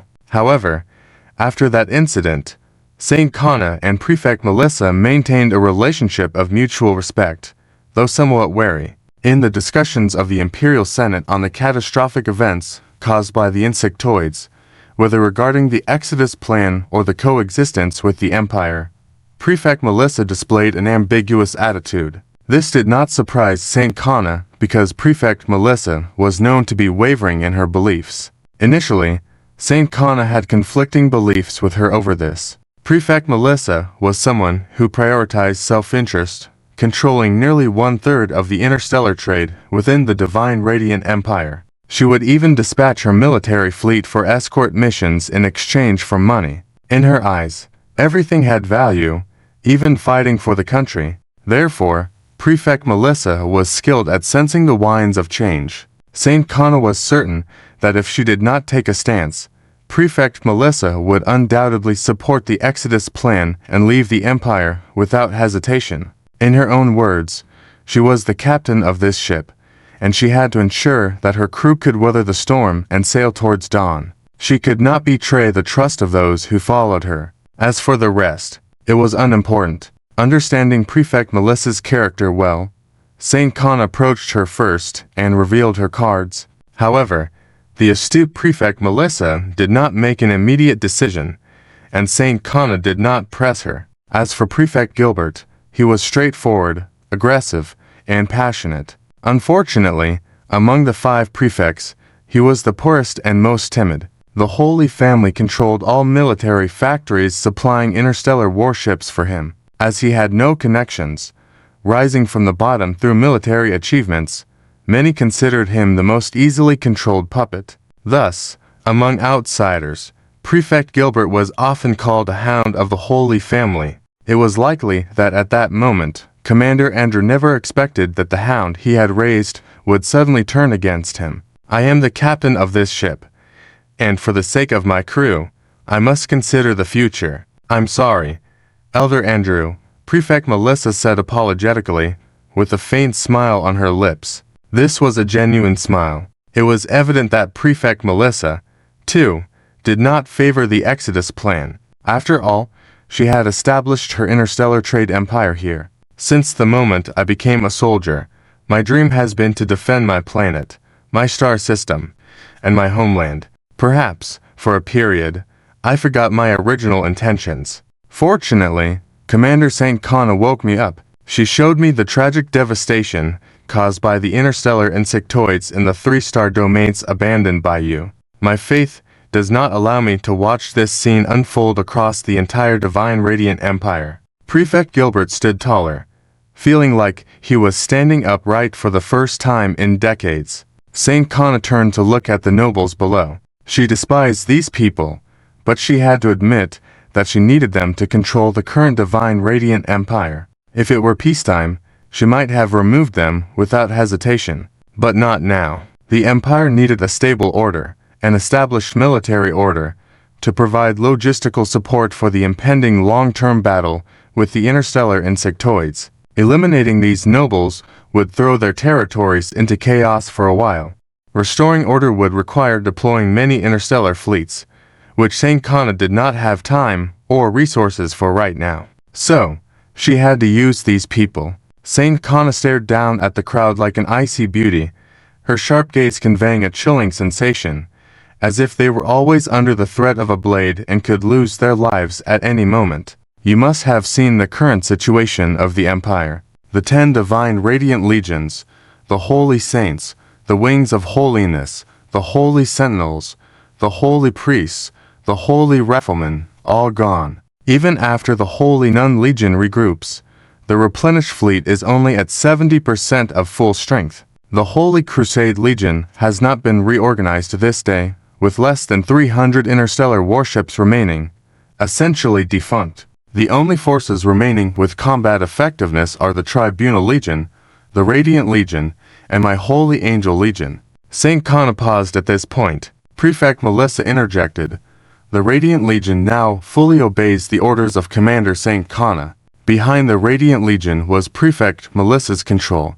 Thanks to her wealth, the commander of the Tribunal Legion is my friend. At my urging, he won't take any action in the next 24 hours. As for the future, Prefect Melissa smiled faintly. It was clear to everyone the implications of this future. The commander of the Tribunal Legion would go with the prevailing winds and align himself with whoever held the advantage. St. Connor continued. Our empire has 5 fleet groups. The Northern Divine Fleet Group has 200,000 interstellar warships. The Western Fleet Group has 230,000 interstellar warships.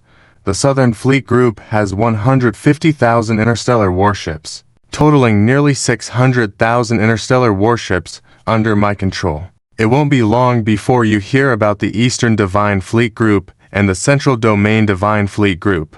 So now, please make your choice. Those willing to stay here and fight alongside the people of the Empire, please stand to my left. Those who wish to continue with the Exodus plan, please stand to my right. St. Connor raised her hands, watching the crowd. At that moment, her figure seemed to be that of a judgment angel, offering life to the left and death to the right. This is a very simple multiple-choice question. Nobles on the square all stood on St. Connor's left side. Listen, now the Empire is ruled by our holy angel family. You better show some respect. At this moment, Uncle Two, who had suddenly changed his attitude, stood with his hands on his hips on the steps, pointing at the nobles on the left. But before he could finish speaking, his body was sent flying. As Uncle Two, who had fallen like a dog, stood up cursing, he said, "Who the hell dares to kick me? Don't you know what position I hold in the Empire now? Looking at the person who kicked him, it was his older brother, Clan Chief St. George. Brother. Uncle To looked at St. George cautiously. You ingrate. Get lost and behave yourself. If you dare to come out and talk nonsense again, I will beat you to death. St. George, disappointed in his own brother, saw that he was planning to betray them earlier. Now, seeing his daughter in power, and even possessing a huge advantage, he suddenly claimed to be from the Holy Angel family. Even the elder brother could not stand it. If this guy wasn't his own brother, he would have killed him. Yes, yes, yes. Uncle To flattered and smiled, constantly nodding at the cold Saint Kana, then quietly withdrew to the corner of the square. But he was already fantasizing about his bright future. Ha, his niece is making something of herself. The Holy Angel family will also become another saintly family in the future, and he, as the clan chief's own brother, is ranked in the top 5 in the family. His position in the Empire will also be in the top 5. That truly. Just thinking about it, Uncle To's mouth nearly reached his ears. Saint Kana also saw the ugly look of her Uncle To, and she had long arranged something for this uncle of hers. Considering her father's relationship with him, though she wouldn't put him to death, she would arrange for him to be a leisure officer on a remote planet, monitored by others, and secretly sterilized genetically, so he would have no descendants, and he would spend the rest of his life there, still dreaming of a bright future. Uncle To did not realize that his later life would be worse off than even being part of the Holy Angel family. Saint Kana's gaze shifted to the nobles standing on the left side. Scanning each one individually, Saint Kana knew the identities of these people and had a list with 3 different colored markings for their names, representing usable, to be observed, and names marked in black. Black names indicated that the person was doomed. However, Saint Kana would extract their final value before their death, a way of repaying the Empire. As for the so-called choice now, it was simply a show of authority by Saint Kana. As for the right side, it was completely empty. Saint Kana, I'll kill you. Angrily, Prefect Stanford pulled out a mini laser gun and aimed it at Saint Kana's back. There are fixed shield positions in the Imperial Senate, and no one is allowed to carry weapons inside. However, some people may have their ways, such as Prefect Stanford pulling out this mini laser gun, the size of a finger section, but it was still no problem to kill Saint Kana at point-blank range. But in the next second, headless Prefect Stanford fell, with a burnt black mark around his neck. This scene shocked the nobles. A starship drone from the Shadow Dragon Legion aircraft carrier had just killed Prefect Stanford. Perhaps Prefect Stanford had never imagined that he, a prefect, would meet his end under the laser cannon of a starship drone. That's strange. Where are the shield stands here? Doesn't the Imperial Senate have shield stands? Governor Ernest figured it out at this moment. As the symbol of the supreme authority of the glorious empire, the Imperial Senate naturally had shield stands, and they were very advanced. I'm sorry. This year I happened to be in charge of the security at the Imperial Senate, Governor Gilbert said with a smile. This answer clarified the situation. More and more starship drones floated above their heads, making everyone present very cautious, fearing they would become the second Prefect Stanford. Just then, several starfighters pierced through the clouds and flew directly towards the Imperial Senate. Amongst the frightened looks and screams of the people, these 5 starfighters transformed in midair as they were about to collide with the Imperial Senate, turning into heavily armed battle mechs that landed heavily on the ground, raising clouds of dust. Seeing these giant and powerful mechs, the Imperial nobles became even more obedient. Saint Kana looked at the mech in front of her. A few days ago, she did not recognize it, but after confirming the related operational plan with that man, he provided her with some information. If they were allies, it would be embarrassing not to recognize their allies' weapons on the battlefield. This mech was the T4 Thunder Warrior, the highest and strongest active level medium mech of the Shadow Dragon Legion. This T4 Thunder Warrior had 2 forms, an interstellar fighter and a battle mech. Treading heavily, a T4 Thunder Warrior walked to the middle of the square, and a video window projected in front of its body, revealing the pilot inside. Commander Saint Kana, all medium military facilities on this planet have been destroyed or controlled by us. Only a few small military facilities or underground military facilities remain, which currently pose no significant threat to us. However, to clear these while minimizing the impact on the planet's residents, it may take a long time, the pilot reported. Okay, I understand. I will find a way to deal with these matters later. Thank you all.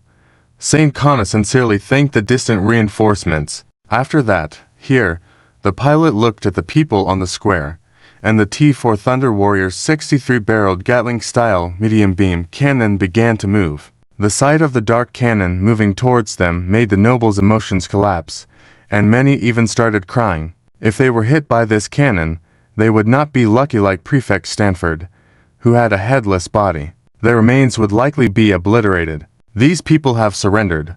Saint Kana's words were like heavenly music to these people. To beautiful, all of you, board the shuttle. My people will take you where you need to go. Saint Kana pointed to the people, including Andrew, Ernest, and others. Then, Saint Kana looked at the Thunder Warrior mech. Please have your team escort them. Also, Saint Kana looked behind at the Imperial Senate.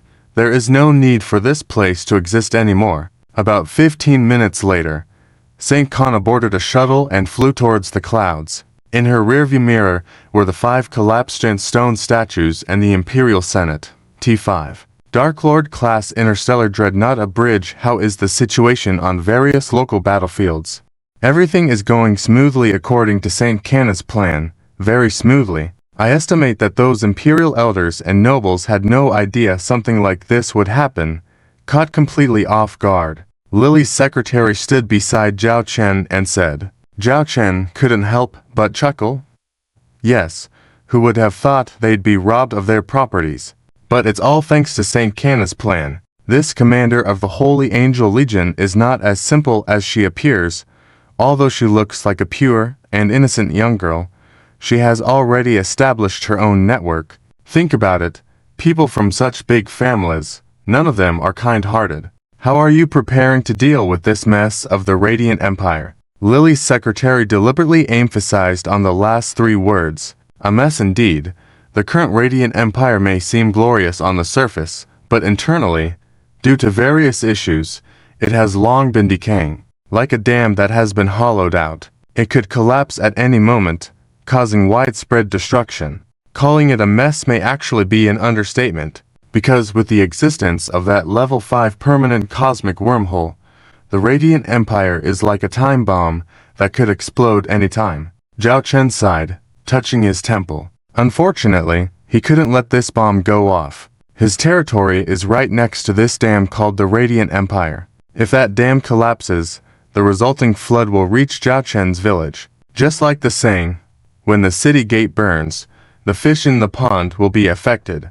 What else can he do but defuse the bomb? Who asked him to have such a troublesome neighbor? Ah, Zhao Chen rubbed his temples. With the interstellar insect race on one side and the demon race on the other, the problem lies in the cosmic wormhole on this side, which has no means of closure until now. In other words, as long as this cosmic wormhole exists, a large number of interstellar insect races will continue to pour out from inside, occasionally accompanied by a T5 Nest mothership. On the other side, the demon race, while not posing a continuous threat, no one knows when they might suddenly attack. Especially given the current strength and reserves of the Green Hawk Legion, they are completely unable to undertake an expedition to eliminate the demon race. How troublesome. Report, General Saint Kana and her team have arrived at our hangar and are waiting for your arrangements, a subordinate reported. Bring up the surveillance footage of this hangar for me, Zhao Chen ordered. Lily quickly brought up the surveillance footage of the hangar. Zhao Chen looked at the screen where a dozen shuttles were already parked inside the hangar, with hundreds of people crowded together, and a team of crew members outside pointing laser guns at them. These dignitaries, who used to be high and mighty in the Radiant Empire, now looked like sheep herded together, trembling as if they might be dragged out and slaughtered at any moment. Let Saint Kana choose who to bring to see me. The rest stay here and await further instructions, Zhao Chen said. closing the surveillance screen. He had to figure out how to deal with this mess. Truly frustrating. He kind of missed the soft and fluffy head and tail of his white cat at home. It was a stress reliever. Inside the hangar, Saint Kana also received Zhao Chen's instructions. She walked up to her father, along with Prefect Gilbert and Prefect Melissa, asking them to follow her to meet Zhao Chen. She then looked towards Prefect Ernest and Prefect Andrew in the corner. Prefect Gilbert, please escort these two to come with us, Saint Kana requested. All right. Prefect Gilbert didn't hesitate, taking one in each hand and following Saint Kana out. Watching Saint Kana and her group leave, those left behind were kept under guard by soldiers with weapons. This sudden change made many people panic. What are we doing here? What if Lady Saint Kana doesn't come back? Please don't leave us here. Our family is willing to pledge loyalty to you. Are they going to execute us? I don't want to die. Big brother, niece, please don't leave me behind. What started with a few people quickly spread to more, everyone getting anxious. Some even wanted to catch up with Saint Kana and her group. But the sound of gunshots hitting the floor, creating smoking marks, instantly sobered them up. Everyone, stay put, no moving around, or face the consequences, the squad leader barked. At that moment, a raised hand stood out. Uncle Ta pointed at the group that had already left the hangar. I'm also from the Holy Angel family. I'm Saint Kana's uncle. But several laser guns were already trained on Uncle Tu's head. Anyone not named by Miss Saint Kana earlier, stay here. Disobey and be executed on the spot, a sergeant sternly ordered. Surrendering, Uncle Ta shrank back into the crowd, muttering to himself, I'm her uncle. As the panic group settled down, Saint Kana and her group had already reached the bridge of the super starship. Once Prefect Melissa walked into the bridge, her eyes didn't stop scanning the surroundings. In contrast, Prefect Gilbert's military background made him appear very stern, while Chief George of the Saint tribe seemed extremely nervous, continuously swallowing saliva. Finally, the group spotted the man lounging on the couch nonchalantly. The scene might have been different from what many of them had imagined, but Saint Kana wasn't surprised, as she had interacted with this man before and knew his demeanor. I brought the people. This is... Saint Kana was about to introduce, but was interrupted by Zhao Chen. I know. Zhao Chen stood up, walking towards Chief George, extending his hand. Hello, Chief George. Hello. Chief George immediately shook Zhao Chen's hand, sounding somewhat excited. You have a very talented daughter, Zhao Chen complimented with a smile. Oh, I've never seen such a talented young person like you, Chief George responded. Zhao Chen then turned to the lady behind him. Prefect Melissa, I've heard a lot about you. Zhao Chen smiled as he addressed the lady prefect. However, what followed caught everyone off guard. Prefect Melissa slightly bowed, taking Zhao Chen's hand and brought it to her lips, lightly kissing it. This scene left others stunned. Zhao Chen was also taken aback. Did I offend you? I heard there's an ancient custom in your Starlight Empire, where one kisses the back of the other's hand. I'm sorry. Prefect Melissa apologized repeatedly, looking embarrassed. This woman was quite theatrical. While others might speculate if Prefect Melissa genuinely wanted to show respect by performing that gesture, Zhao Chen was well aware of her intentions. If it's a hand-kissing gesture, just do that. Why the licking? From then on, Zhao Chen had labeled this lady prefect as smooth talker. After this little incident, Zhao Chen looked towards the three people at the back. I'm sorry, Lord. It might not be convenient for me to shake hands with you. Gilbert, the chief magistrate, helplessly looked at the two guys squeezed under his arms. You can put them down. I feel like they can't breathe. Zhao Chen pointed to the two chief magistrates under the big man's armpits. One of them, who looked older, seemed to be rolling his eyes. Gilbert, the chief magistrate, was startled, immediately releasing the two men. They fell heavily to the ground. Gilbert, you haven't bathed in days. Oh. Ernest lay on the ground, retching. It was really an unpleasant experience under this guy's armpit. He couldn't stand it before and wanted to make this guy change position.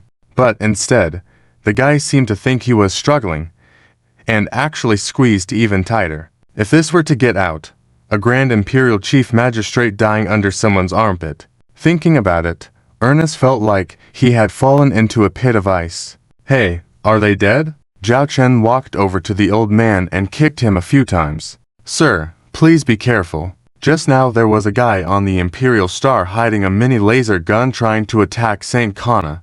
The general, Gilbert reminded. It's okay. Zhao Chen waved his hand. He had fought with even bigger tigers with his body.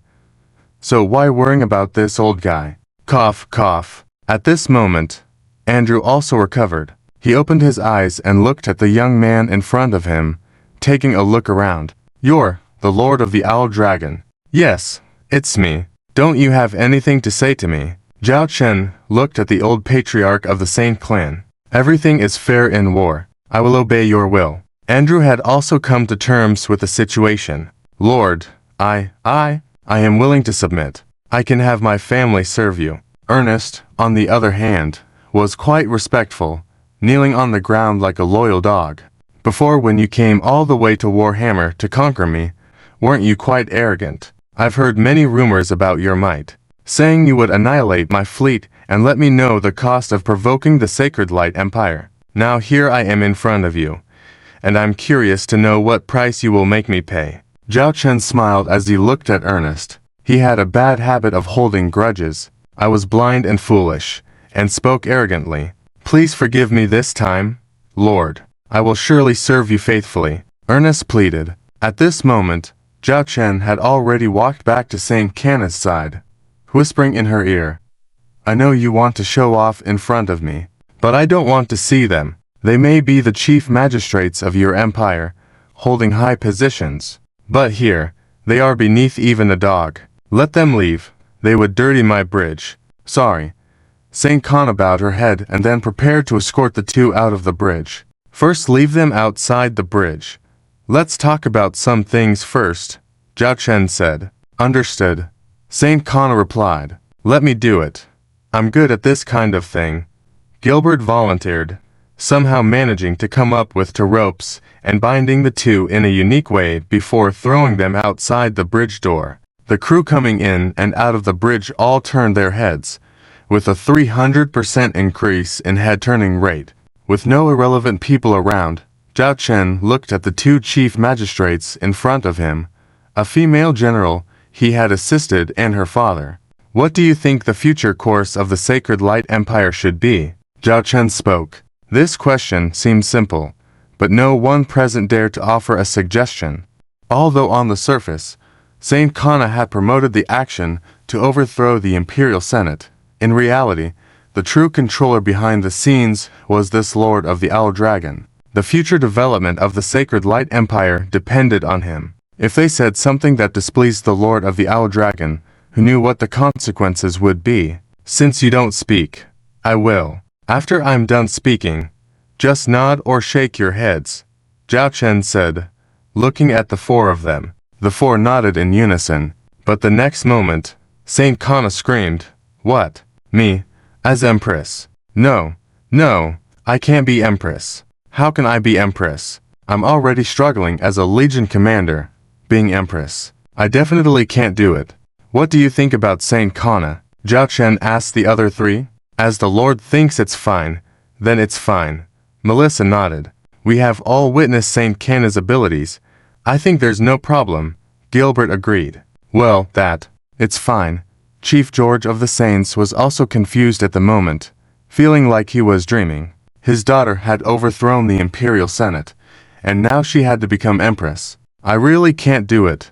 Saint Kana shook her head repeatedly, looking for help from Gilbert and Melissa. Let Gilbert or Melissa do it.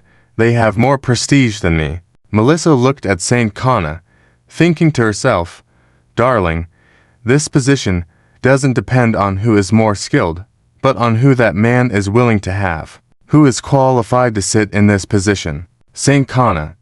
In this current situation, there is no time for you to make a choice. You wanted to change the Sacred Light Empire and save the Light family under threat from the interstellar insect race. Right. If so, then take up this burden yourself. Or do you think those are really not important to you? And now it's a special time. In special times, this is the way it has to be. In the worst case, you can issue an edict saying your Empress position will only last until the end of the major disaster caused by the interstellar insect race. Zhao Chen stared at Saint Kana, questioning. Saint Kana bit her lower lip, her eyes showing a complex and tangled expression. In the end, she took a deep breath, and a different expression appeared in her eyes. Okay, I'll do it. Zhao Chen's mouth curled up slightly. He had enticed her to take it up, and she couldn't back down anymore. The conversation ended. Following that, things progressed rapidly on Saint Kana's side. In just a short 3 days, the entire Holy Radiant Empire underwent a huge change. First and foremost, Saint Kana officially became the Empress of the Holy Radiant Empire, also known as the Sacred Angel Empress. However, when Saint Kana ascended to the throne, she publicly promised that her becoming Empress was only due to the current special circumstances, and she announced the Saint family's intention to abandon the Holy Radiant Empire after dealing with the crisis of the interstellar insect race. She stated that she would abdicate the throne after resolving the crisis, and at that time, the most suitable system for the Holy Radiant Empire would be chosen. Upon learning that the Saint family and the Imperial Senate had early on sacrificed their lower ranks to the insect race,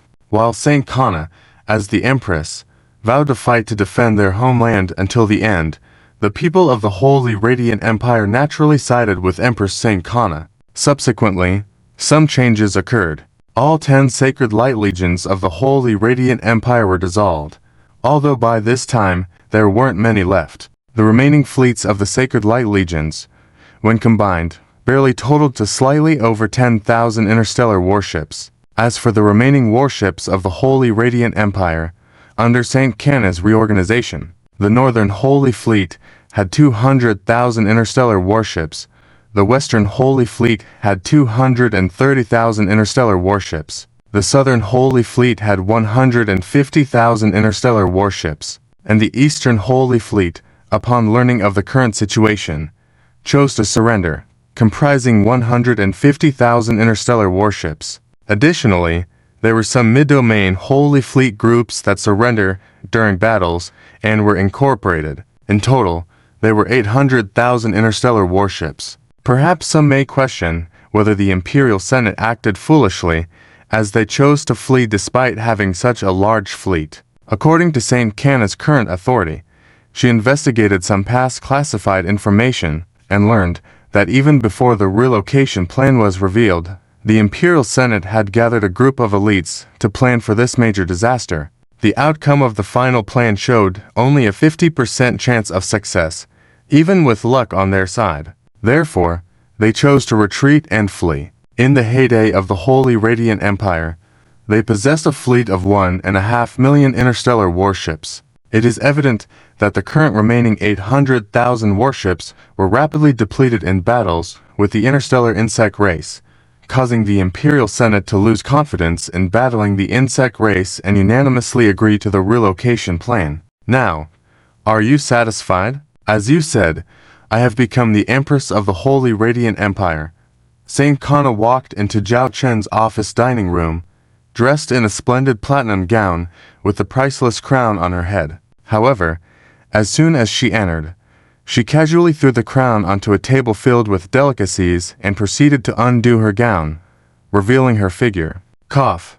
Hey, don't you consider me an outsider? Zhao Chen, who was drinking water just moments ago, was taken aback by Saint Kana's actions. Saint Kana rolled her eyes. I am wearing clothes inside. This outfit is just uncomfortable for me. I don't want to wear it for even a second. It was then that Zhao Chen noticed the tight bodysuit under Saint Kana's gown, accentuating her figure, making her more alluring. Taking a deep breath to compose himself, Zhao Chen observed the military reform data presented to him by Saint Kana. Although the Sacred Light Legions were disbanded, Saint Kana had not let go of these elite fleets, but instead assembled them all, along with gathering elite interstellar warships from various other families. Saint Kana directly formed a Sacred Angel Group army, currently consisting of 5 Legion fleets, with the original Sacred Angel Legion now becoming the first Sacred Angel Legion. This was considered the most elite fleet of the Holy Radiant Empire.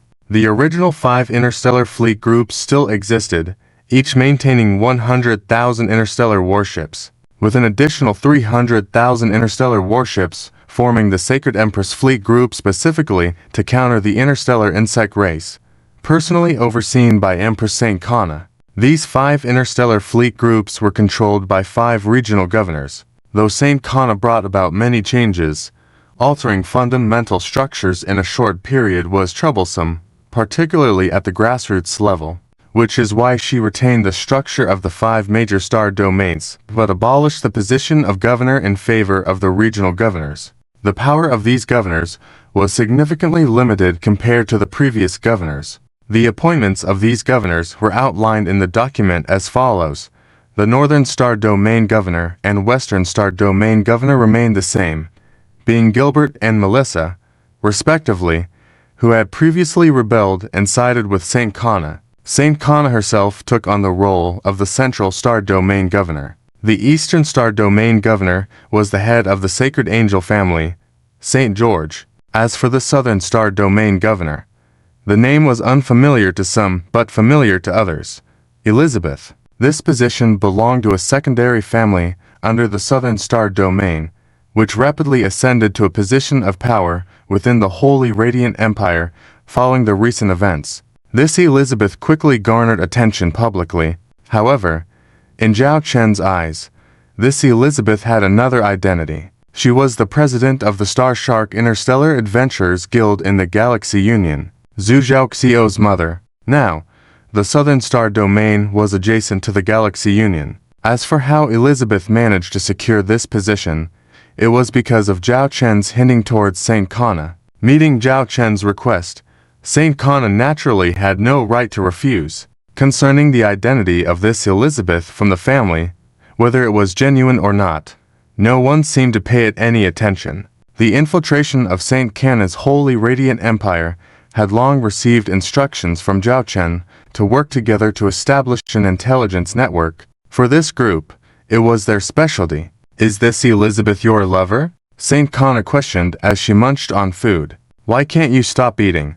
Zhao Chen directly picked up a large lobster and stuffed it into Saint Kana's mouth. As for why Zhao Chen wanted to insert this ghost lady into the Sacred Radiant Empire, it was to make preparations on both sides, as well as to help the ghost lady open up the market of the Radiant Empire. In the future, the Stellar Empire, the Federation of Stars, and the Radiant Empire all can be part of Zhao Chen's interstellar trade territory. Zhao Chen is not interested in being the ruler of any empire. He just wants to be a wealthy man among the stars. Siechi. Saint Kana ate the lobster, not to mention that the food for the All Dragon Legion was actually quite good. When she was captured to follow Zhao Chen, she had gotten used to it.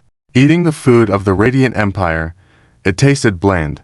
"By the way, report this bill." Zhao Chen handed Saint Kana an electronic document. Saint Kana glanced at it and was astonished. "Damn.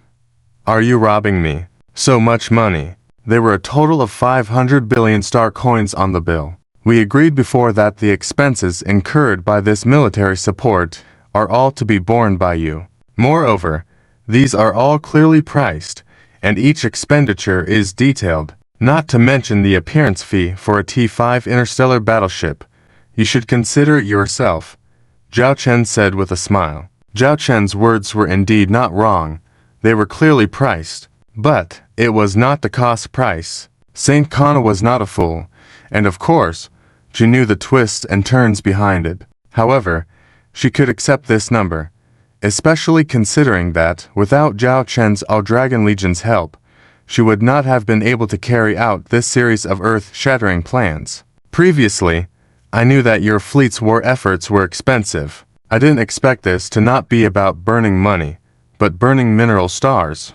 Fortunately, this time when I ransacked the Saint's family, I got a lot of things. Also, those guys from the Imperial Senate had collected a lot of resources in advance for the migration plan, which saved me the trouble of searching myself," Saint Kana said generously as she directly approved this bill. "How much income did our Empress make this time?" Zhao Chen smiled as he looked at Saint Kana, as if he were looking at a little golden figure. This time, Saint Kana unexpectedly emerged with only 2 words: confidential. Siechi. Zhao Chen wasn't really concerned about how much it was. If he wanted to know, he could easily have someone investigate and find out quickly. As the saying goes, one cannot fleece too eagerly. Besides, Zhao Chen was open-minded. No matter how many resources Saint Kana had, in the end, she would still have to buy interstellar battleships from him. Saint Kana was just a courier of these resources. Suddenly, Zhao Chen thought of something and looked at Saint Kana. In the short term, you won't be able to completely deal with the level 5 permanent interstellar bug hole here. You'll have to gradually contain and alleviate it. And you also know that a big threat from the Demon Clan has emerged at Hammer, and I can't ignore it. Plus, my fleet is lacking in military resources, so I can't provide much assistance in the short term. My suggestion is for you to quickly produce interstellar battleships and expand your fleet. The number of 300,000 interstellar battleships in the Holy Light Empress's fleet is still far from enough. But your Radiant Empire's interstellar battleships are not sufficient. How about considering our All-Dragon series of interstellar battleships? I can provide you with the technological authorization, Zhao Chen said with that smile that meant he had more to say. Speak. What are the conditions? Saint Kana asked, knowing there was a catch. Well, this technological authorization naturally comes with a fee. Currently, I can provide you with the starship technology of the majority of T2 and T3 level interstellar battleships and sell you some T4 level interstellar battleships directly. As for the fee for this technological authorization, it's this number, Zhao Chen said, pointing with his finger. Saint Kana sighed when she saw the number Zhao Chen indicated. Do I have the right to refuse? Not to mention that currently the All-Dragon Legion had a hold on the strength of the Sacred Radiant Empire. Zhao Chen was right when he said that the self-developed interstellar battleships of the Radiant Empire had a low cost-effectiveness ratio against the interstellar bug race. Even though they might have to pay some technology authorization fees, the combat power of the All-Dragon series interstellar battleships were indeed evident. Saint Kana had personally experienced this with her Archangel Legion before. This is mutual benefit, Zhao Chen said with a wicked smile, looking like a shrewd merchant in Saint Kana's eyes. Saint Kana suddenly picked up a bottle of wine next to her, drank it in one go, and with flushed cheeks, looked at Zhao Chen. Let me ask you, when will you be willing to help us resolve the threat of this level 5 permanent interstellar bug hole? I understand that your stellar empire also has a permanent interstellar bug hole, which has basically been controlled now. Although it cannot be eliminated, you can control the interstellar bug race that emerges within a few star systems. I don't ask for much. I just hope you can help me with this. For this, I can pay any price. Anything the Sacred Radiant Empire has, I can give you. The people of those 3-star domains are really unable to wait any longer. When Saint Kana said this, she suddenly stood up and looked directly at Zhao Chen, tears welling up in her eyes. She still hadn't forgotten about those 3-star domains that were abandoned by the Imperial Senate. Those 3-star domains had now become a kind of depth of defense. But just the thought of countless lives in those 3-star domains being ravaged by the interstellar bug race, planets falling into apocalyptic scenes.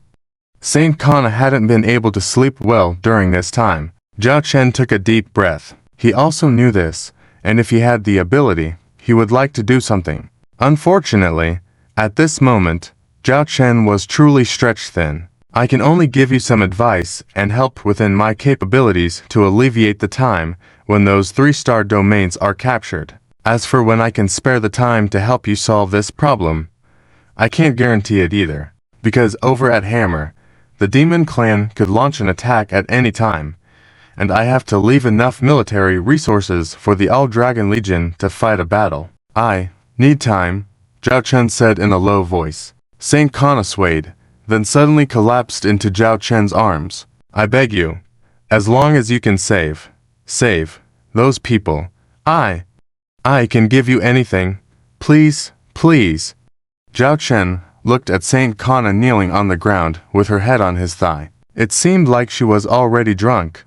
Her alcohol tolerance was really poor. The door was pushed open, and one of the Panther guards entered, saying, "Commander, there's something I need to discuss with you." Zhao Chen and the Panther guard were awkwardly locked in a gaze at this moment. The guard also saw Saint Kana propped on Zhao Chen's lap. Saint Kana was still spasming. "You, continue." The guard silently closed the door and left. "Hey, misunderstanding. I can explain. And geez, why are you still vomiting? I told you, it's all a misunderstanding. You saw it yourself. Her vomit was all over my pants." Zhao Chen changed into a new pair of pants, walking while holding back a smile with the leopard woman following behind him. It's a misunderstanding. The bodyguard leopard woman nodded with a suppressed laugh, but her eyes were filled with ambiguous meaning. Zhao Chen didn't feel like explaining further, as he had nothing to hide. "What's the matter that made you come find me suddenly?" Zhao Chen asked. "It was Lily's secretary who told me that there is something very important that needs to be reported to you. You must go to the bridge immediately." The bodyguard leopard woman remembered her mission at this moment. Zhao Chen furrowed his brows slightly, knowing that if Lily's secretary requested a face-to-face meeting, it must be significant. This made Zhao Chen quicken his pace. Taking the floating elevator, he arrived at the bridge swiftly. "Commander?" The doors of the bridge opened, and a few officers who happened to be passing by greeted the commander. Zhao Chen nodded slightly, then walked to an area behind the command platform of the bridge. That was a work area specially prepared for Zhao Chen by Lily's secretary, while the command platform was managed by ZZ. "Commander?" Lily's secretary saw Zhao Chen and displayed several data windows. "What's going on?" Zhao Chen asked. "Take a look at these. They contain some confidential information obtained through Saint Kana about the connections between the Saint family and the Imperial Senate. We discovered that the Saint family actually established a communication link with the Angel clan," Lily's secretary said sternly. Zhao Chen was stunned, finding out that the Saint family had a connection with the Angel clan. Initially, Zhao Chen had asked Lily's secretary to gather this information to investigate the mysterious doctor who might be collaborating with the Saint family. Little did he know that such a significant revelation would come up. Furthermore, Saint Kana had not mentioned this to him, indicating that she probably didn't know, or else she had no reason to deceive him. The Angel clan. Zhao Chen had heard of this interstellar race, especially after encountering the Demon clan and learning more information. If the universe were likened to a scale, with the Mechanical clan in the middle, the territory of the Galactic Alliance somewhere on the scale, and the Angel clan and Demon clan on opposite sides. The Angel clan and Demon clan had been in a constant struggle. Earlier, the Angel clan held the advantage in some localized battles. However, after the Demon clan developed life energy technology, they tipped the balance in their favor and gained superiority in the standoff with the Angel clan. This was the information Zhao Chen had gathered. At that time, he had thought that establishing a connection with the Angel clan could help counter the Demon clan, as the enemy of his enemy could be a friend. Nevertheless, there seemed to be no way to make contact. Now, the Saint family had prepared a gift for him unexpectedly. How did they establish contact, and what is the nature of their relationship? Zhao Chen inquired. Lily's secretary began to explain, based on the deciphered data, answering Zhao Chen's questions. The whole situation actually stemmed from the withdrawal of the Mechanical clan. As per the scale analogy earlier, the Mechanical clan was strategically positioned in the middle, blocking transit on both sides. However, with their withdrawal, it opened up a passage at both ends. One of these passages was where the Demon clan initiated its assault. On the other passage, the Angel clan established contact with the Holy Radiant Empire. Moreover, it was the Angel clan that took the initiative to contact the Holy Radiant Empire. This occurred shortly after the Mechanical clan's withdrawal, with an angel fleet visiting the territory controlled by the Saint family in the Holy Radiant Empire. The Saint family engaged with the Angel fleet and discovered that the Angel clan's technology far surpassed their Holy Radiant Empire. They possessed complete T4 and T3 level interstellar warships, and it was even rumored that they had D5 level warships. The Angel Clan's interstellar warships were described as breathtakingly beautiful in the records. The hulls were painted in pure white, with elegant streamlined designs, resembling sacred virgins.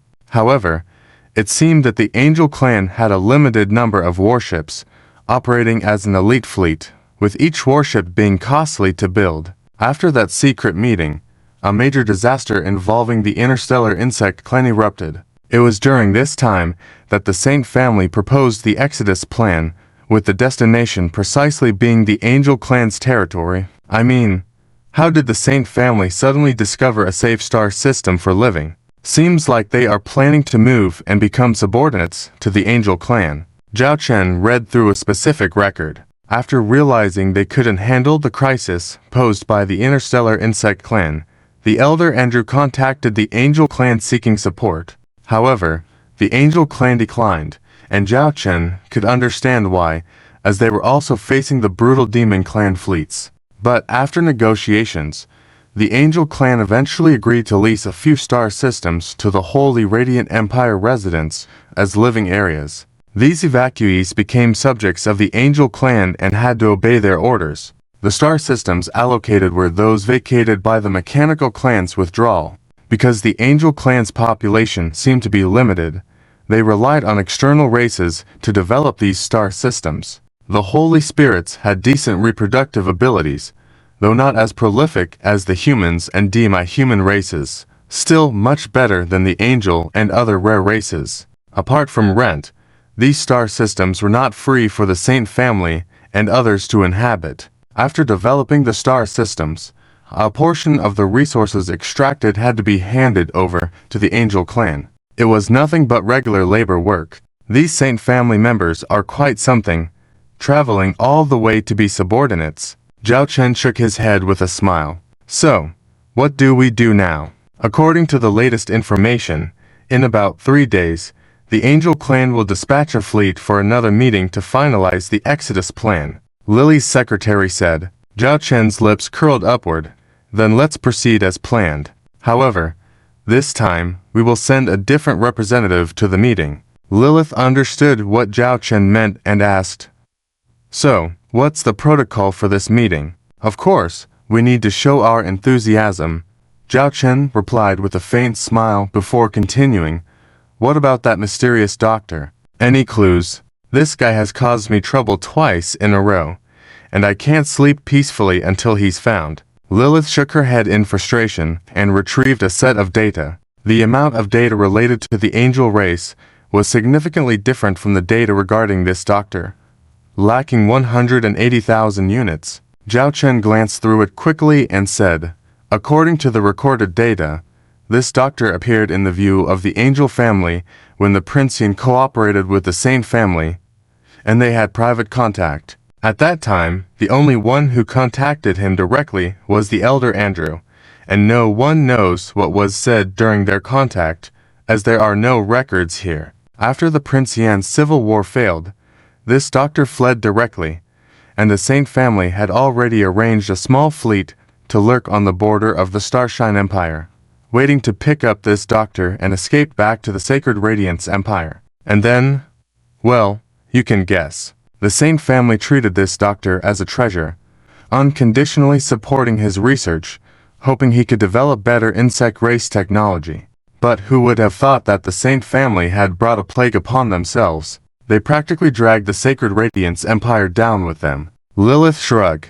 If the Elder Andrew could go back in time, he definitely wouldn't have gotten involved with this doctor. So far, anyone associated with this doctor, from Prince Kinming to Prince Yan, and even the Saint family, have not ended well. The Interstellar Research Institute that provided this doctor with a place for experimentation was destroyed due to the appearance of the cosmic insect nest. So all the data related to this doctor that was recorded there is now lost. This is all we could gather. Lilith sighed. But what about the Elder Andrew? He did have direct contact with the doctor, right? Zhao Chen pointed out. Lilith shook her head. We have interrogated the Elder Andrew long ago, even used technological instruments, We found out that his memories had been altered. He only knows of the doctor's existence, but he can't recall what the doctor looks like or what they discussed in private. Zhao Chen was taken aback.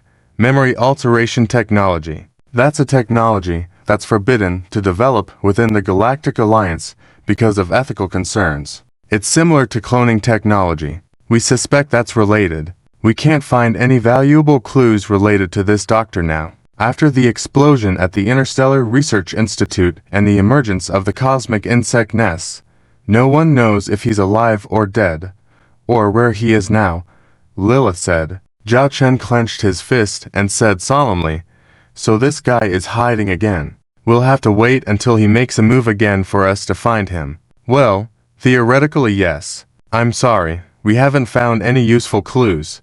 Lilith apologized, knowing the doctor posed a significant threat. Zhao Chen relaxed his brows, sighed, and waved his hand. "No need to apologize. It's not your fault. You've done your best. It's just that this guy is too cunning. It would be best if he never appeared in front of me again. Otherwise, I'd want to see what kind of devil he truly is." This doctor had too many debts of blood. The people of the Snow Swallow Galaxy buried under the maws of the stellar insect race, and the people now under threat from the cosmic insect race and the Sacred Radiance Empire. Even though he didn't directly slaughter these lives, it was all because of him. Alright, let's not dwell on this damn matter now. You go arrange it. I've already discussed with Saint Kana. We'll grant technical authorization to the starship factories of the Sacred Radiance Empire, allowing them to manufacture some of our T2 and T3 series interstellar battleships. Have a few technicians from our Fing Long Galaxy come over there to help them quickly establish production lines and familiarize themselves with our starship manufacturing technology, Zhao Chen said. "And what about the technical authorization fee?" Lilith squinted at Zhao Chen. Zhao Chen made an okay gesture. "It's all been settled. You just need to collect the money when the time comes." Lilith, the steward, showed a knowing expression. "Should we also arrange for our various interstellar trade groups to infiltrate?" Lilith asked. "That's a must. We do enjoy helping others." Zhao Chen smirked slightly. "If we don't take a piece of the Sacred Radiance Empire's cake now, then when?" The Sacred Radiance Empire, under the control of Empress Saint Kana, systematically began to undergo changes. While the threat of the cosmic insect race still loomed, there was a palpable sense of hope among the populace. Due to the relationship with the angel race, Zhao Chen, who had been prepared to leave early on, had to stay in the Sacred Radiance Empire for a while longer. Eventually, in a small star system at the junction of the eastern and northern star regions of the Sacred Radiance Empire, Zhao Chen awaited his guess. "Report, a fleet of interstellar ships has entered our radar detection range. The estimated quantity is around 3,000 ships. Based on the energy fluctuations of the starships, the lowest is at T3 level interstellar battleships, and there is also a considerable number of T4 level interstellar battleships, at a ratio of around 10 to 1. No T5 level interstellar battleships' energy fluctuations have been detected." Lilith reported to Commander Zhao Chen. "It's time to make contact with these guests who traveled from afar. It would be impolite to startle them later." Zhao Chen smiled faintly. A quantum communication request, using the previous Saint family contact code, was sent to the flagship of the opposing fleet. In the far-off, uniform-paced fleet of pure white interstellar ships, a flagship stood out. On the flagship, a beautiful woman with pure white wings and golden eyes, not in military uniform, but in some kind of lady's armor, sat in the captain's seat. This angelic woman exuded an aloof and icy demeanor. "Commander, we have received a communication request from the previous representative of the Saint family," a subordinate reported. "Accept it," the Ice Queen said. "Yes." Soon, a video window opened, revealing a man's figure on the other side. However, the angelic woman furrowed her brows, because this was not the representative of the Saint family she had met before. "Hello. My name is Zhao Chen. If you're looking for the people of the Saint family, I'm sorry, but I have wiped them out. I am now in charge of the Sacred Radiance Empire." The unexpected opening caught everyone on the side of the angelic tribe off guard. "But you don't have to worry, we do not have any ill intentions towards the angelic tribe, and we can consider ourselves allies in a certain sense. We have fought against the demon tribe and destroyed tens of thousands of demon tribe interstellar warships. I believe that for the angelic tribe now, between a dependent race that needs your protection and an ally who can provide assistance and has some power, the latter is what the angelic tribe needs, Zhao Chen said with a smile. You destroyed tens of thousands of demon tribe interstellar warships. The female angel commander questioned. Impossible, based on our understanding of the technology in this sector. If the demon tribe invaded you, you wouldn't stand a chance against them, let alone tens of thousands of demon tribe interstellar warships. It was clear that the female angel commander was quite wary of the demon tribe mentioned. Seeing is believing. I wonder if we can have a formal meeting between our sides. After that, you can decide whether to cooperate with us. After all, there are no more saintly families here. Instead of making a wasted trip, it's better to spend an hour for a meeting where you won't incur any losses, Zhao Chen suggested. The female angel commander frowned and said, How do I know if this meeting is a trap? Zhao Chen shrugged and casually said, Well then, your fleet stays put. I'll bring one interstellar warship over for the meeting. What else is there for you to worry about? Or is it that the angelic tribe, who dares to fight the demon tribe, is afraid of even such a meeting? If that's the case, then I have nothing more to say. With that, Zhao Chen sighed and shook his head, seeming slightly disappointed. This was a clear provocation, but for the proud angelic tribe, it was indeed very effective. Fine, I'll give you 1 hour to persuade me. After 1 hour, my fleet will return, the female angel commander coldly declared, crossing her arms and sitting above the captain's chair. Actually, you don't even need an hour. When you see me, you'll make your decision. Zhao Chen mysteriously smiled and then terminated the communication. This left the female angel commander and her staff officers exchanging glances. Where does this human come by such confidence? A male angel scoffed. Exactly. According to our previous investigations, the technological level in this sector is only around T4. If it weren't for the mechanical tribe blocking in the middle, these places would probably have been under our control by now, another confident female angel said. My lord, do you really want to meet with this guy? What if it's a trap? After all, from what they said, it seems like they have already had contact with the demon tribe. A worried deputy angel asked. Everyone looked towards the commander of this angel fleet sitting on the captain's chair. The female angel commander coldly said, What's there to worrying about? We have 3,000 interstellar warships ready. If this guy really plays any tricks on us, he's asking for it. And this wait didn't last long. However, a sudden radar alert startled all the angelic officers. Report, our fleet's radar has detected a high-intensity energy unit, suspected to be a T5 class interstellar warship. The radar officer exclaimed. What? A T5 class interstellar warship? Could it be a demon tribe interstellar warship? The angelic deputy gasped. It must be the human from earlier. They have indeed teamed up with the demon tribe, the worried angelic staff officer said. Retreat. We must retreat immediately now. Quiet. The female angel commander sternly shouted. If it's really an enemy's trap, then we won't have time to retreat now. Send my command. Fleet prepare for battle. At the same time, release the interstellar reconnaissance aircraft to investigate the suspected D5 class interstellar warship. Understood. Under the deployment arrangement of this female angel commander, this angel fleet quickly prepared for battle. The interstellar reconnaissance aircraft went to investigate the suspected D5 class interstellar warship that had entered the radar range.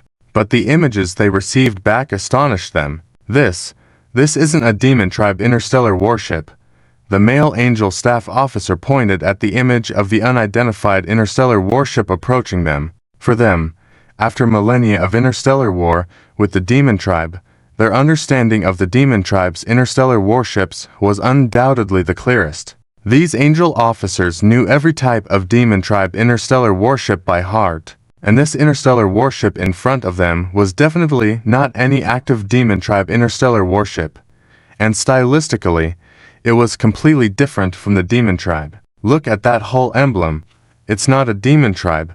It's a golden dragon emblem. The angelic deputy pointed at the gold dragon emblem on the side wing of the ship they captured. It really isn't a demon tribe interstellar warship. Others were surprised. At this moment, someone mentioned, could this be the humans' interstellar warship from earlier? There was a sudden silence around the captain's chair. This silence lasted for over a dozen seconds. Although they were reluctant to admit it, this seemed to be the closest to the correct answer. Activate long-range radar. Scan if there's only this one interstellar warship around. The female angel commander asked coldly. Yes, the angelic deputy quickly replied. Report. Within the radar scan range, there is no discovery of any other interstellar warship except this one. This guy has some nerve. He really dared to meet us alone, the male angel staff officer muttered. Commander, what do we do now? The angelic deputy asked. A suspected D5 class interstellar warship heading towards their fleet. Arrangements had to be made. Fleet standby, flagship move forward. Prepare for a meeting with the other party, the female angel commander said in a deep voice. Are we really going to meet them? The surprised male angel staff officer said. Our previous orders were to cooperate with the saintly families here. This sudden meeting with others, is it appropriate? There's nothing inappropriate. At least I'm very interested in this man and his faction now. The female angel commander stood up, gazing at the huge interstellar warship on the video screen. He has already demonstrated his qualification for contacting us. So naturally, we must show the proper etiquette. The flagship Angel slowly sailed out from its own Angel fleet, heading towards the massive interstellar battleship on the opposite side. This arrangement was made by the female Angel commander. On one hand, it was to adhere to the protocol of interstellar meetings between battleships. On the other hand, it was also for the safety of her fleet. Even though she had accepted the meeting, she still remained wary of the man on the other side. Allowing a suspected D5 class interstellar battleship into her fleet would be too dangerous. The current situation allowed her to display her etiquette while also taking preventive measures. If anything were to happen, the Angel fleet positioned in the rear could provide firepower support at any time. Returning to the matter at hand, through the portholes, the Angel officers gazed at the colossal interstellar battleship. Just how large is that interstellar battleship? Compared to our T for Seraphim-class heavy interstellar battleship, it's like comparing an adult to an infant, murmured the male Angel staff officer. The captain must be at least 100 kilometers long, while our Seraphim is only 9 kilometers. The difference is at least tenfold, and that's not even considering the other data of that interstellar battleship. From a mass perspective alone, it could be 20 times our Seraphim's size, coldly stated the female Angel commander. She was very knowledgeable about interstellar battleship designs. Everyone knew that this commander of theirs was somewhat of a prodigy, having started as a starship technology researcher, but had somehow ended up becoming a captain. Initially thought to be just for fun, she quickly climbed to the position of fleet commander based on her personal abilities. Of course, this was also related to this commander's background, but it was undeniable that she had exceptional personal talents. How does it compare to the two T5 interstellar battleships of our Angel race? Asked the male Angel staff officer. The female Angel commander thought for a moment and shook her head, saying, It's hard to evaluate. So far, I can't confirm the class of this interstellar battleship. From its appearance, it seems to be either an interstellar battleship or an interstellar battle cruiser. But just now, I noticed what seemed to be hangar doors and drone access doors. Therefore, its specific combat power can only be evaluated in actual combat. It definitely can't match the prowess of our T5 interstellar battleships of the Angel race, said the male Angel staff officer, crossing his arms with some pride. Afterwards, the two interstellar battleships contacted one another and established the steps for the meeting. The two interstellar battleships floated parallel in a space area. Subsequently, both of them dispatched the shuttles. These two shuttles quickly docked between the two interstellar battleships. After the docking was complete, the isolation chamber door in the middle opened. The female Angel commander saw the man she had just seen in the video screen. Compared to the fleet on the video screen, The female angel commander could feel a vague aura emanating from the man in front of her. Hello. Let me reintroduce myself. I am Lord Zhao Chen from the All-Dragon Galaxy. Zhao Chen greeted with a smile and a salute. The female angel commander also reciprocated with a gesture of etiquette, saying, I am Tyria, commander of the Seraphim Legion's 3rd Fleet of the Angel Race. After exchanging introductions, there was a brief silence. Both almost spoke at the same time. Zhao Chen smiled slightly. Commander Tyria, please go ahead. Is your battleship a T5 class interstellar battleship? Commander Tyria asked directly. T5 Hades class interstellar dreadnought. Zhao Chen replied straightforwardly. Interstellar dreadnought. Commander Tyria's cold expression showed some changes. This is a special class of battleship we developed ourselves. So, we gave it this name, Zhao Chen said, then smiled at Tyria. Now, you should believe that we have the capability to annihilate tens of thousands of demonic clan interstellar battleships. I don't know when you engaged in battles with the demonic clan. Tyria asked. Zhao Chen did not hide this and told Tyria about the battles fought with the demonic clan at the Warhammer border. When Zhao Chen mentioned the names, appearances, and combat characteristics of the demonic clan interstellar battleships, Tyria had already believed the man's words. As I said before, since we are both enemies of the demonic clan, the enemy's enemy is a friend. I hope that we can fight side by side against the demonic clan. Directly stating his thoughts, Zhao Chen nodded, showing he understood. What you said, I also agree with. In that case, let us first establish a verbal alliance.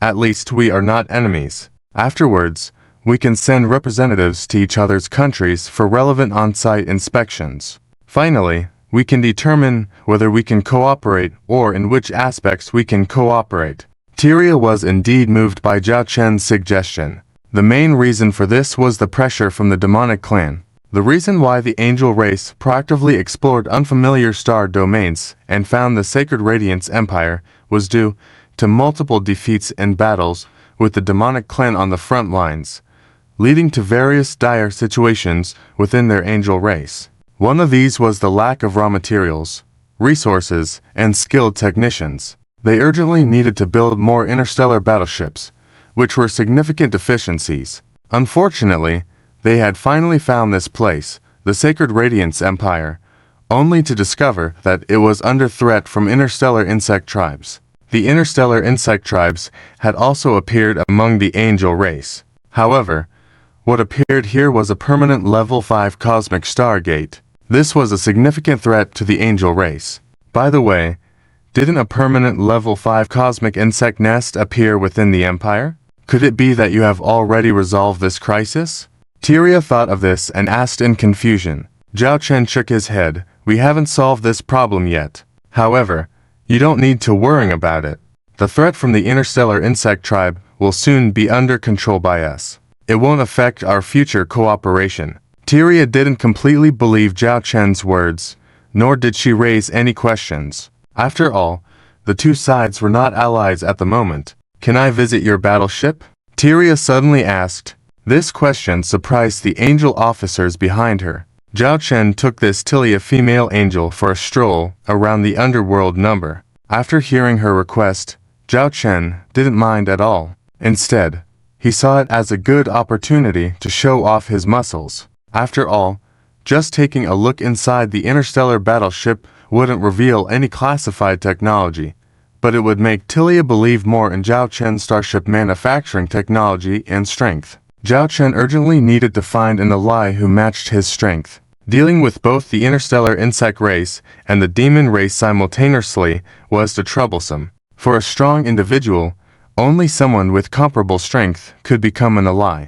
Otherwise, like the Saints family, they would only become vassals. The stellar battleship manufacturing technology is excellent. I know many interstellar civilizations, but this is the only one that I feel rivals our angelic craftsmanship, Tyria said as she walked into the bridge, admiring the ship. As an engineer specialized in starships, she could see the superb craftsmanship of the interstellar battleship. It even surpassed the skills of their angelic race in some aspects. I wonder if I will have the chance to board an angelic starship. Zhao Chen asked with a smile. If I were to refuse, it would seem impolite of me, Tilia, the female angel, said with a slight smile. Her icy demeanor seemed to have softened a bit. It was unsure whether it was because of the information she obtained about the industrial technology of this starship along the way or the way this man always had swift and accurate responses to her queries. Of course, he didn't reveal everything, and she didn't pry further. But from their conversations, she could tell that this man's skills in starship manufacturing were extraordinary, which piqued the interest of the female angel. Later, the two boarded a shuttle and arrived at the angelic starship. Walking into the hangar, Zhao Chen was convinced that the angelic race had a strong obsession with cleanliness and maybe with the color white. The interior of the ship was spotlessly clean, and any area that could be painted white was done so uniformly. For a human to board their starship, the angelic starship officers were somewhat surprised, making Zhao Chen turn heads quite a bit. Of course, it was similar when Tilia was on the underworld number before. I didn't expect you to dare board my interstellar battleship alone, Tilia said, looking at Zhao Chen. Zhao Chen shrugged and said, if you dare board my starship, should I, as a man, be worried about anything? Of course, Zhao Chen was prepared, with some special individual combat weapons and his exceptional personal combat ability. There was no real threat from these people towards Zhao Chen. If something happened, Zhao Chen might even be able to perform a solo ship seizure, which made him a bit excited and eager at the thought. This is the Chudian-class heavyweight interstellar battleship, the strongest among our T4 starship series of the angelic race. It is usually used as a flagship or vice flagship, Tilia introduced to Zhao Chen as they walked together. Zhao Chen was observing the craftsmanship inside the angelic ship at the same time. Though he couldn't steal their starship technology, he could still identify the specific characteristics of angelic starship production from the subtle details. After a round of inspection, Zhao Chen got some insights. The angelic race was very strict in constructing interstellar battleships, even more so than the dragon race's craftsmanship. Compared to the Warhammer's brute force designs, they were entirely different extremes. The advantage of this type of angelic starship was that the performance of each ship could be maximized, but the disadvantage was the high construction requirements, resulting in a higher cost for individual ships and a relatively smaller fleet size. After a few hours of meeting, Zhao Chen returned to the hangar and stood under his shuttle. So, let's establish the basic cooperation intention now. To save time, you can leave a team of angels here for related research. Simultaneously, we will send a few interstellar battleships to accompany you back to the angelic territory for further research. We agree on a time to discuss the cooperation officially. It's better not to delay too long since both of us are in big trouble. Our cooperation will bring significant mutual benefits, Zhao Chen proposed.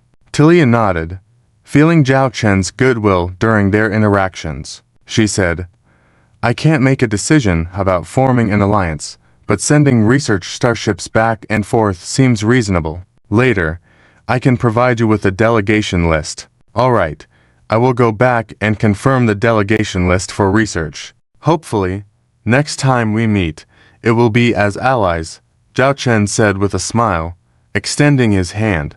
Tilia hesitated for a moment, but eventually shook hands lightly with Zhao Chen. Afterwards, Zhao Chen bid farewell and left on his shuttle. Commander, are we really going to work with this Lord of the Dragons? The officer beside Tilia approached and asked. Due to the demon race, our angelic race is facing a crisis. Each round of demon attacks leads to the continuous reduction of our territory. According to predictions, if we cannot defeat the demon fleet, the angelic race will likely be destroyed within 10 years, Tilia said solemnly. Are you pinning your hopes on a member of the human race just because he has a T5 interstellar battleship? The officer seemed to have doubts. I know the possibility is slim, but we must grasp any glimmer of hope now. This decision is not up to me. It will depend on the research results in the future. You arrange for 30 T3 interstellar battleships to stay here for research as a delegation to investigate information about this Lord of the Dragons. Verify if there's any value in collaborating with them, Tilia ordered. Yes. On the other hand, back on the underworld number, Zhao Chen was also contemplating the choice of personnel for the mission. Head to the angelic race for research. Lilith was surprised. This matter is crucial. The person we send must be highly intelligent to gather as much information about the angelic race as possible, Zhao Chen said in a serious tone. Going to the angelic race wasn't just investigating their strength. It was also about their political structure, military organization, resource distribution, and current situation. Time was limited, and they needed someone capable. After thinking for a moment, Lilith said, I have a candidate to recommend. Zhao Chen looked at the succubus standing in front of him, who was less than 5 feet tall. Lilith, could this possibly be an underage individual? Zhao Chen looked suspiciously at Lilith standing beside him. Commander, I am already an adult. I am 27 years old. The succubus raised her head and said, 27. With that appearance, she looks more like she's not even 17. Lilith introduced by the side. Ludi is one of the lost succubi I later found, hidden in the Starhammer domain, disguised her identity as a space trader to earn money. Being a space trader is just her cover identity, actually earning money by collecting information. Before, I had her cooperate with the Ghost Mistress to infiltrate the Sacred Radiance Empire and establish an underground intelligence network within the Empire. I remember now. You mentioned before that she's good at collecting information, Zhao Chen said, looking at the cunning succubus with a deceptive appearance. Just based on her innocent appearance, it's really hard to believe she's a shrewd information dealer. Hehe, couldn't help it. I got separated from my fellow tribesmen back then. To survive in that dog-eat-dog world, I had to disguise myself, excel at observing and analyzing, and be good at discovering any information and opportunities around me, the succubus Ludi said tongue-in-cheek. It seemed like a playful expression, but Zhao Chen understood clearly the hardships the succubus endured to survive alone. All right, I'll give you 30 interstellar battleships. As for how many people you want to bring along, you can choose freely. My request is simple. It's to gather all information about the Angel Clan, Zhao Chen said. Succubus Ludi stood straight, saluting. Please rest assured, Commander. I guarantee the completion of the mission. With the selection finalized, Zhao Chen exchanged the delegation list with Tilia and confirmed the time of the future meeting. A month later, Zhao Chen would visit the Angel Clan. It was Zhao Chen's proposal, and Tilia did not object. From then on, the communication between the Wyvern Legion and the Angel Clan gradually began to establish, as most of the matters in the Sacred Radiance Empire had been concluded, and there were no urgent matters on the Starhammer side. Zhao Chen decided to return to the Wyvern Star system. Demon Tribe what? Our dispatched 23rd Fleet was completely wiped out. A demon with 2 horns on his head, skin as hard as rock, and blood red, furiously stood up, glaring at the 3 video windows in front of him. On the opposite side of the 3 video windows were the 3 Demon Fleet commanders kneeling on the ground. The remaining 3 Demon Tribe fleets that had previously tried to conquer the Starhammer. Marshal, we didn't expect the enemy to have a T5 class interstellar battleship, and it's equipped with many excellent interstellar battleships. They are all T3 and T4 class interstellar battleships. The combat power of a single interstellar battleship far surpasses our ships of the same class and type. Just like the Angel Clan's interstellar battleships, the fleet commander said, trembling. Within the Demon Tribe, there is a strict hierarchy. It is common for superiors to kill subordinates in anger. The Red Demon standing there is one of the 12 Demon Marshals of the Demon Tribe. The Red Demon Marshal. The Red Demon Marshal clenched his fists. Initially, our Red Demon Legion didn't perform well in the conflict with the Angel Clan.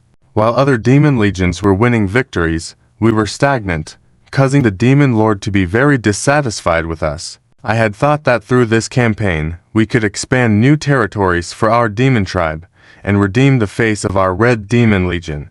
But now, you have directly lost a fleet for me. Hearing the angry roar of the Red Demon Marshal, The 3 fleet commanders dare not speak. This matter must be resolved quickly. It must not be known to others. The position of our Red Demon Legion is already precarious. If this matter gets out, our military procurement budget and prestige will greatly decline. The Red Demon Marshal felt his position teetering. He stared fiercely at the 3 demon commanders. I ask you, how many demon fleets from the Wyvern Legion do we need to defeat? The 3 demon commanders were stunned. One of them cautiously said, Send 3 more. No, for more would be enough. I think 5 would be the most secure. Just send 5 demon fleet units. It would be best to have a few more T5 class interstellar battleships. The last demon commander, speaking even more cautiously, thought of the terrifying combat power of a T5 super interstellar battleship. If they used a T4 class interstellar battleship, the losses would be too great. Using a T5 class interstellar battleship to handle a T5 interstellar battleship is the best approach. Humph, the Red Demon Marshal sneered, making the 3 demon commanders shiver in fear. I'll send another 10 demon fleet units. This will include the 4th fleet and the 5th fleet. I hope you won't let me down this time. Hearing about the 4th and 5th fleet, the 3 demon commanders were relieved. These 2 fleets were among the few in the Red Demon Legion equipped with T5 class interstellar battleships. With 2 T5 interstellar battleships in hand, they were not afraid to face the Wyvern Legion's T5 interstellar battleships. Please rest assured, Marshal. We will definitely annihilate this Wyvern Legion this time. Occupy the entire Star Hammer, and even more interstellar territories. By then, the Demon Lord will surely value you more. With 2 T5 interstellar battleships in action. What's a Star Hammer? Just an ant. 3 months. No, within 2 months, you will receive our triumphant news. The 3 demon commanders vowed solemnly. The Red Demon Marshal looked coldly at the 3. I only hope you won't disappoint me again this time. After that, the video windows closed. The Red Demon Marshal sighed and rubbed his temples. Whether it was due to the demon tribe's possession of advanced sinister technological knowledge, there was also a strong aggressiveness within the demon tribe now. Rumor has it that the Demon Lord wants to reduce the number of demon marshals. Shrinking the 12 demon marshals would mean the reduction of the 12 demon legions as well. At this moment, who has the capability or not is crucial. This was also why the Red Demon Marshal urgently needed to demonstrate his abilities. He did not want to be one of those reduced. Wyvern Legion, T5 Interstellar Battleship. These 2 words flashed in the Red Demon Marshal's mind, but he didn't dwell on it. After all, those ants would soon be eradicated by his Demon Legion. The Zhonglong Galaxy has been away from the Zhonglong Galaxy for quite a long time this time. Although there have been some returns due to some things during this period, but they were all hurried. There was simply no time to relax. And now, Zhao Chen finally has the opportunity to quietly appreciate the galaxy where he started. Zhao Chen looked through the porthole at the distant stars and even further twinkling stars. This is the latest development of the Zhonglong Galaxy and a future plan. Zhang Hong, the acting lord standing next to Zhao Chen, reported. Zhao Chen took a glance. These plans had actually been agreed upon by Zhang Hong and Lila before. After being confirmed by Lila, Zhang Hong had the right to continue with the following plans. So, what was presented in front of Zhao Chen basically had no major problems. In this plan, it is about the next decade of the Zhonglong Galaxy. Considering that Zhao Chen's interstellar territory has already expanded to 2 other major empires, many things need to be considered. Firstly, interstellar traffic. In this plan, the Zhonglong Galaxy will expand at the edge of the galaxy, planning to build 10 medium-sized stargates, 30 small stargates, and 5 special stargates. The medium-sized stargates mainly lead to the capitals of the 3 major empires, as well as some important hub galaxies and resource galaxies, which will be taken care of by the T for Traveler class stargates obtained by Zhao Chen previously. As for the other 30 small stargates, as the name suggests, these will be for short distances. They mainly connect several important strategic hubs within the Starshine Empire to facilitate the connection between the Zhonglong Galaxy and the outside world. For this reason, Zhao Chen specifically exchanged for a T for Wanderer small stargate. As for the 5 special stargates, they will still be handled by the T3 Radiant Moon class stargates. The reason for continuing to use these T3 class stargates is cost effectiveness. Special stargates are mainly for the Zhonglong Legion or the Zhonglong Legion's industrial services. So, there is no high demand for transportation, just that some areas are more remote. The T3 Radiant Moon class stargates happen to be low capacity, but have a wide range. As for why so many stargates need to be built, it is of course related to the future positioning of the Zhonglong Galaxy. Although the Zhonglong Galaxy has flourished under Zhao Chen's development, it is still limited in resources and is not suitable to be a high-resource production area, nor is it a suitable trade hub galaxy. Previously, Zhang Hong suggested moving the Northian Group's military-industrial base to the Zhonglong Galaxy, but it was rejected by Lila. The reason being that the Zhonglong Galaxy is only this big. Moving to many military-industrial bases would require a large number of people, as well as trade and transportation, etc. Although it may seem to make the Zhonglong Galaxy stronger, in reality, it would create more chaos and management. The disadvantages outweigh the advantages for the Zhonglong Galaxy. In Lila Vision, the Zhonglong Galaxy is to be developed into a high-value galaxy. The military-industrial base is important, but it cannot have low to medium-grade military-industrial bases. Production of lower-grade interstellar battleships, such as T1 and T2, has been entirely handed over to external military-industrial bases under the Zhonglong Legion like the Northian Group.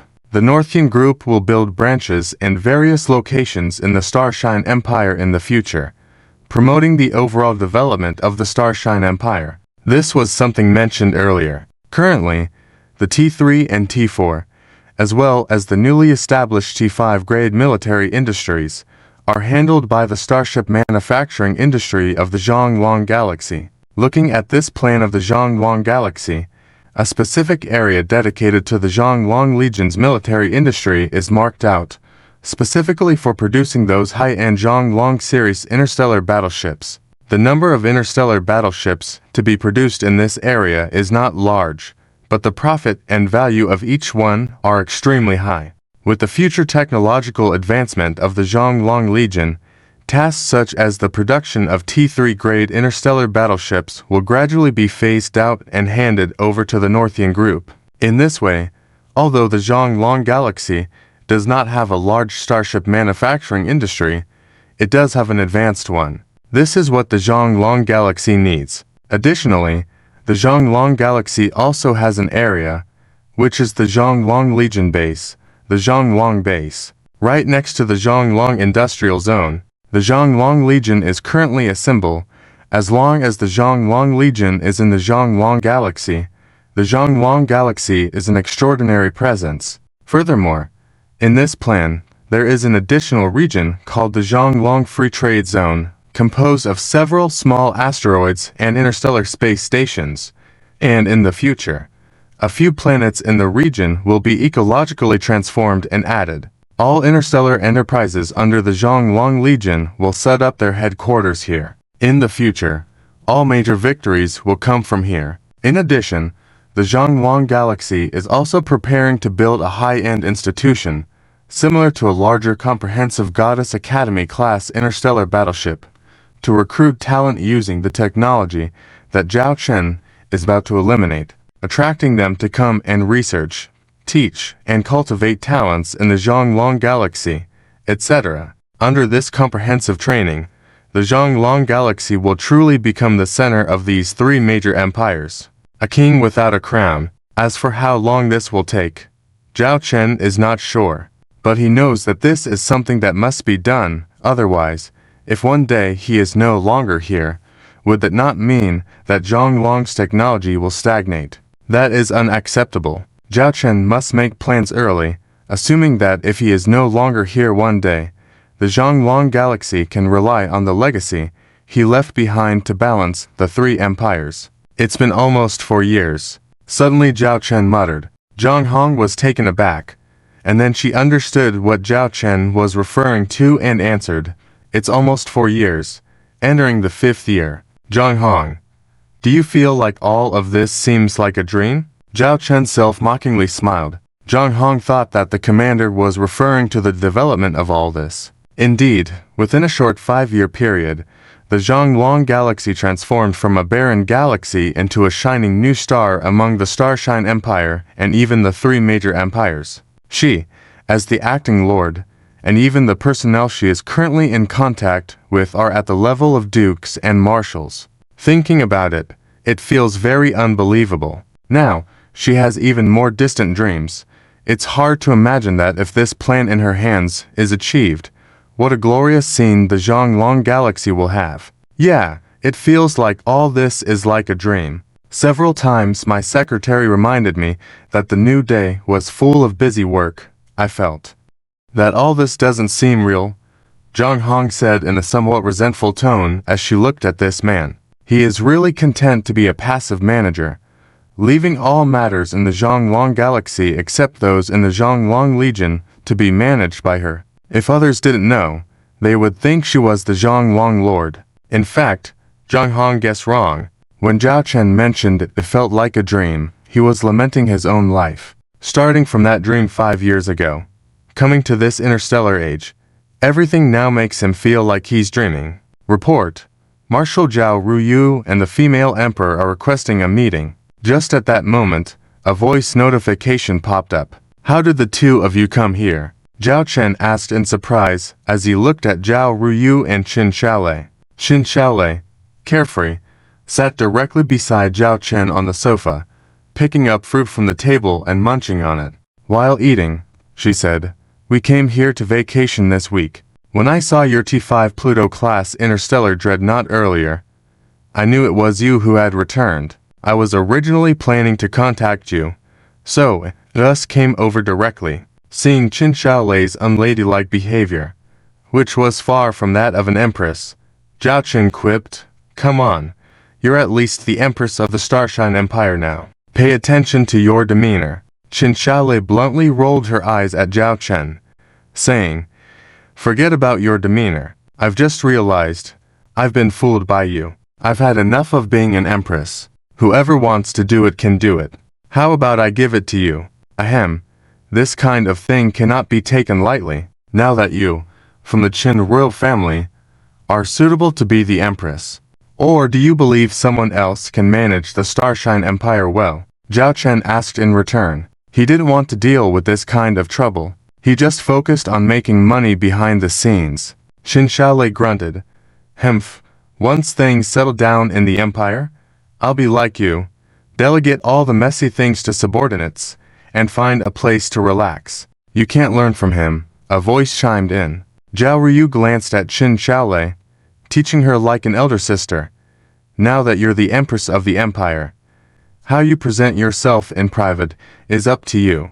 But in front of outsiders, ministers, and the people, you must pay attention to your demeanor. And now that you're the empress, governing the entire empire is your responsibility." Zhao Chen involuntarily shifted his gaze at this moment, looking slightly guilty. Zhang Hong, who accompanied him, nodded heavily, wearing an expression akin to a victim. "Understood." Qin Xiaolei pouted. "You only have something to say now. After this, you won't have the chance." Before she finished speaking, Qin Xiaolei's ear was caught by Zhao Ruyu. "I will frequently contact those cabinet ministers on your behalf. If I find out that you're up to no good, I will go straight to the imperial capital to handle it." It was clear that Qin Xiaolei respected Zhao Ruyu. After all, Qin Xiaolei had gone through highs and lows under Zhao Ruyu's guidance all this time. It could even be said that without Zhao Ruyu, Qin Xiaolei might have met an untimely demise long ago. "Wait, did you just say that I won't have the chance after this?" Zhao Chen noticed a hint of something wrong in the conversation. Qin Xiaolei folded her arms and looked at Zhao Chen, saying, "This time, in addition to my visit, I have another purpose, which is to return Ryu to you." Zhao Chen was taken aback. "Return her to me? What does that mean?" "This time, when I return to the Phoenix Star system, I already resigned from the position of the highest commander in the royal fleet over there," Zhao Ruyu explained. This surprised Zhao Chen even more. Qin Shaolei, somewhat reluctant, looked at Zhao Ruyu. I actually really don't want to leave Ruyu, but I know that things have calmed down within the Starshine Empire now, even the temporarily controlled permanent level for Cosmic Hive. The current crisis comes from the permanent level 5 Cosmic Hive on the Holy Radiance Empire side, as well as the demon race beyond the Warhammer border. Compared to my side, you need a capable assistant like Ryu more. So, I am temporarily returning her to you. Once these crises are resolved, you must return Ryu to me, and she hasn't resigned from her position on my side. Her position has always been preserved by me, ready to return at any time. Qin Shaolei finished, glaring at Zhao Chen. What, little brother? Don't you welcome me? Zhao Ryu smiled at Zhao Chen. How could I not welcome you? This is like a timely rain, Zhao Chen exclaimed joyously. In fact, he had long wanted Zhao Ryu to return to his Phoenix Legion. Zhao Ryu had shown outstanding personal abilities during the previous Civil War, and she had strong leadership talents. Otherwise, she wouldn't have become the commander of the Princess Fleet through her efforts after leaving the Phoenix Star system. Now, Zhao Chen lacked top talent under his command. He had been grappling with selecting personnel for the newly established Phoenix Legion. Zhao Ruyu's return was like a godsend. But this time when I return, it's not just me. I've brought back a group of trusted aides. They are all adept in combat, Zhao Ryu added. Even better. Zhao Chen was pleasantly surprised but then asked, are they all female soldiers? Zhao Ryu rolled her eyes at Zhao Chen.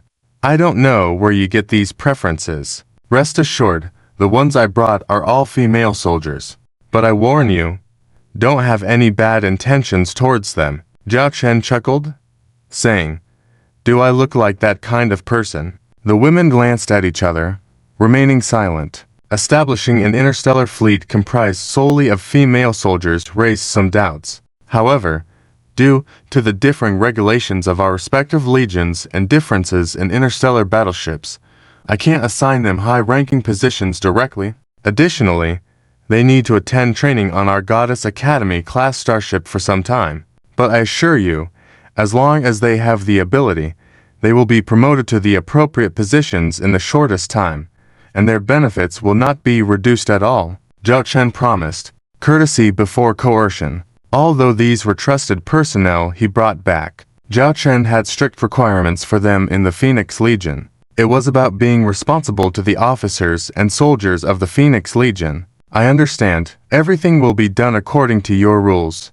Zhao Ryu nodded. She also knew about the Goddess Academy class starship. Currently serving female soldiers and officers in the Phoenix Legion would go through this process. Apparently, this starship, housing a 3-digit number of starships, had established an academy zone in a region of the Phoenix Star system, continuously providing various talents to the Phoenix Legion. Shaolei, how did the matter I discussed with you progress? Zhao Chen inquired about business matters. You mean the grand construction project? Qin Shaolei recalled. Under Ryu's arrangement, everything has been approved and has already started. First is the construction of the stargates, with the first batch to be put into operation within 3 months. As for the others, they have all been implemented. This is very important for the Starshine Empire and must not be taken lightly, Zhao Chen said sternly. The grand construction project was essentially an expanded version of the development of the Phoenix Star system. Currently possessing many advanced technologies, the Phoenix had previously invested primarily in military industries. However, after analysis and redirection, these advanced technologies were now being invested in civilian areas, making the Empire's civilian technology quite advanced. Therefore, Zhao Chen had Qin Shaolei initiate a wave of grand construction for the Starshine Empire, renovating all the outdated interstellar traffic networks and revamping other industries that could be improved. Some might question the wisdom of such a large-scale project amidst chaos, but no, this was to increase the overall economic output of the Starshine Empire, because the Empire's existing technological infrastructure was far too outdated. After the grand construction, the entire Empire could be revitalized in a short time, providing a continuous supply of resources to the Phoenix Legion. Only when the blood vessels grow larger and thicker can more fresh blood flow faster and more abundantly. This giant, the Phoenix Legion, could become even stronger. T4. Twin Star level heavy interstellar industrial ship. Control room, thank you for your hard work during this time. Once we get through this period of ship explosions, I will try to arrange a short break for you. Commander, this is what we should be doing. The lavish treatment we receive here far exceeds any other place in the Star Empire. So, it's only normal for us to work hard for the Scourge Legion. The door of the control room slowly opened. Zhao Chen looked at his desk, which was in a mess, with many electronic screens still on. Strange. Chief Engineer Annie should be here. The technician looked around the empty desk in confusion. Suddenly, she felt a hand grab her ankle. Via, Ka, Tian. A mournful voice came from her foot. The technician looked down and saw another hand ready to reach out from the darkness in the corner. Ah, ghost. The technician was so scared that her body slipped, trying to escape backward, but because her foot was caught, she ended up falling backward. But soon, she felt something supporting her, a scent of masculinity coming from behind her head. She suddenly realized she must be lying in the commander's arms. Isn't she? Lying in the commander's embrace now. Upon this realization, she found the ghostly situation to be unimportant. She truly wished time could stop at this moment, but soon, a voice sounded from behind her head. Annie. It was then that the technician realized that the one grabbing her foot was Annie. However, the current Annie wore a despondent expression. Annie, Chief Engineer. The technician helped Annie up. Annie's pupils seemed to dilate at that moment. I approve your half-day vacation, Zhao Chen said the next second, causing Annie to come back to life. Annie shuddered and immediately rushed to Zhao Chen, grabbing his arm eagerly, staring into his eyes with a watery gaze. Are you serious? Zhao Chen rolled his eyes. When have I ever misled you? Annie thought about it seriously, realizing it was true. Although the commander could be a bit tough on her, he always kept his words. How come? Are you suddenly so kind? Annie cautiously stepped back a few steps, holding her hands to her chest, with an expression of not selling out her skills. Zhao Chen was speechless for a moment. He explained, currently, both the Holy Radiance Empire and the Hammer Interstellar Federation trending toward stability. I have entrusted Charlotte and Lily with handling their respective affairs, and they will inform me immediately if there are any issues. On the other hand, I have no use staying there. I am just a mascot. We are in urgent need of interstellar warships, so I believe I can help you here. Zhao Chen, although not as experienced as Annie and her team in planning overall work, was able to assist in most tasks. That's great. I've already forgotten the last time I had a vacation. I wake up every day to work, then eat. Work again, eat, continue working. I work at least 15 hours a day. No, 18 hours. I feel like my brain about to crash. Annie lamented about her hard work. Zhao Chen held Annie's head, understanding her concerns. Don't worry. I promise not to skimp on your vacation. If all construction plans proceed smoothly, I can even give you some additional rewards. Heh, then I'll take a half day off. I need to eat all the snacks I've missed during this time, and watch the shows I haven't finished. After saying this, Annie was ready to leave but was stopped by Zhao Chen. The vacation ain't going anywhere. But first, I need to understand your current work situation. Go get Nana and Chief Engineer Iris over.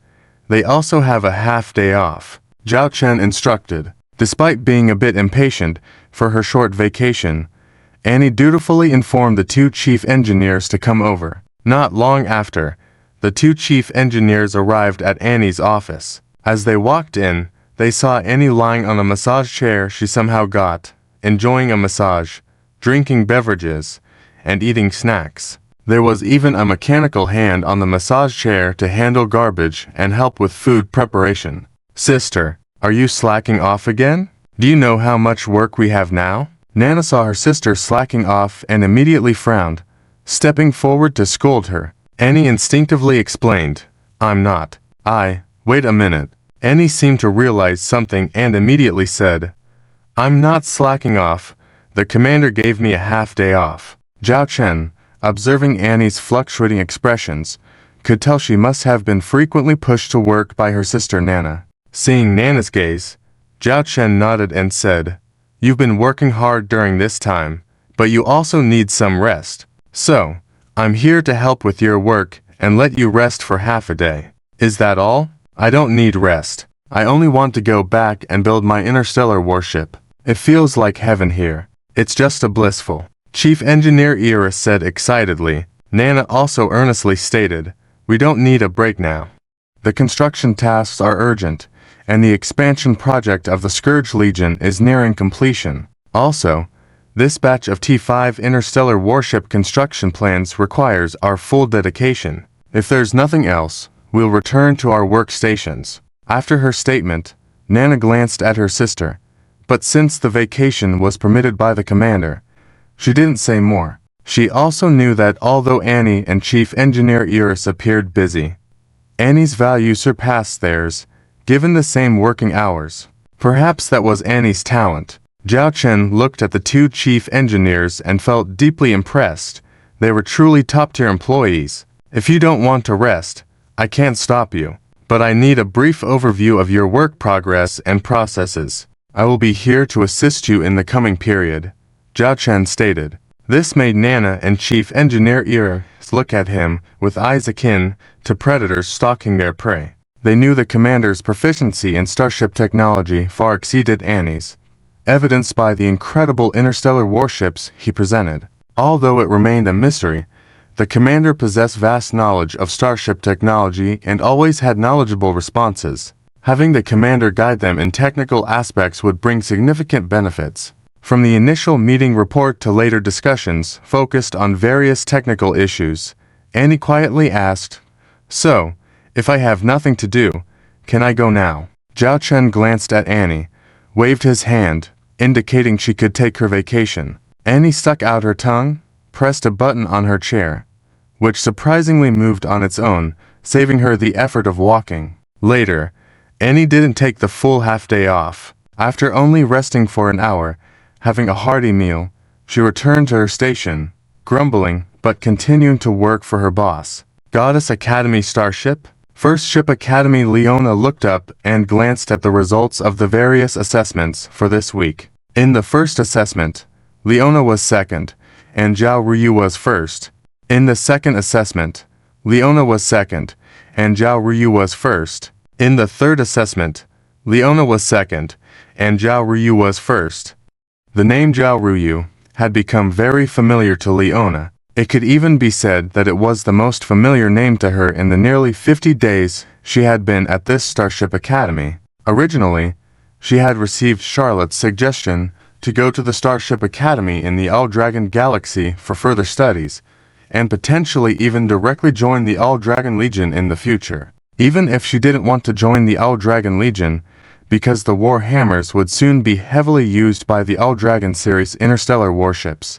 This period of learning would allow her to understand the operational system and style of the All-Dragon series interstellar warships. Leona naturally agreed to this suggestion. There were more than 300 people in this group who went to the Starship Academy for further studies. Most of them were elites from various major tribes of the Warhammer Interstellar Federation Kingdom, with the majority being from the original team of the Beast Alliance. Charlotte also sent her younger sister, Miter, here. Although Miter had accumulated a lot of combat experience on the battlefield, but there was some theoretical knowledge that could only be quickly learned in the Starship Academy. Practical experience and theoretical knowledge complemented each other, and one could not be lacking.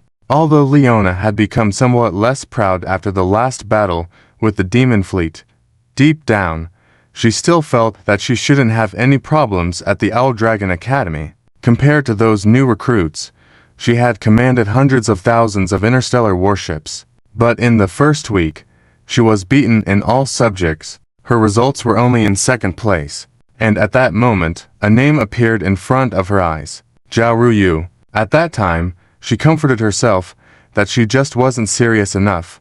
As long as she was serious enough, she could definitely surpass her. However, after that, in the second, third, fourth, and fifth weeks, she was always in second place, and the name of the first place seemed to be firmly rooted there. No matter how hard she tried, she couldn't shake it. Not bad. The scores of several subjects are just a little bit away from me this time, a voice came from Leona's ear. Leona crossed her arms. Hemph, I will definitely surpass you next time. The speaker was Zhao Ruyu. When Leona noticed Zhao Ruyu also naturally noticed the princess from the dragon tribe. Perhaps it was this mutual competitive relationship that quickly turned the two into friends. When studying, they would also help each other. Ruyu, I only ranked 5th in the overall ranking this time. If my sister finds out, she will definitely scold me. Miter came over at this time, looking at Zhao Ruyu with a pitiful look. Zhao Ruyu looked at Miter, this white tiger half-beast girl, and instinctively reached out to pat her head. It felt really good, not ignoring the concern from Miter due to the cat-like behavior. Zhao Ruyu said, "You are already very outstanding, and in simulated combat, you are third. Will my sister scold me?" Miter was still worried. Perhaps because Charlotte's position was too high, Miter, as her sister, always felt a lot of pressure. She also worked very hard, but there were many things that couldn't be changed just by hard work. She was not like Zhao Ruyu, who had enough talent, nor like Leona, a princess of the dragon tribe, who had been taught by various elites since childhood. With just her own efforts, achieving these results, although unable to reach the top 10 historically at the Owl Dragon Academy, ranking within the top 20 should not be a problem. I'll work harder next time. Next time, I will definitely get first place. Leona patted Miter's back confidently. At that moment, many students in the room received a text message on their terminal devices. The message was simple, requesting them to gather in a certain area in the shortest time possible. Both Zhao Ruyu, Leona, and Miter received these messages. The three glanced at each other, sensing something in their hearts. Without saying a word, they headed to the designated meeting point. Coincidentally, the three of them were in the same meeting point. Just their meeting point alone gathered tens of thousands of people. Before them was a huge holographic projection, and the instructor in charge of them was announcing something. The announcement was simple. The students of this phase had completed their assessments and could officially join the All Dragon Legion for service.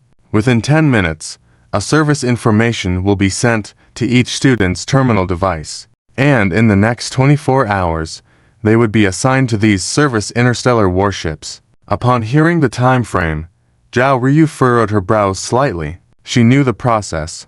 The Owl Dragon Legion valued efficiency, but they usually provided 3 days. This time, they only gave 1 day, which could only mean that the Owl Dragon Legion was facing a huge crisis. They urgently needed these new recruits in position.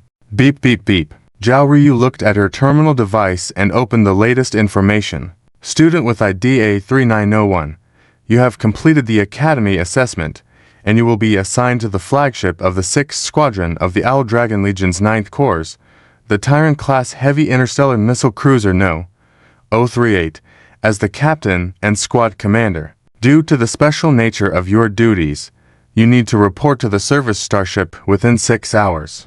Zhao Ruyu was not shocked by her position. She knew that those who graduated from the Owl Dragon Academy with practical combat experience and excellent assessment results would be directly assigned important roles. Therefore, it was quite normal for her to serve as commander of this small fleet. Zhao Ruyu's identity had always been kept confidential within the Owl Dragon Academy. Apart from a few senior management members of the Academy who knew some information, the vast majority of people only knew her name and ID, without knowing that she was the sister of that legendary commander. So, there was no question of any special treatment. Zhao Ruyu also noticed the words 9th Corps of the Owl Dragon in the message. Before this, she knew that the last formation established by the Owl Dragon Legion was the 7th Corps, with her former subordinate Wei Shishi serving as the commander. Now, with this 9th Corps appearing, it meant that within these few months, the Owl Dragon Legion had added at least 2, maybe even 3 new corps. and they were to serve in the newly established L-Dragon Legion. RUUA, I have been assigned to the 3rd Squad of the 10th Legion of the Zilong Legion, serving as the captain of a T-4Zhu-class medium-sized interstellar cruiser, while also acting as the squad commander. Emi Ida excitedly shared her appointment with Zhao Ruua. The 10th Legion, just as she had guessed, her younger brother had been transferred to 3 Zilong Legions at the same time, which explained why there were so many new recruits this time. There must be a large personnel gap. With 10 Zilong Legions, it meant that the combat interstellar battleships of the Zilong Legion exceeded 30,000, with over 3,000 T4-class interstellar battleships. It seemed like the numbers weren't too large, but with this combat power, plus a T5 Hades-class interstellar dreadnought, they were enough to dominate the 3 major empires of the Galactic Alliance. Leona, sister, where have you been assigned? Emi Ida looked at Leona. Leona replied, 2nd Squad of the 8th Legion of the Zilong Legion, also serving as the squad commander. Huh, why is your information slightly different from ours? And there's a countdown. Emi Ida noticed a slight anomaly in the information window in front of Leona. Upon hearing Emi Ida's words, Zhao Ruu's gaze also turned towards it. It was a message. Trini code A3977. Please decide within the next 10 minutes whether you will officially join the Zilong Legion. If you choose to join, you will need to sign this 10-year contract as a member of the Zilong Legion. Zhao Ruua remained silent. She knew about Leona's special circumstances. She was a princess of the Dragon Tribe, here to study, a situation deliberately arranged by Zhao Chen. And now, it was time for her to make a choice, whether to return to the Dragon Tribe or stay in the Zilong Legion, truly becoming a member of the Zilong Legion. Regardless of her decision, Leona's future path would be completely different. Leona's expression was now heavy, indicating her current hesitation. As a princess of the Dragon Tribe, she naturally needed to consider whether to stay with the Dragon Tribe and command the Dragon Fleet. When she first arrived at the Zilong Academy, it was merely for the purpose of learning about the combat capabilities of Zilong series interstellar battleships. But now she truly understood the power and attraction of the Zilong Legion. The Zilong Legion had only opened T2, T3, and some T4-class interstellar battleships for combat exercises. The more powerful interstellar battleships could only be found within the Zilong Legion, and in the future, any new powerful interstellar battleships manufactured by the Zilong Legion would be first enjoyed by them. The most important issue was facing off against the Demon Fleet. Even with the support of the Zilong series interstellar battleships, the Dragon Tribe's fleet could not compete with the Demon Fleet of the same level. To fulfill her desire to avenge her father, there was only one option: staying in the Zilong Legion. Leona took a deep breath, thinking of her half-sister. Suddenly, she smiled. She opened her communication directory, found a name that she would never have contacted before. Bianchi. She sent a text message. Bianchi, I leave the affairs of the Dragon Tribe to you from now on. After sending the message, Leona clicked on the option to join the Zilong Legion. Seeing this, Zhao Ruua once again marveled at her brother's tactics.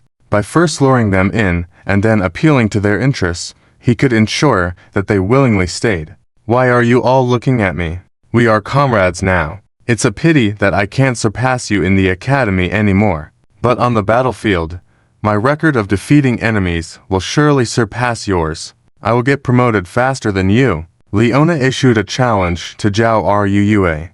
Zhao Ruua smiled slightly and said, Then I'll look forward to your good news. After that, they exchanged glances, then each returned to their respective dormitories, quickly packed their belongings, and prepared to leave the academy. Zhao Ruua picked up a suitcase, walked swiftly down a corridor, and boarded an interstellar transport ship. The luggage in her suitcase was important to her. As for the rest of her belongings, they had been arranged for shipping and would arrive at the destination shortly. In fact, even if these new recruits were only accompanied by themselves to their starship positions, they could live comfortably as there was everything available on the starship. Zhao Ruua glanced at her electronic ticket, took her seat by the porthole, and saw the interstellar transport ship slowly departing from its berth, heading towards the destination. As the destination was also in the Zilong galaxy, this was just a short transport trip that would take only half an hour to arrive. During this time, Zhao Ruyue opened the latest fleet and personnel data sent to her, as well as the information about the crew of her assigned starship. In order to quickly form a combat-ready fleet and starship, she needed to familiarize herself with everyone in the command structure as soon as possible. At this moment, Zhao Ruyue received a video communication request. If it were someone else, she would probably have rejected it immediately because she was someone who prioritized work. But when she saw the name displayed, Zhao Ruyue agreed to the request. "Elder sister, you must be on your way to serve in the fleet today?" Zhao Chen chatted with Zhao Ruyue knowingly. Zhao Ruyue pretended to be unhappy and said, "I thought, with your connections, I might be able to land a role as a fleet commander." Zhao Chen knew his sister's temper and realized she was joking. He generously said, "Is elder sister dissatisfied with her current position? All right, I will arrange a commander role for you right now. If that doesn't work, you can be my deputy chief commander." Zhao Ruyue rolled her eyes at Zhao Chen and said, "Forget it. I don't want others to think I climbed up through connections. If I am to become a commander, it will be based on my personal abilities and achievements that I earn myself. Then elder sister, do your best. I have already prepared a position for you." Zhao Chen smiled slightly. Zhao Ruyue's eyelids twitched. Zhao Chen's words carried many implications. He had reserved a commander's position for her. Currently, there were no vacancies among the commanders of the 10 Zilong legions. If they were to remove some existing commanders to make room for her, Zhao Ruyue would certainly refuse, and Zhao Chen would never arrange it that way. There was only one possibility. The Zilong Legion had plans for significant expansion. In the future, there would be an 11th, 12th, and even more Zilong legions. Before Zhao Ruyue could inquire further, Zhao Chen continued, "Elder sister, I have a lot of matters to attend to here. I just found a moment to contact you. I have to go now. I believe that among our family fleet, elder sister, you will surely create a bright future." With that, Zhao Chen ended the video communication. At that moment, Zhao Ruyue glanced out the porthole and suddenly froze. In the distance between the stars, she saw over a dozen massive vessels she had never seen before, sailing past with the insignia of the Zilong Legion shining on their hulls. Communication with older sister has ended. Zhao Chen looked at the several high-level military personnel of the Screech Dragon Legion who had already gathered in front of him. Charlotte, Lilith, Red Eyes, Shenbing, Chuzhuan. I believe you all have received the intelligence. We are arranged on the demonic tribe's route to Hammer of War, responsible for monitoring the latest information from the T4 Witch class light interstellar stealth reconnaissance ship stationed there. There is a demonic tribe fleet called the Red Demon Legion, which has assembled 10 legion fleets, with over 30,000 demonic starships. They are attempting to launch a second round of attack against us. Zhao Chen spoke up. 30,000 demonic tribe starships means there are over 3,000 T3 class interstellar starships. Shenbing exclaimed, "Are there T5 class interstellar starships?" Red Eyes cautiously asked. Lilith helped answer.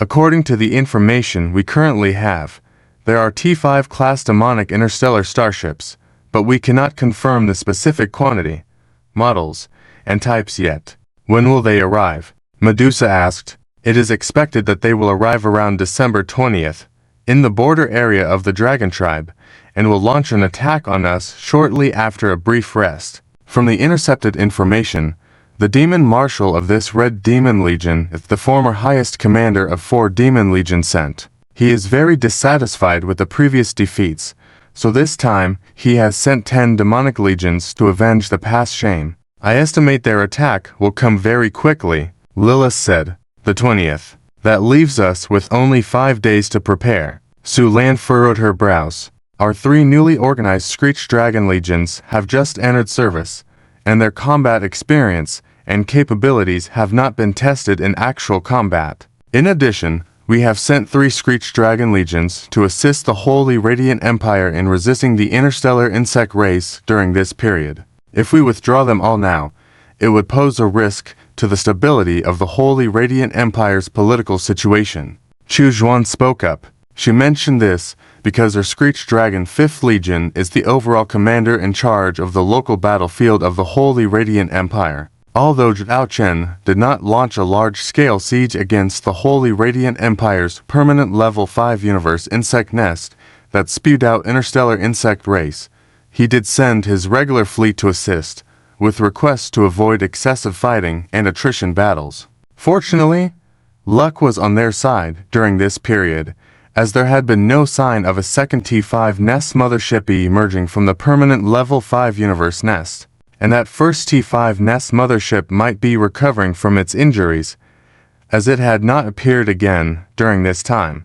With no T5 nest mothership appearing on the front lines, the pressure on Saint Carina was greatly reduced. However, if the Holy Radiant Empire's backyard caught fire during the fight against the demonic tribe, it would certainly be very tricky. This was a problem that had to be taken into consideration. I think we should act swiftly, Charlotte said seriously. This is 30,000 demonic tribe interstellar starships, not the small fries we dealt with before in the Starlight Empire or the Hammer of War. And we also have to consider other battlefields. It's not that easy to act swiftly, Shen Bing reminded. But now we have a great weapon, Charlotte said. Upon hearing this from Charlotte, the other commanders' eyes lit up involuntarily. They all turned to look at the commander-in-chief simultaneously. Zhao Wanner was the first to question her elder brother. Brother, is it our? Zhao Chen nodded with a smile.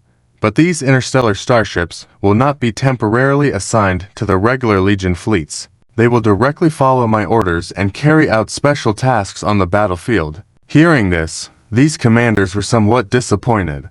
They had thought they could switch to flagships. However, deep down, they were still proud of the additional great weapons for the Screech Dragon Legions. And, just because there was no chance now, didn't mean there wouldn't be one in the future. I also agree with Charlotte's proposal for swift action, and I believe we currently have the conditions for swift action. Zhao Chen raised his hand and opened a star map. It was a large star map that included the territory of the Hammer of War, extending all the way beyond the northern territories to the demonic tribe's territory. In it, the territories controlled by the mechanical tribe and the star regions with perennial cosmic disasters were displayed in black. This made it very clear to see that narrow corridor. Zhao Chen pointed to that corridor.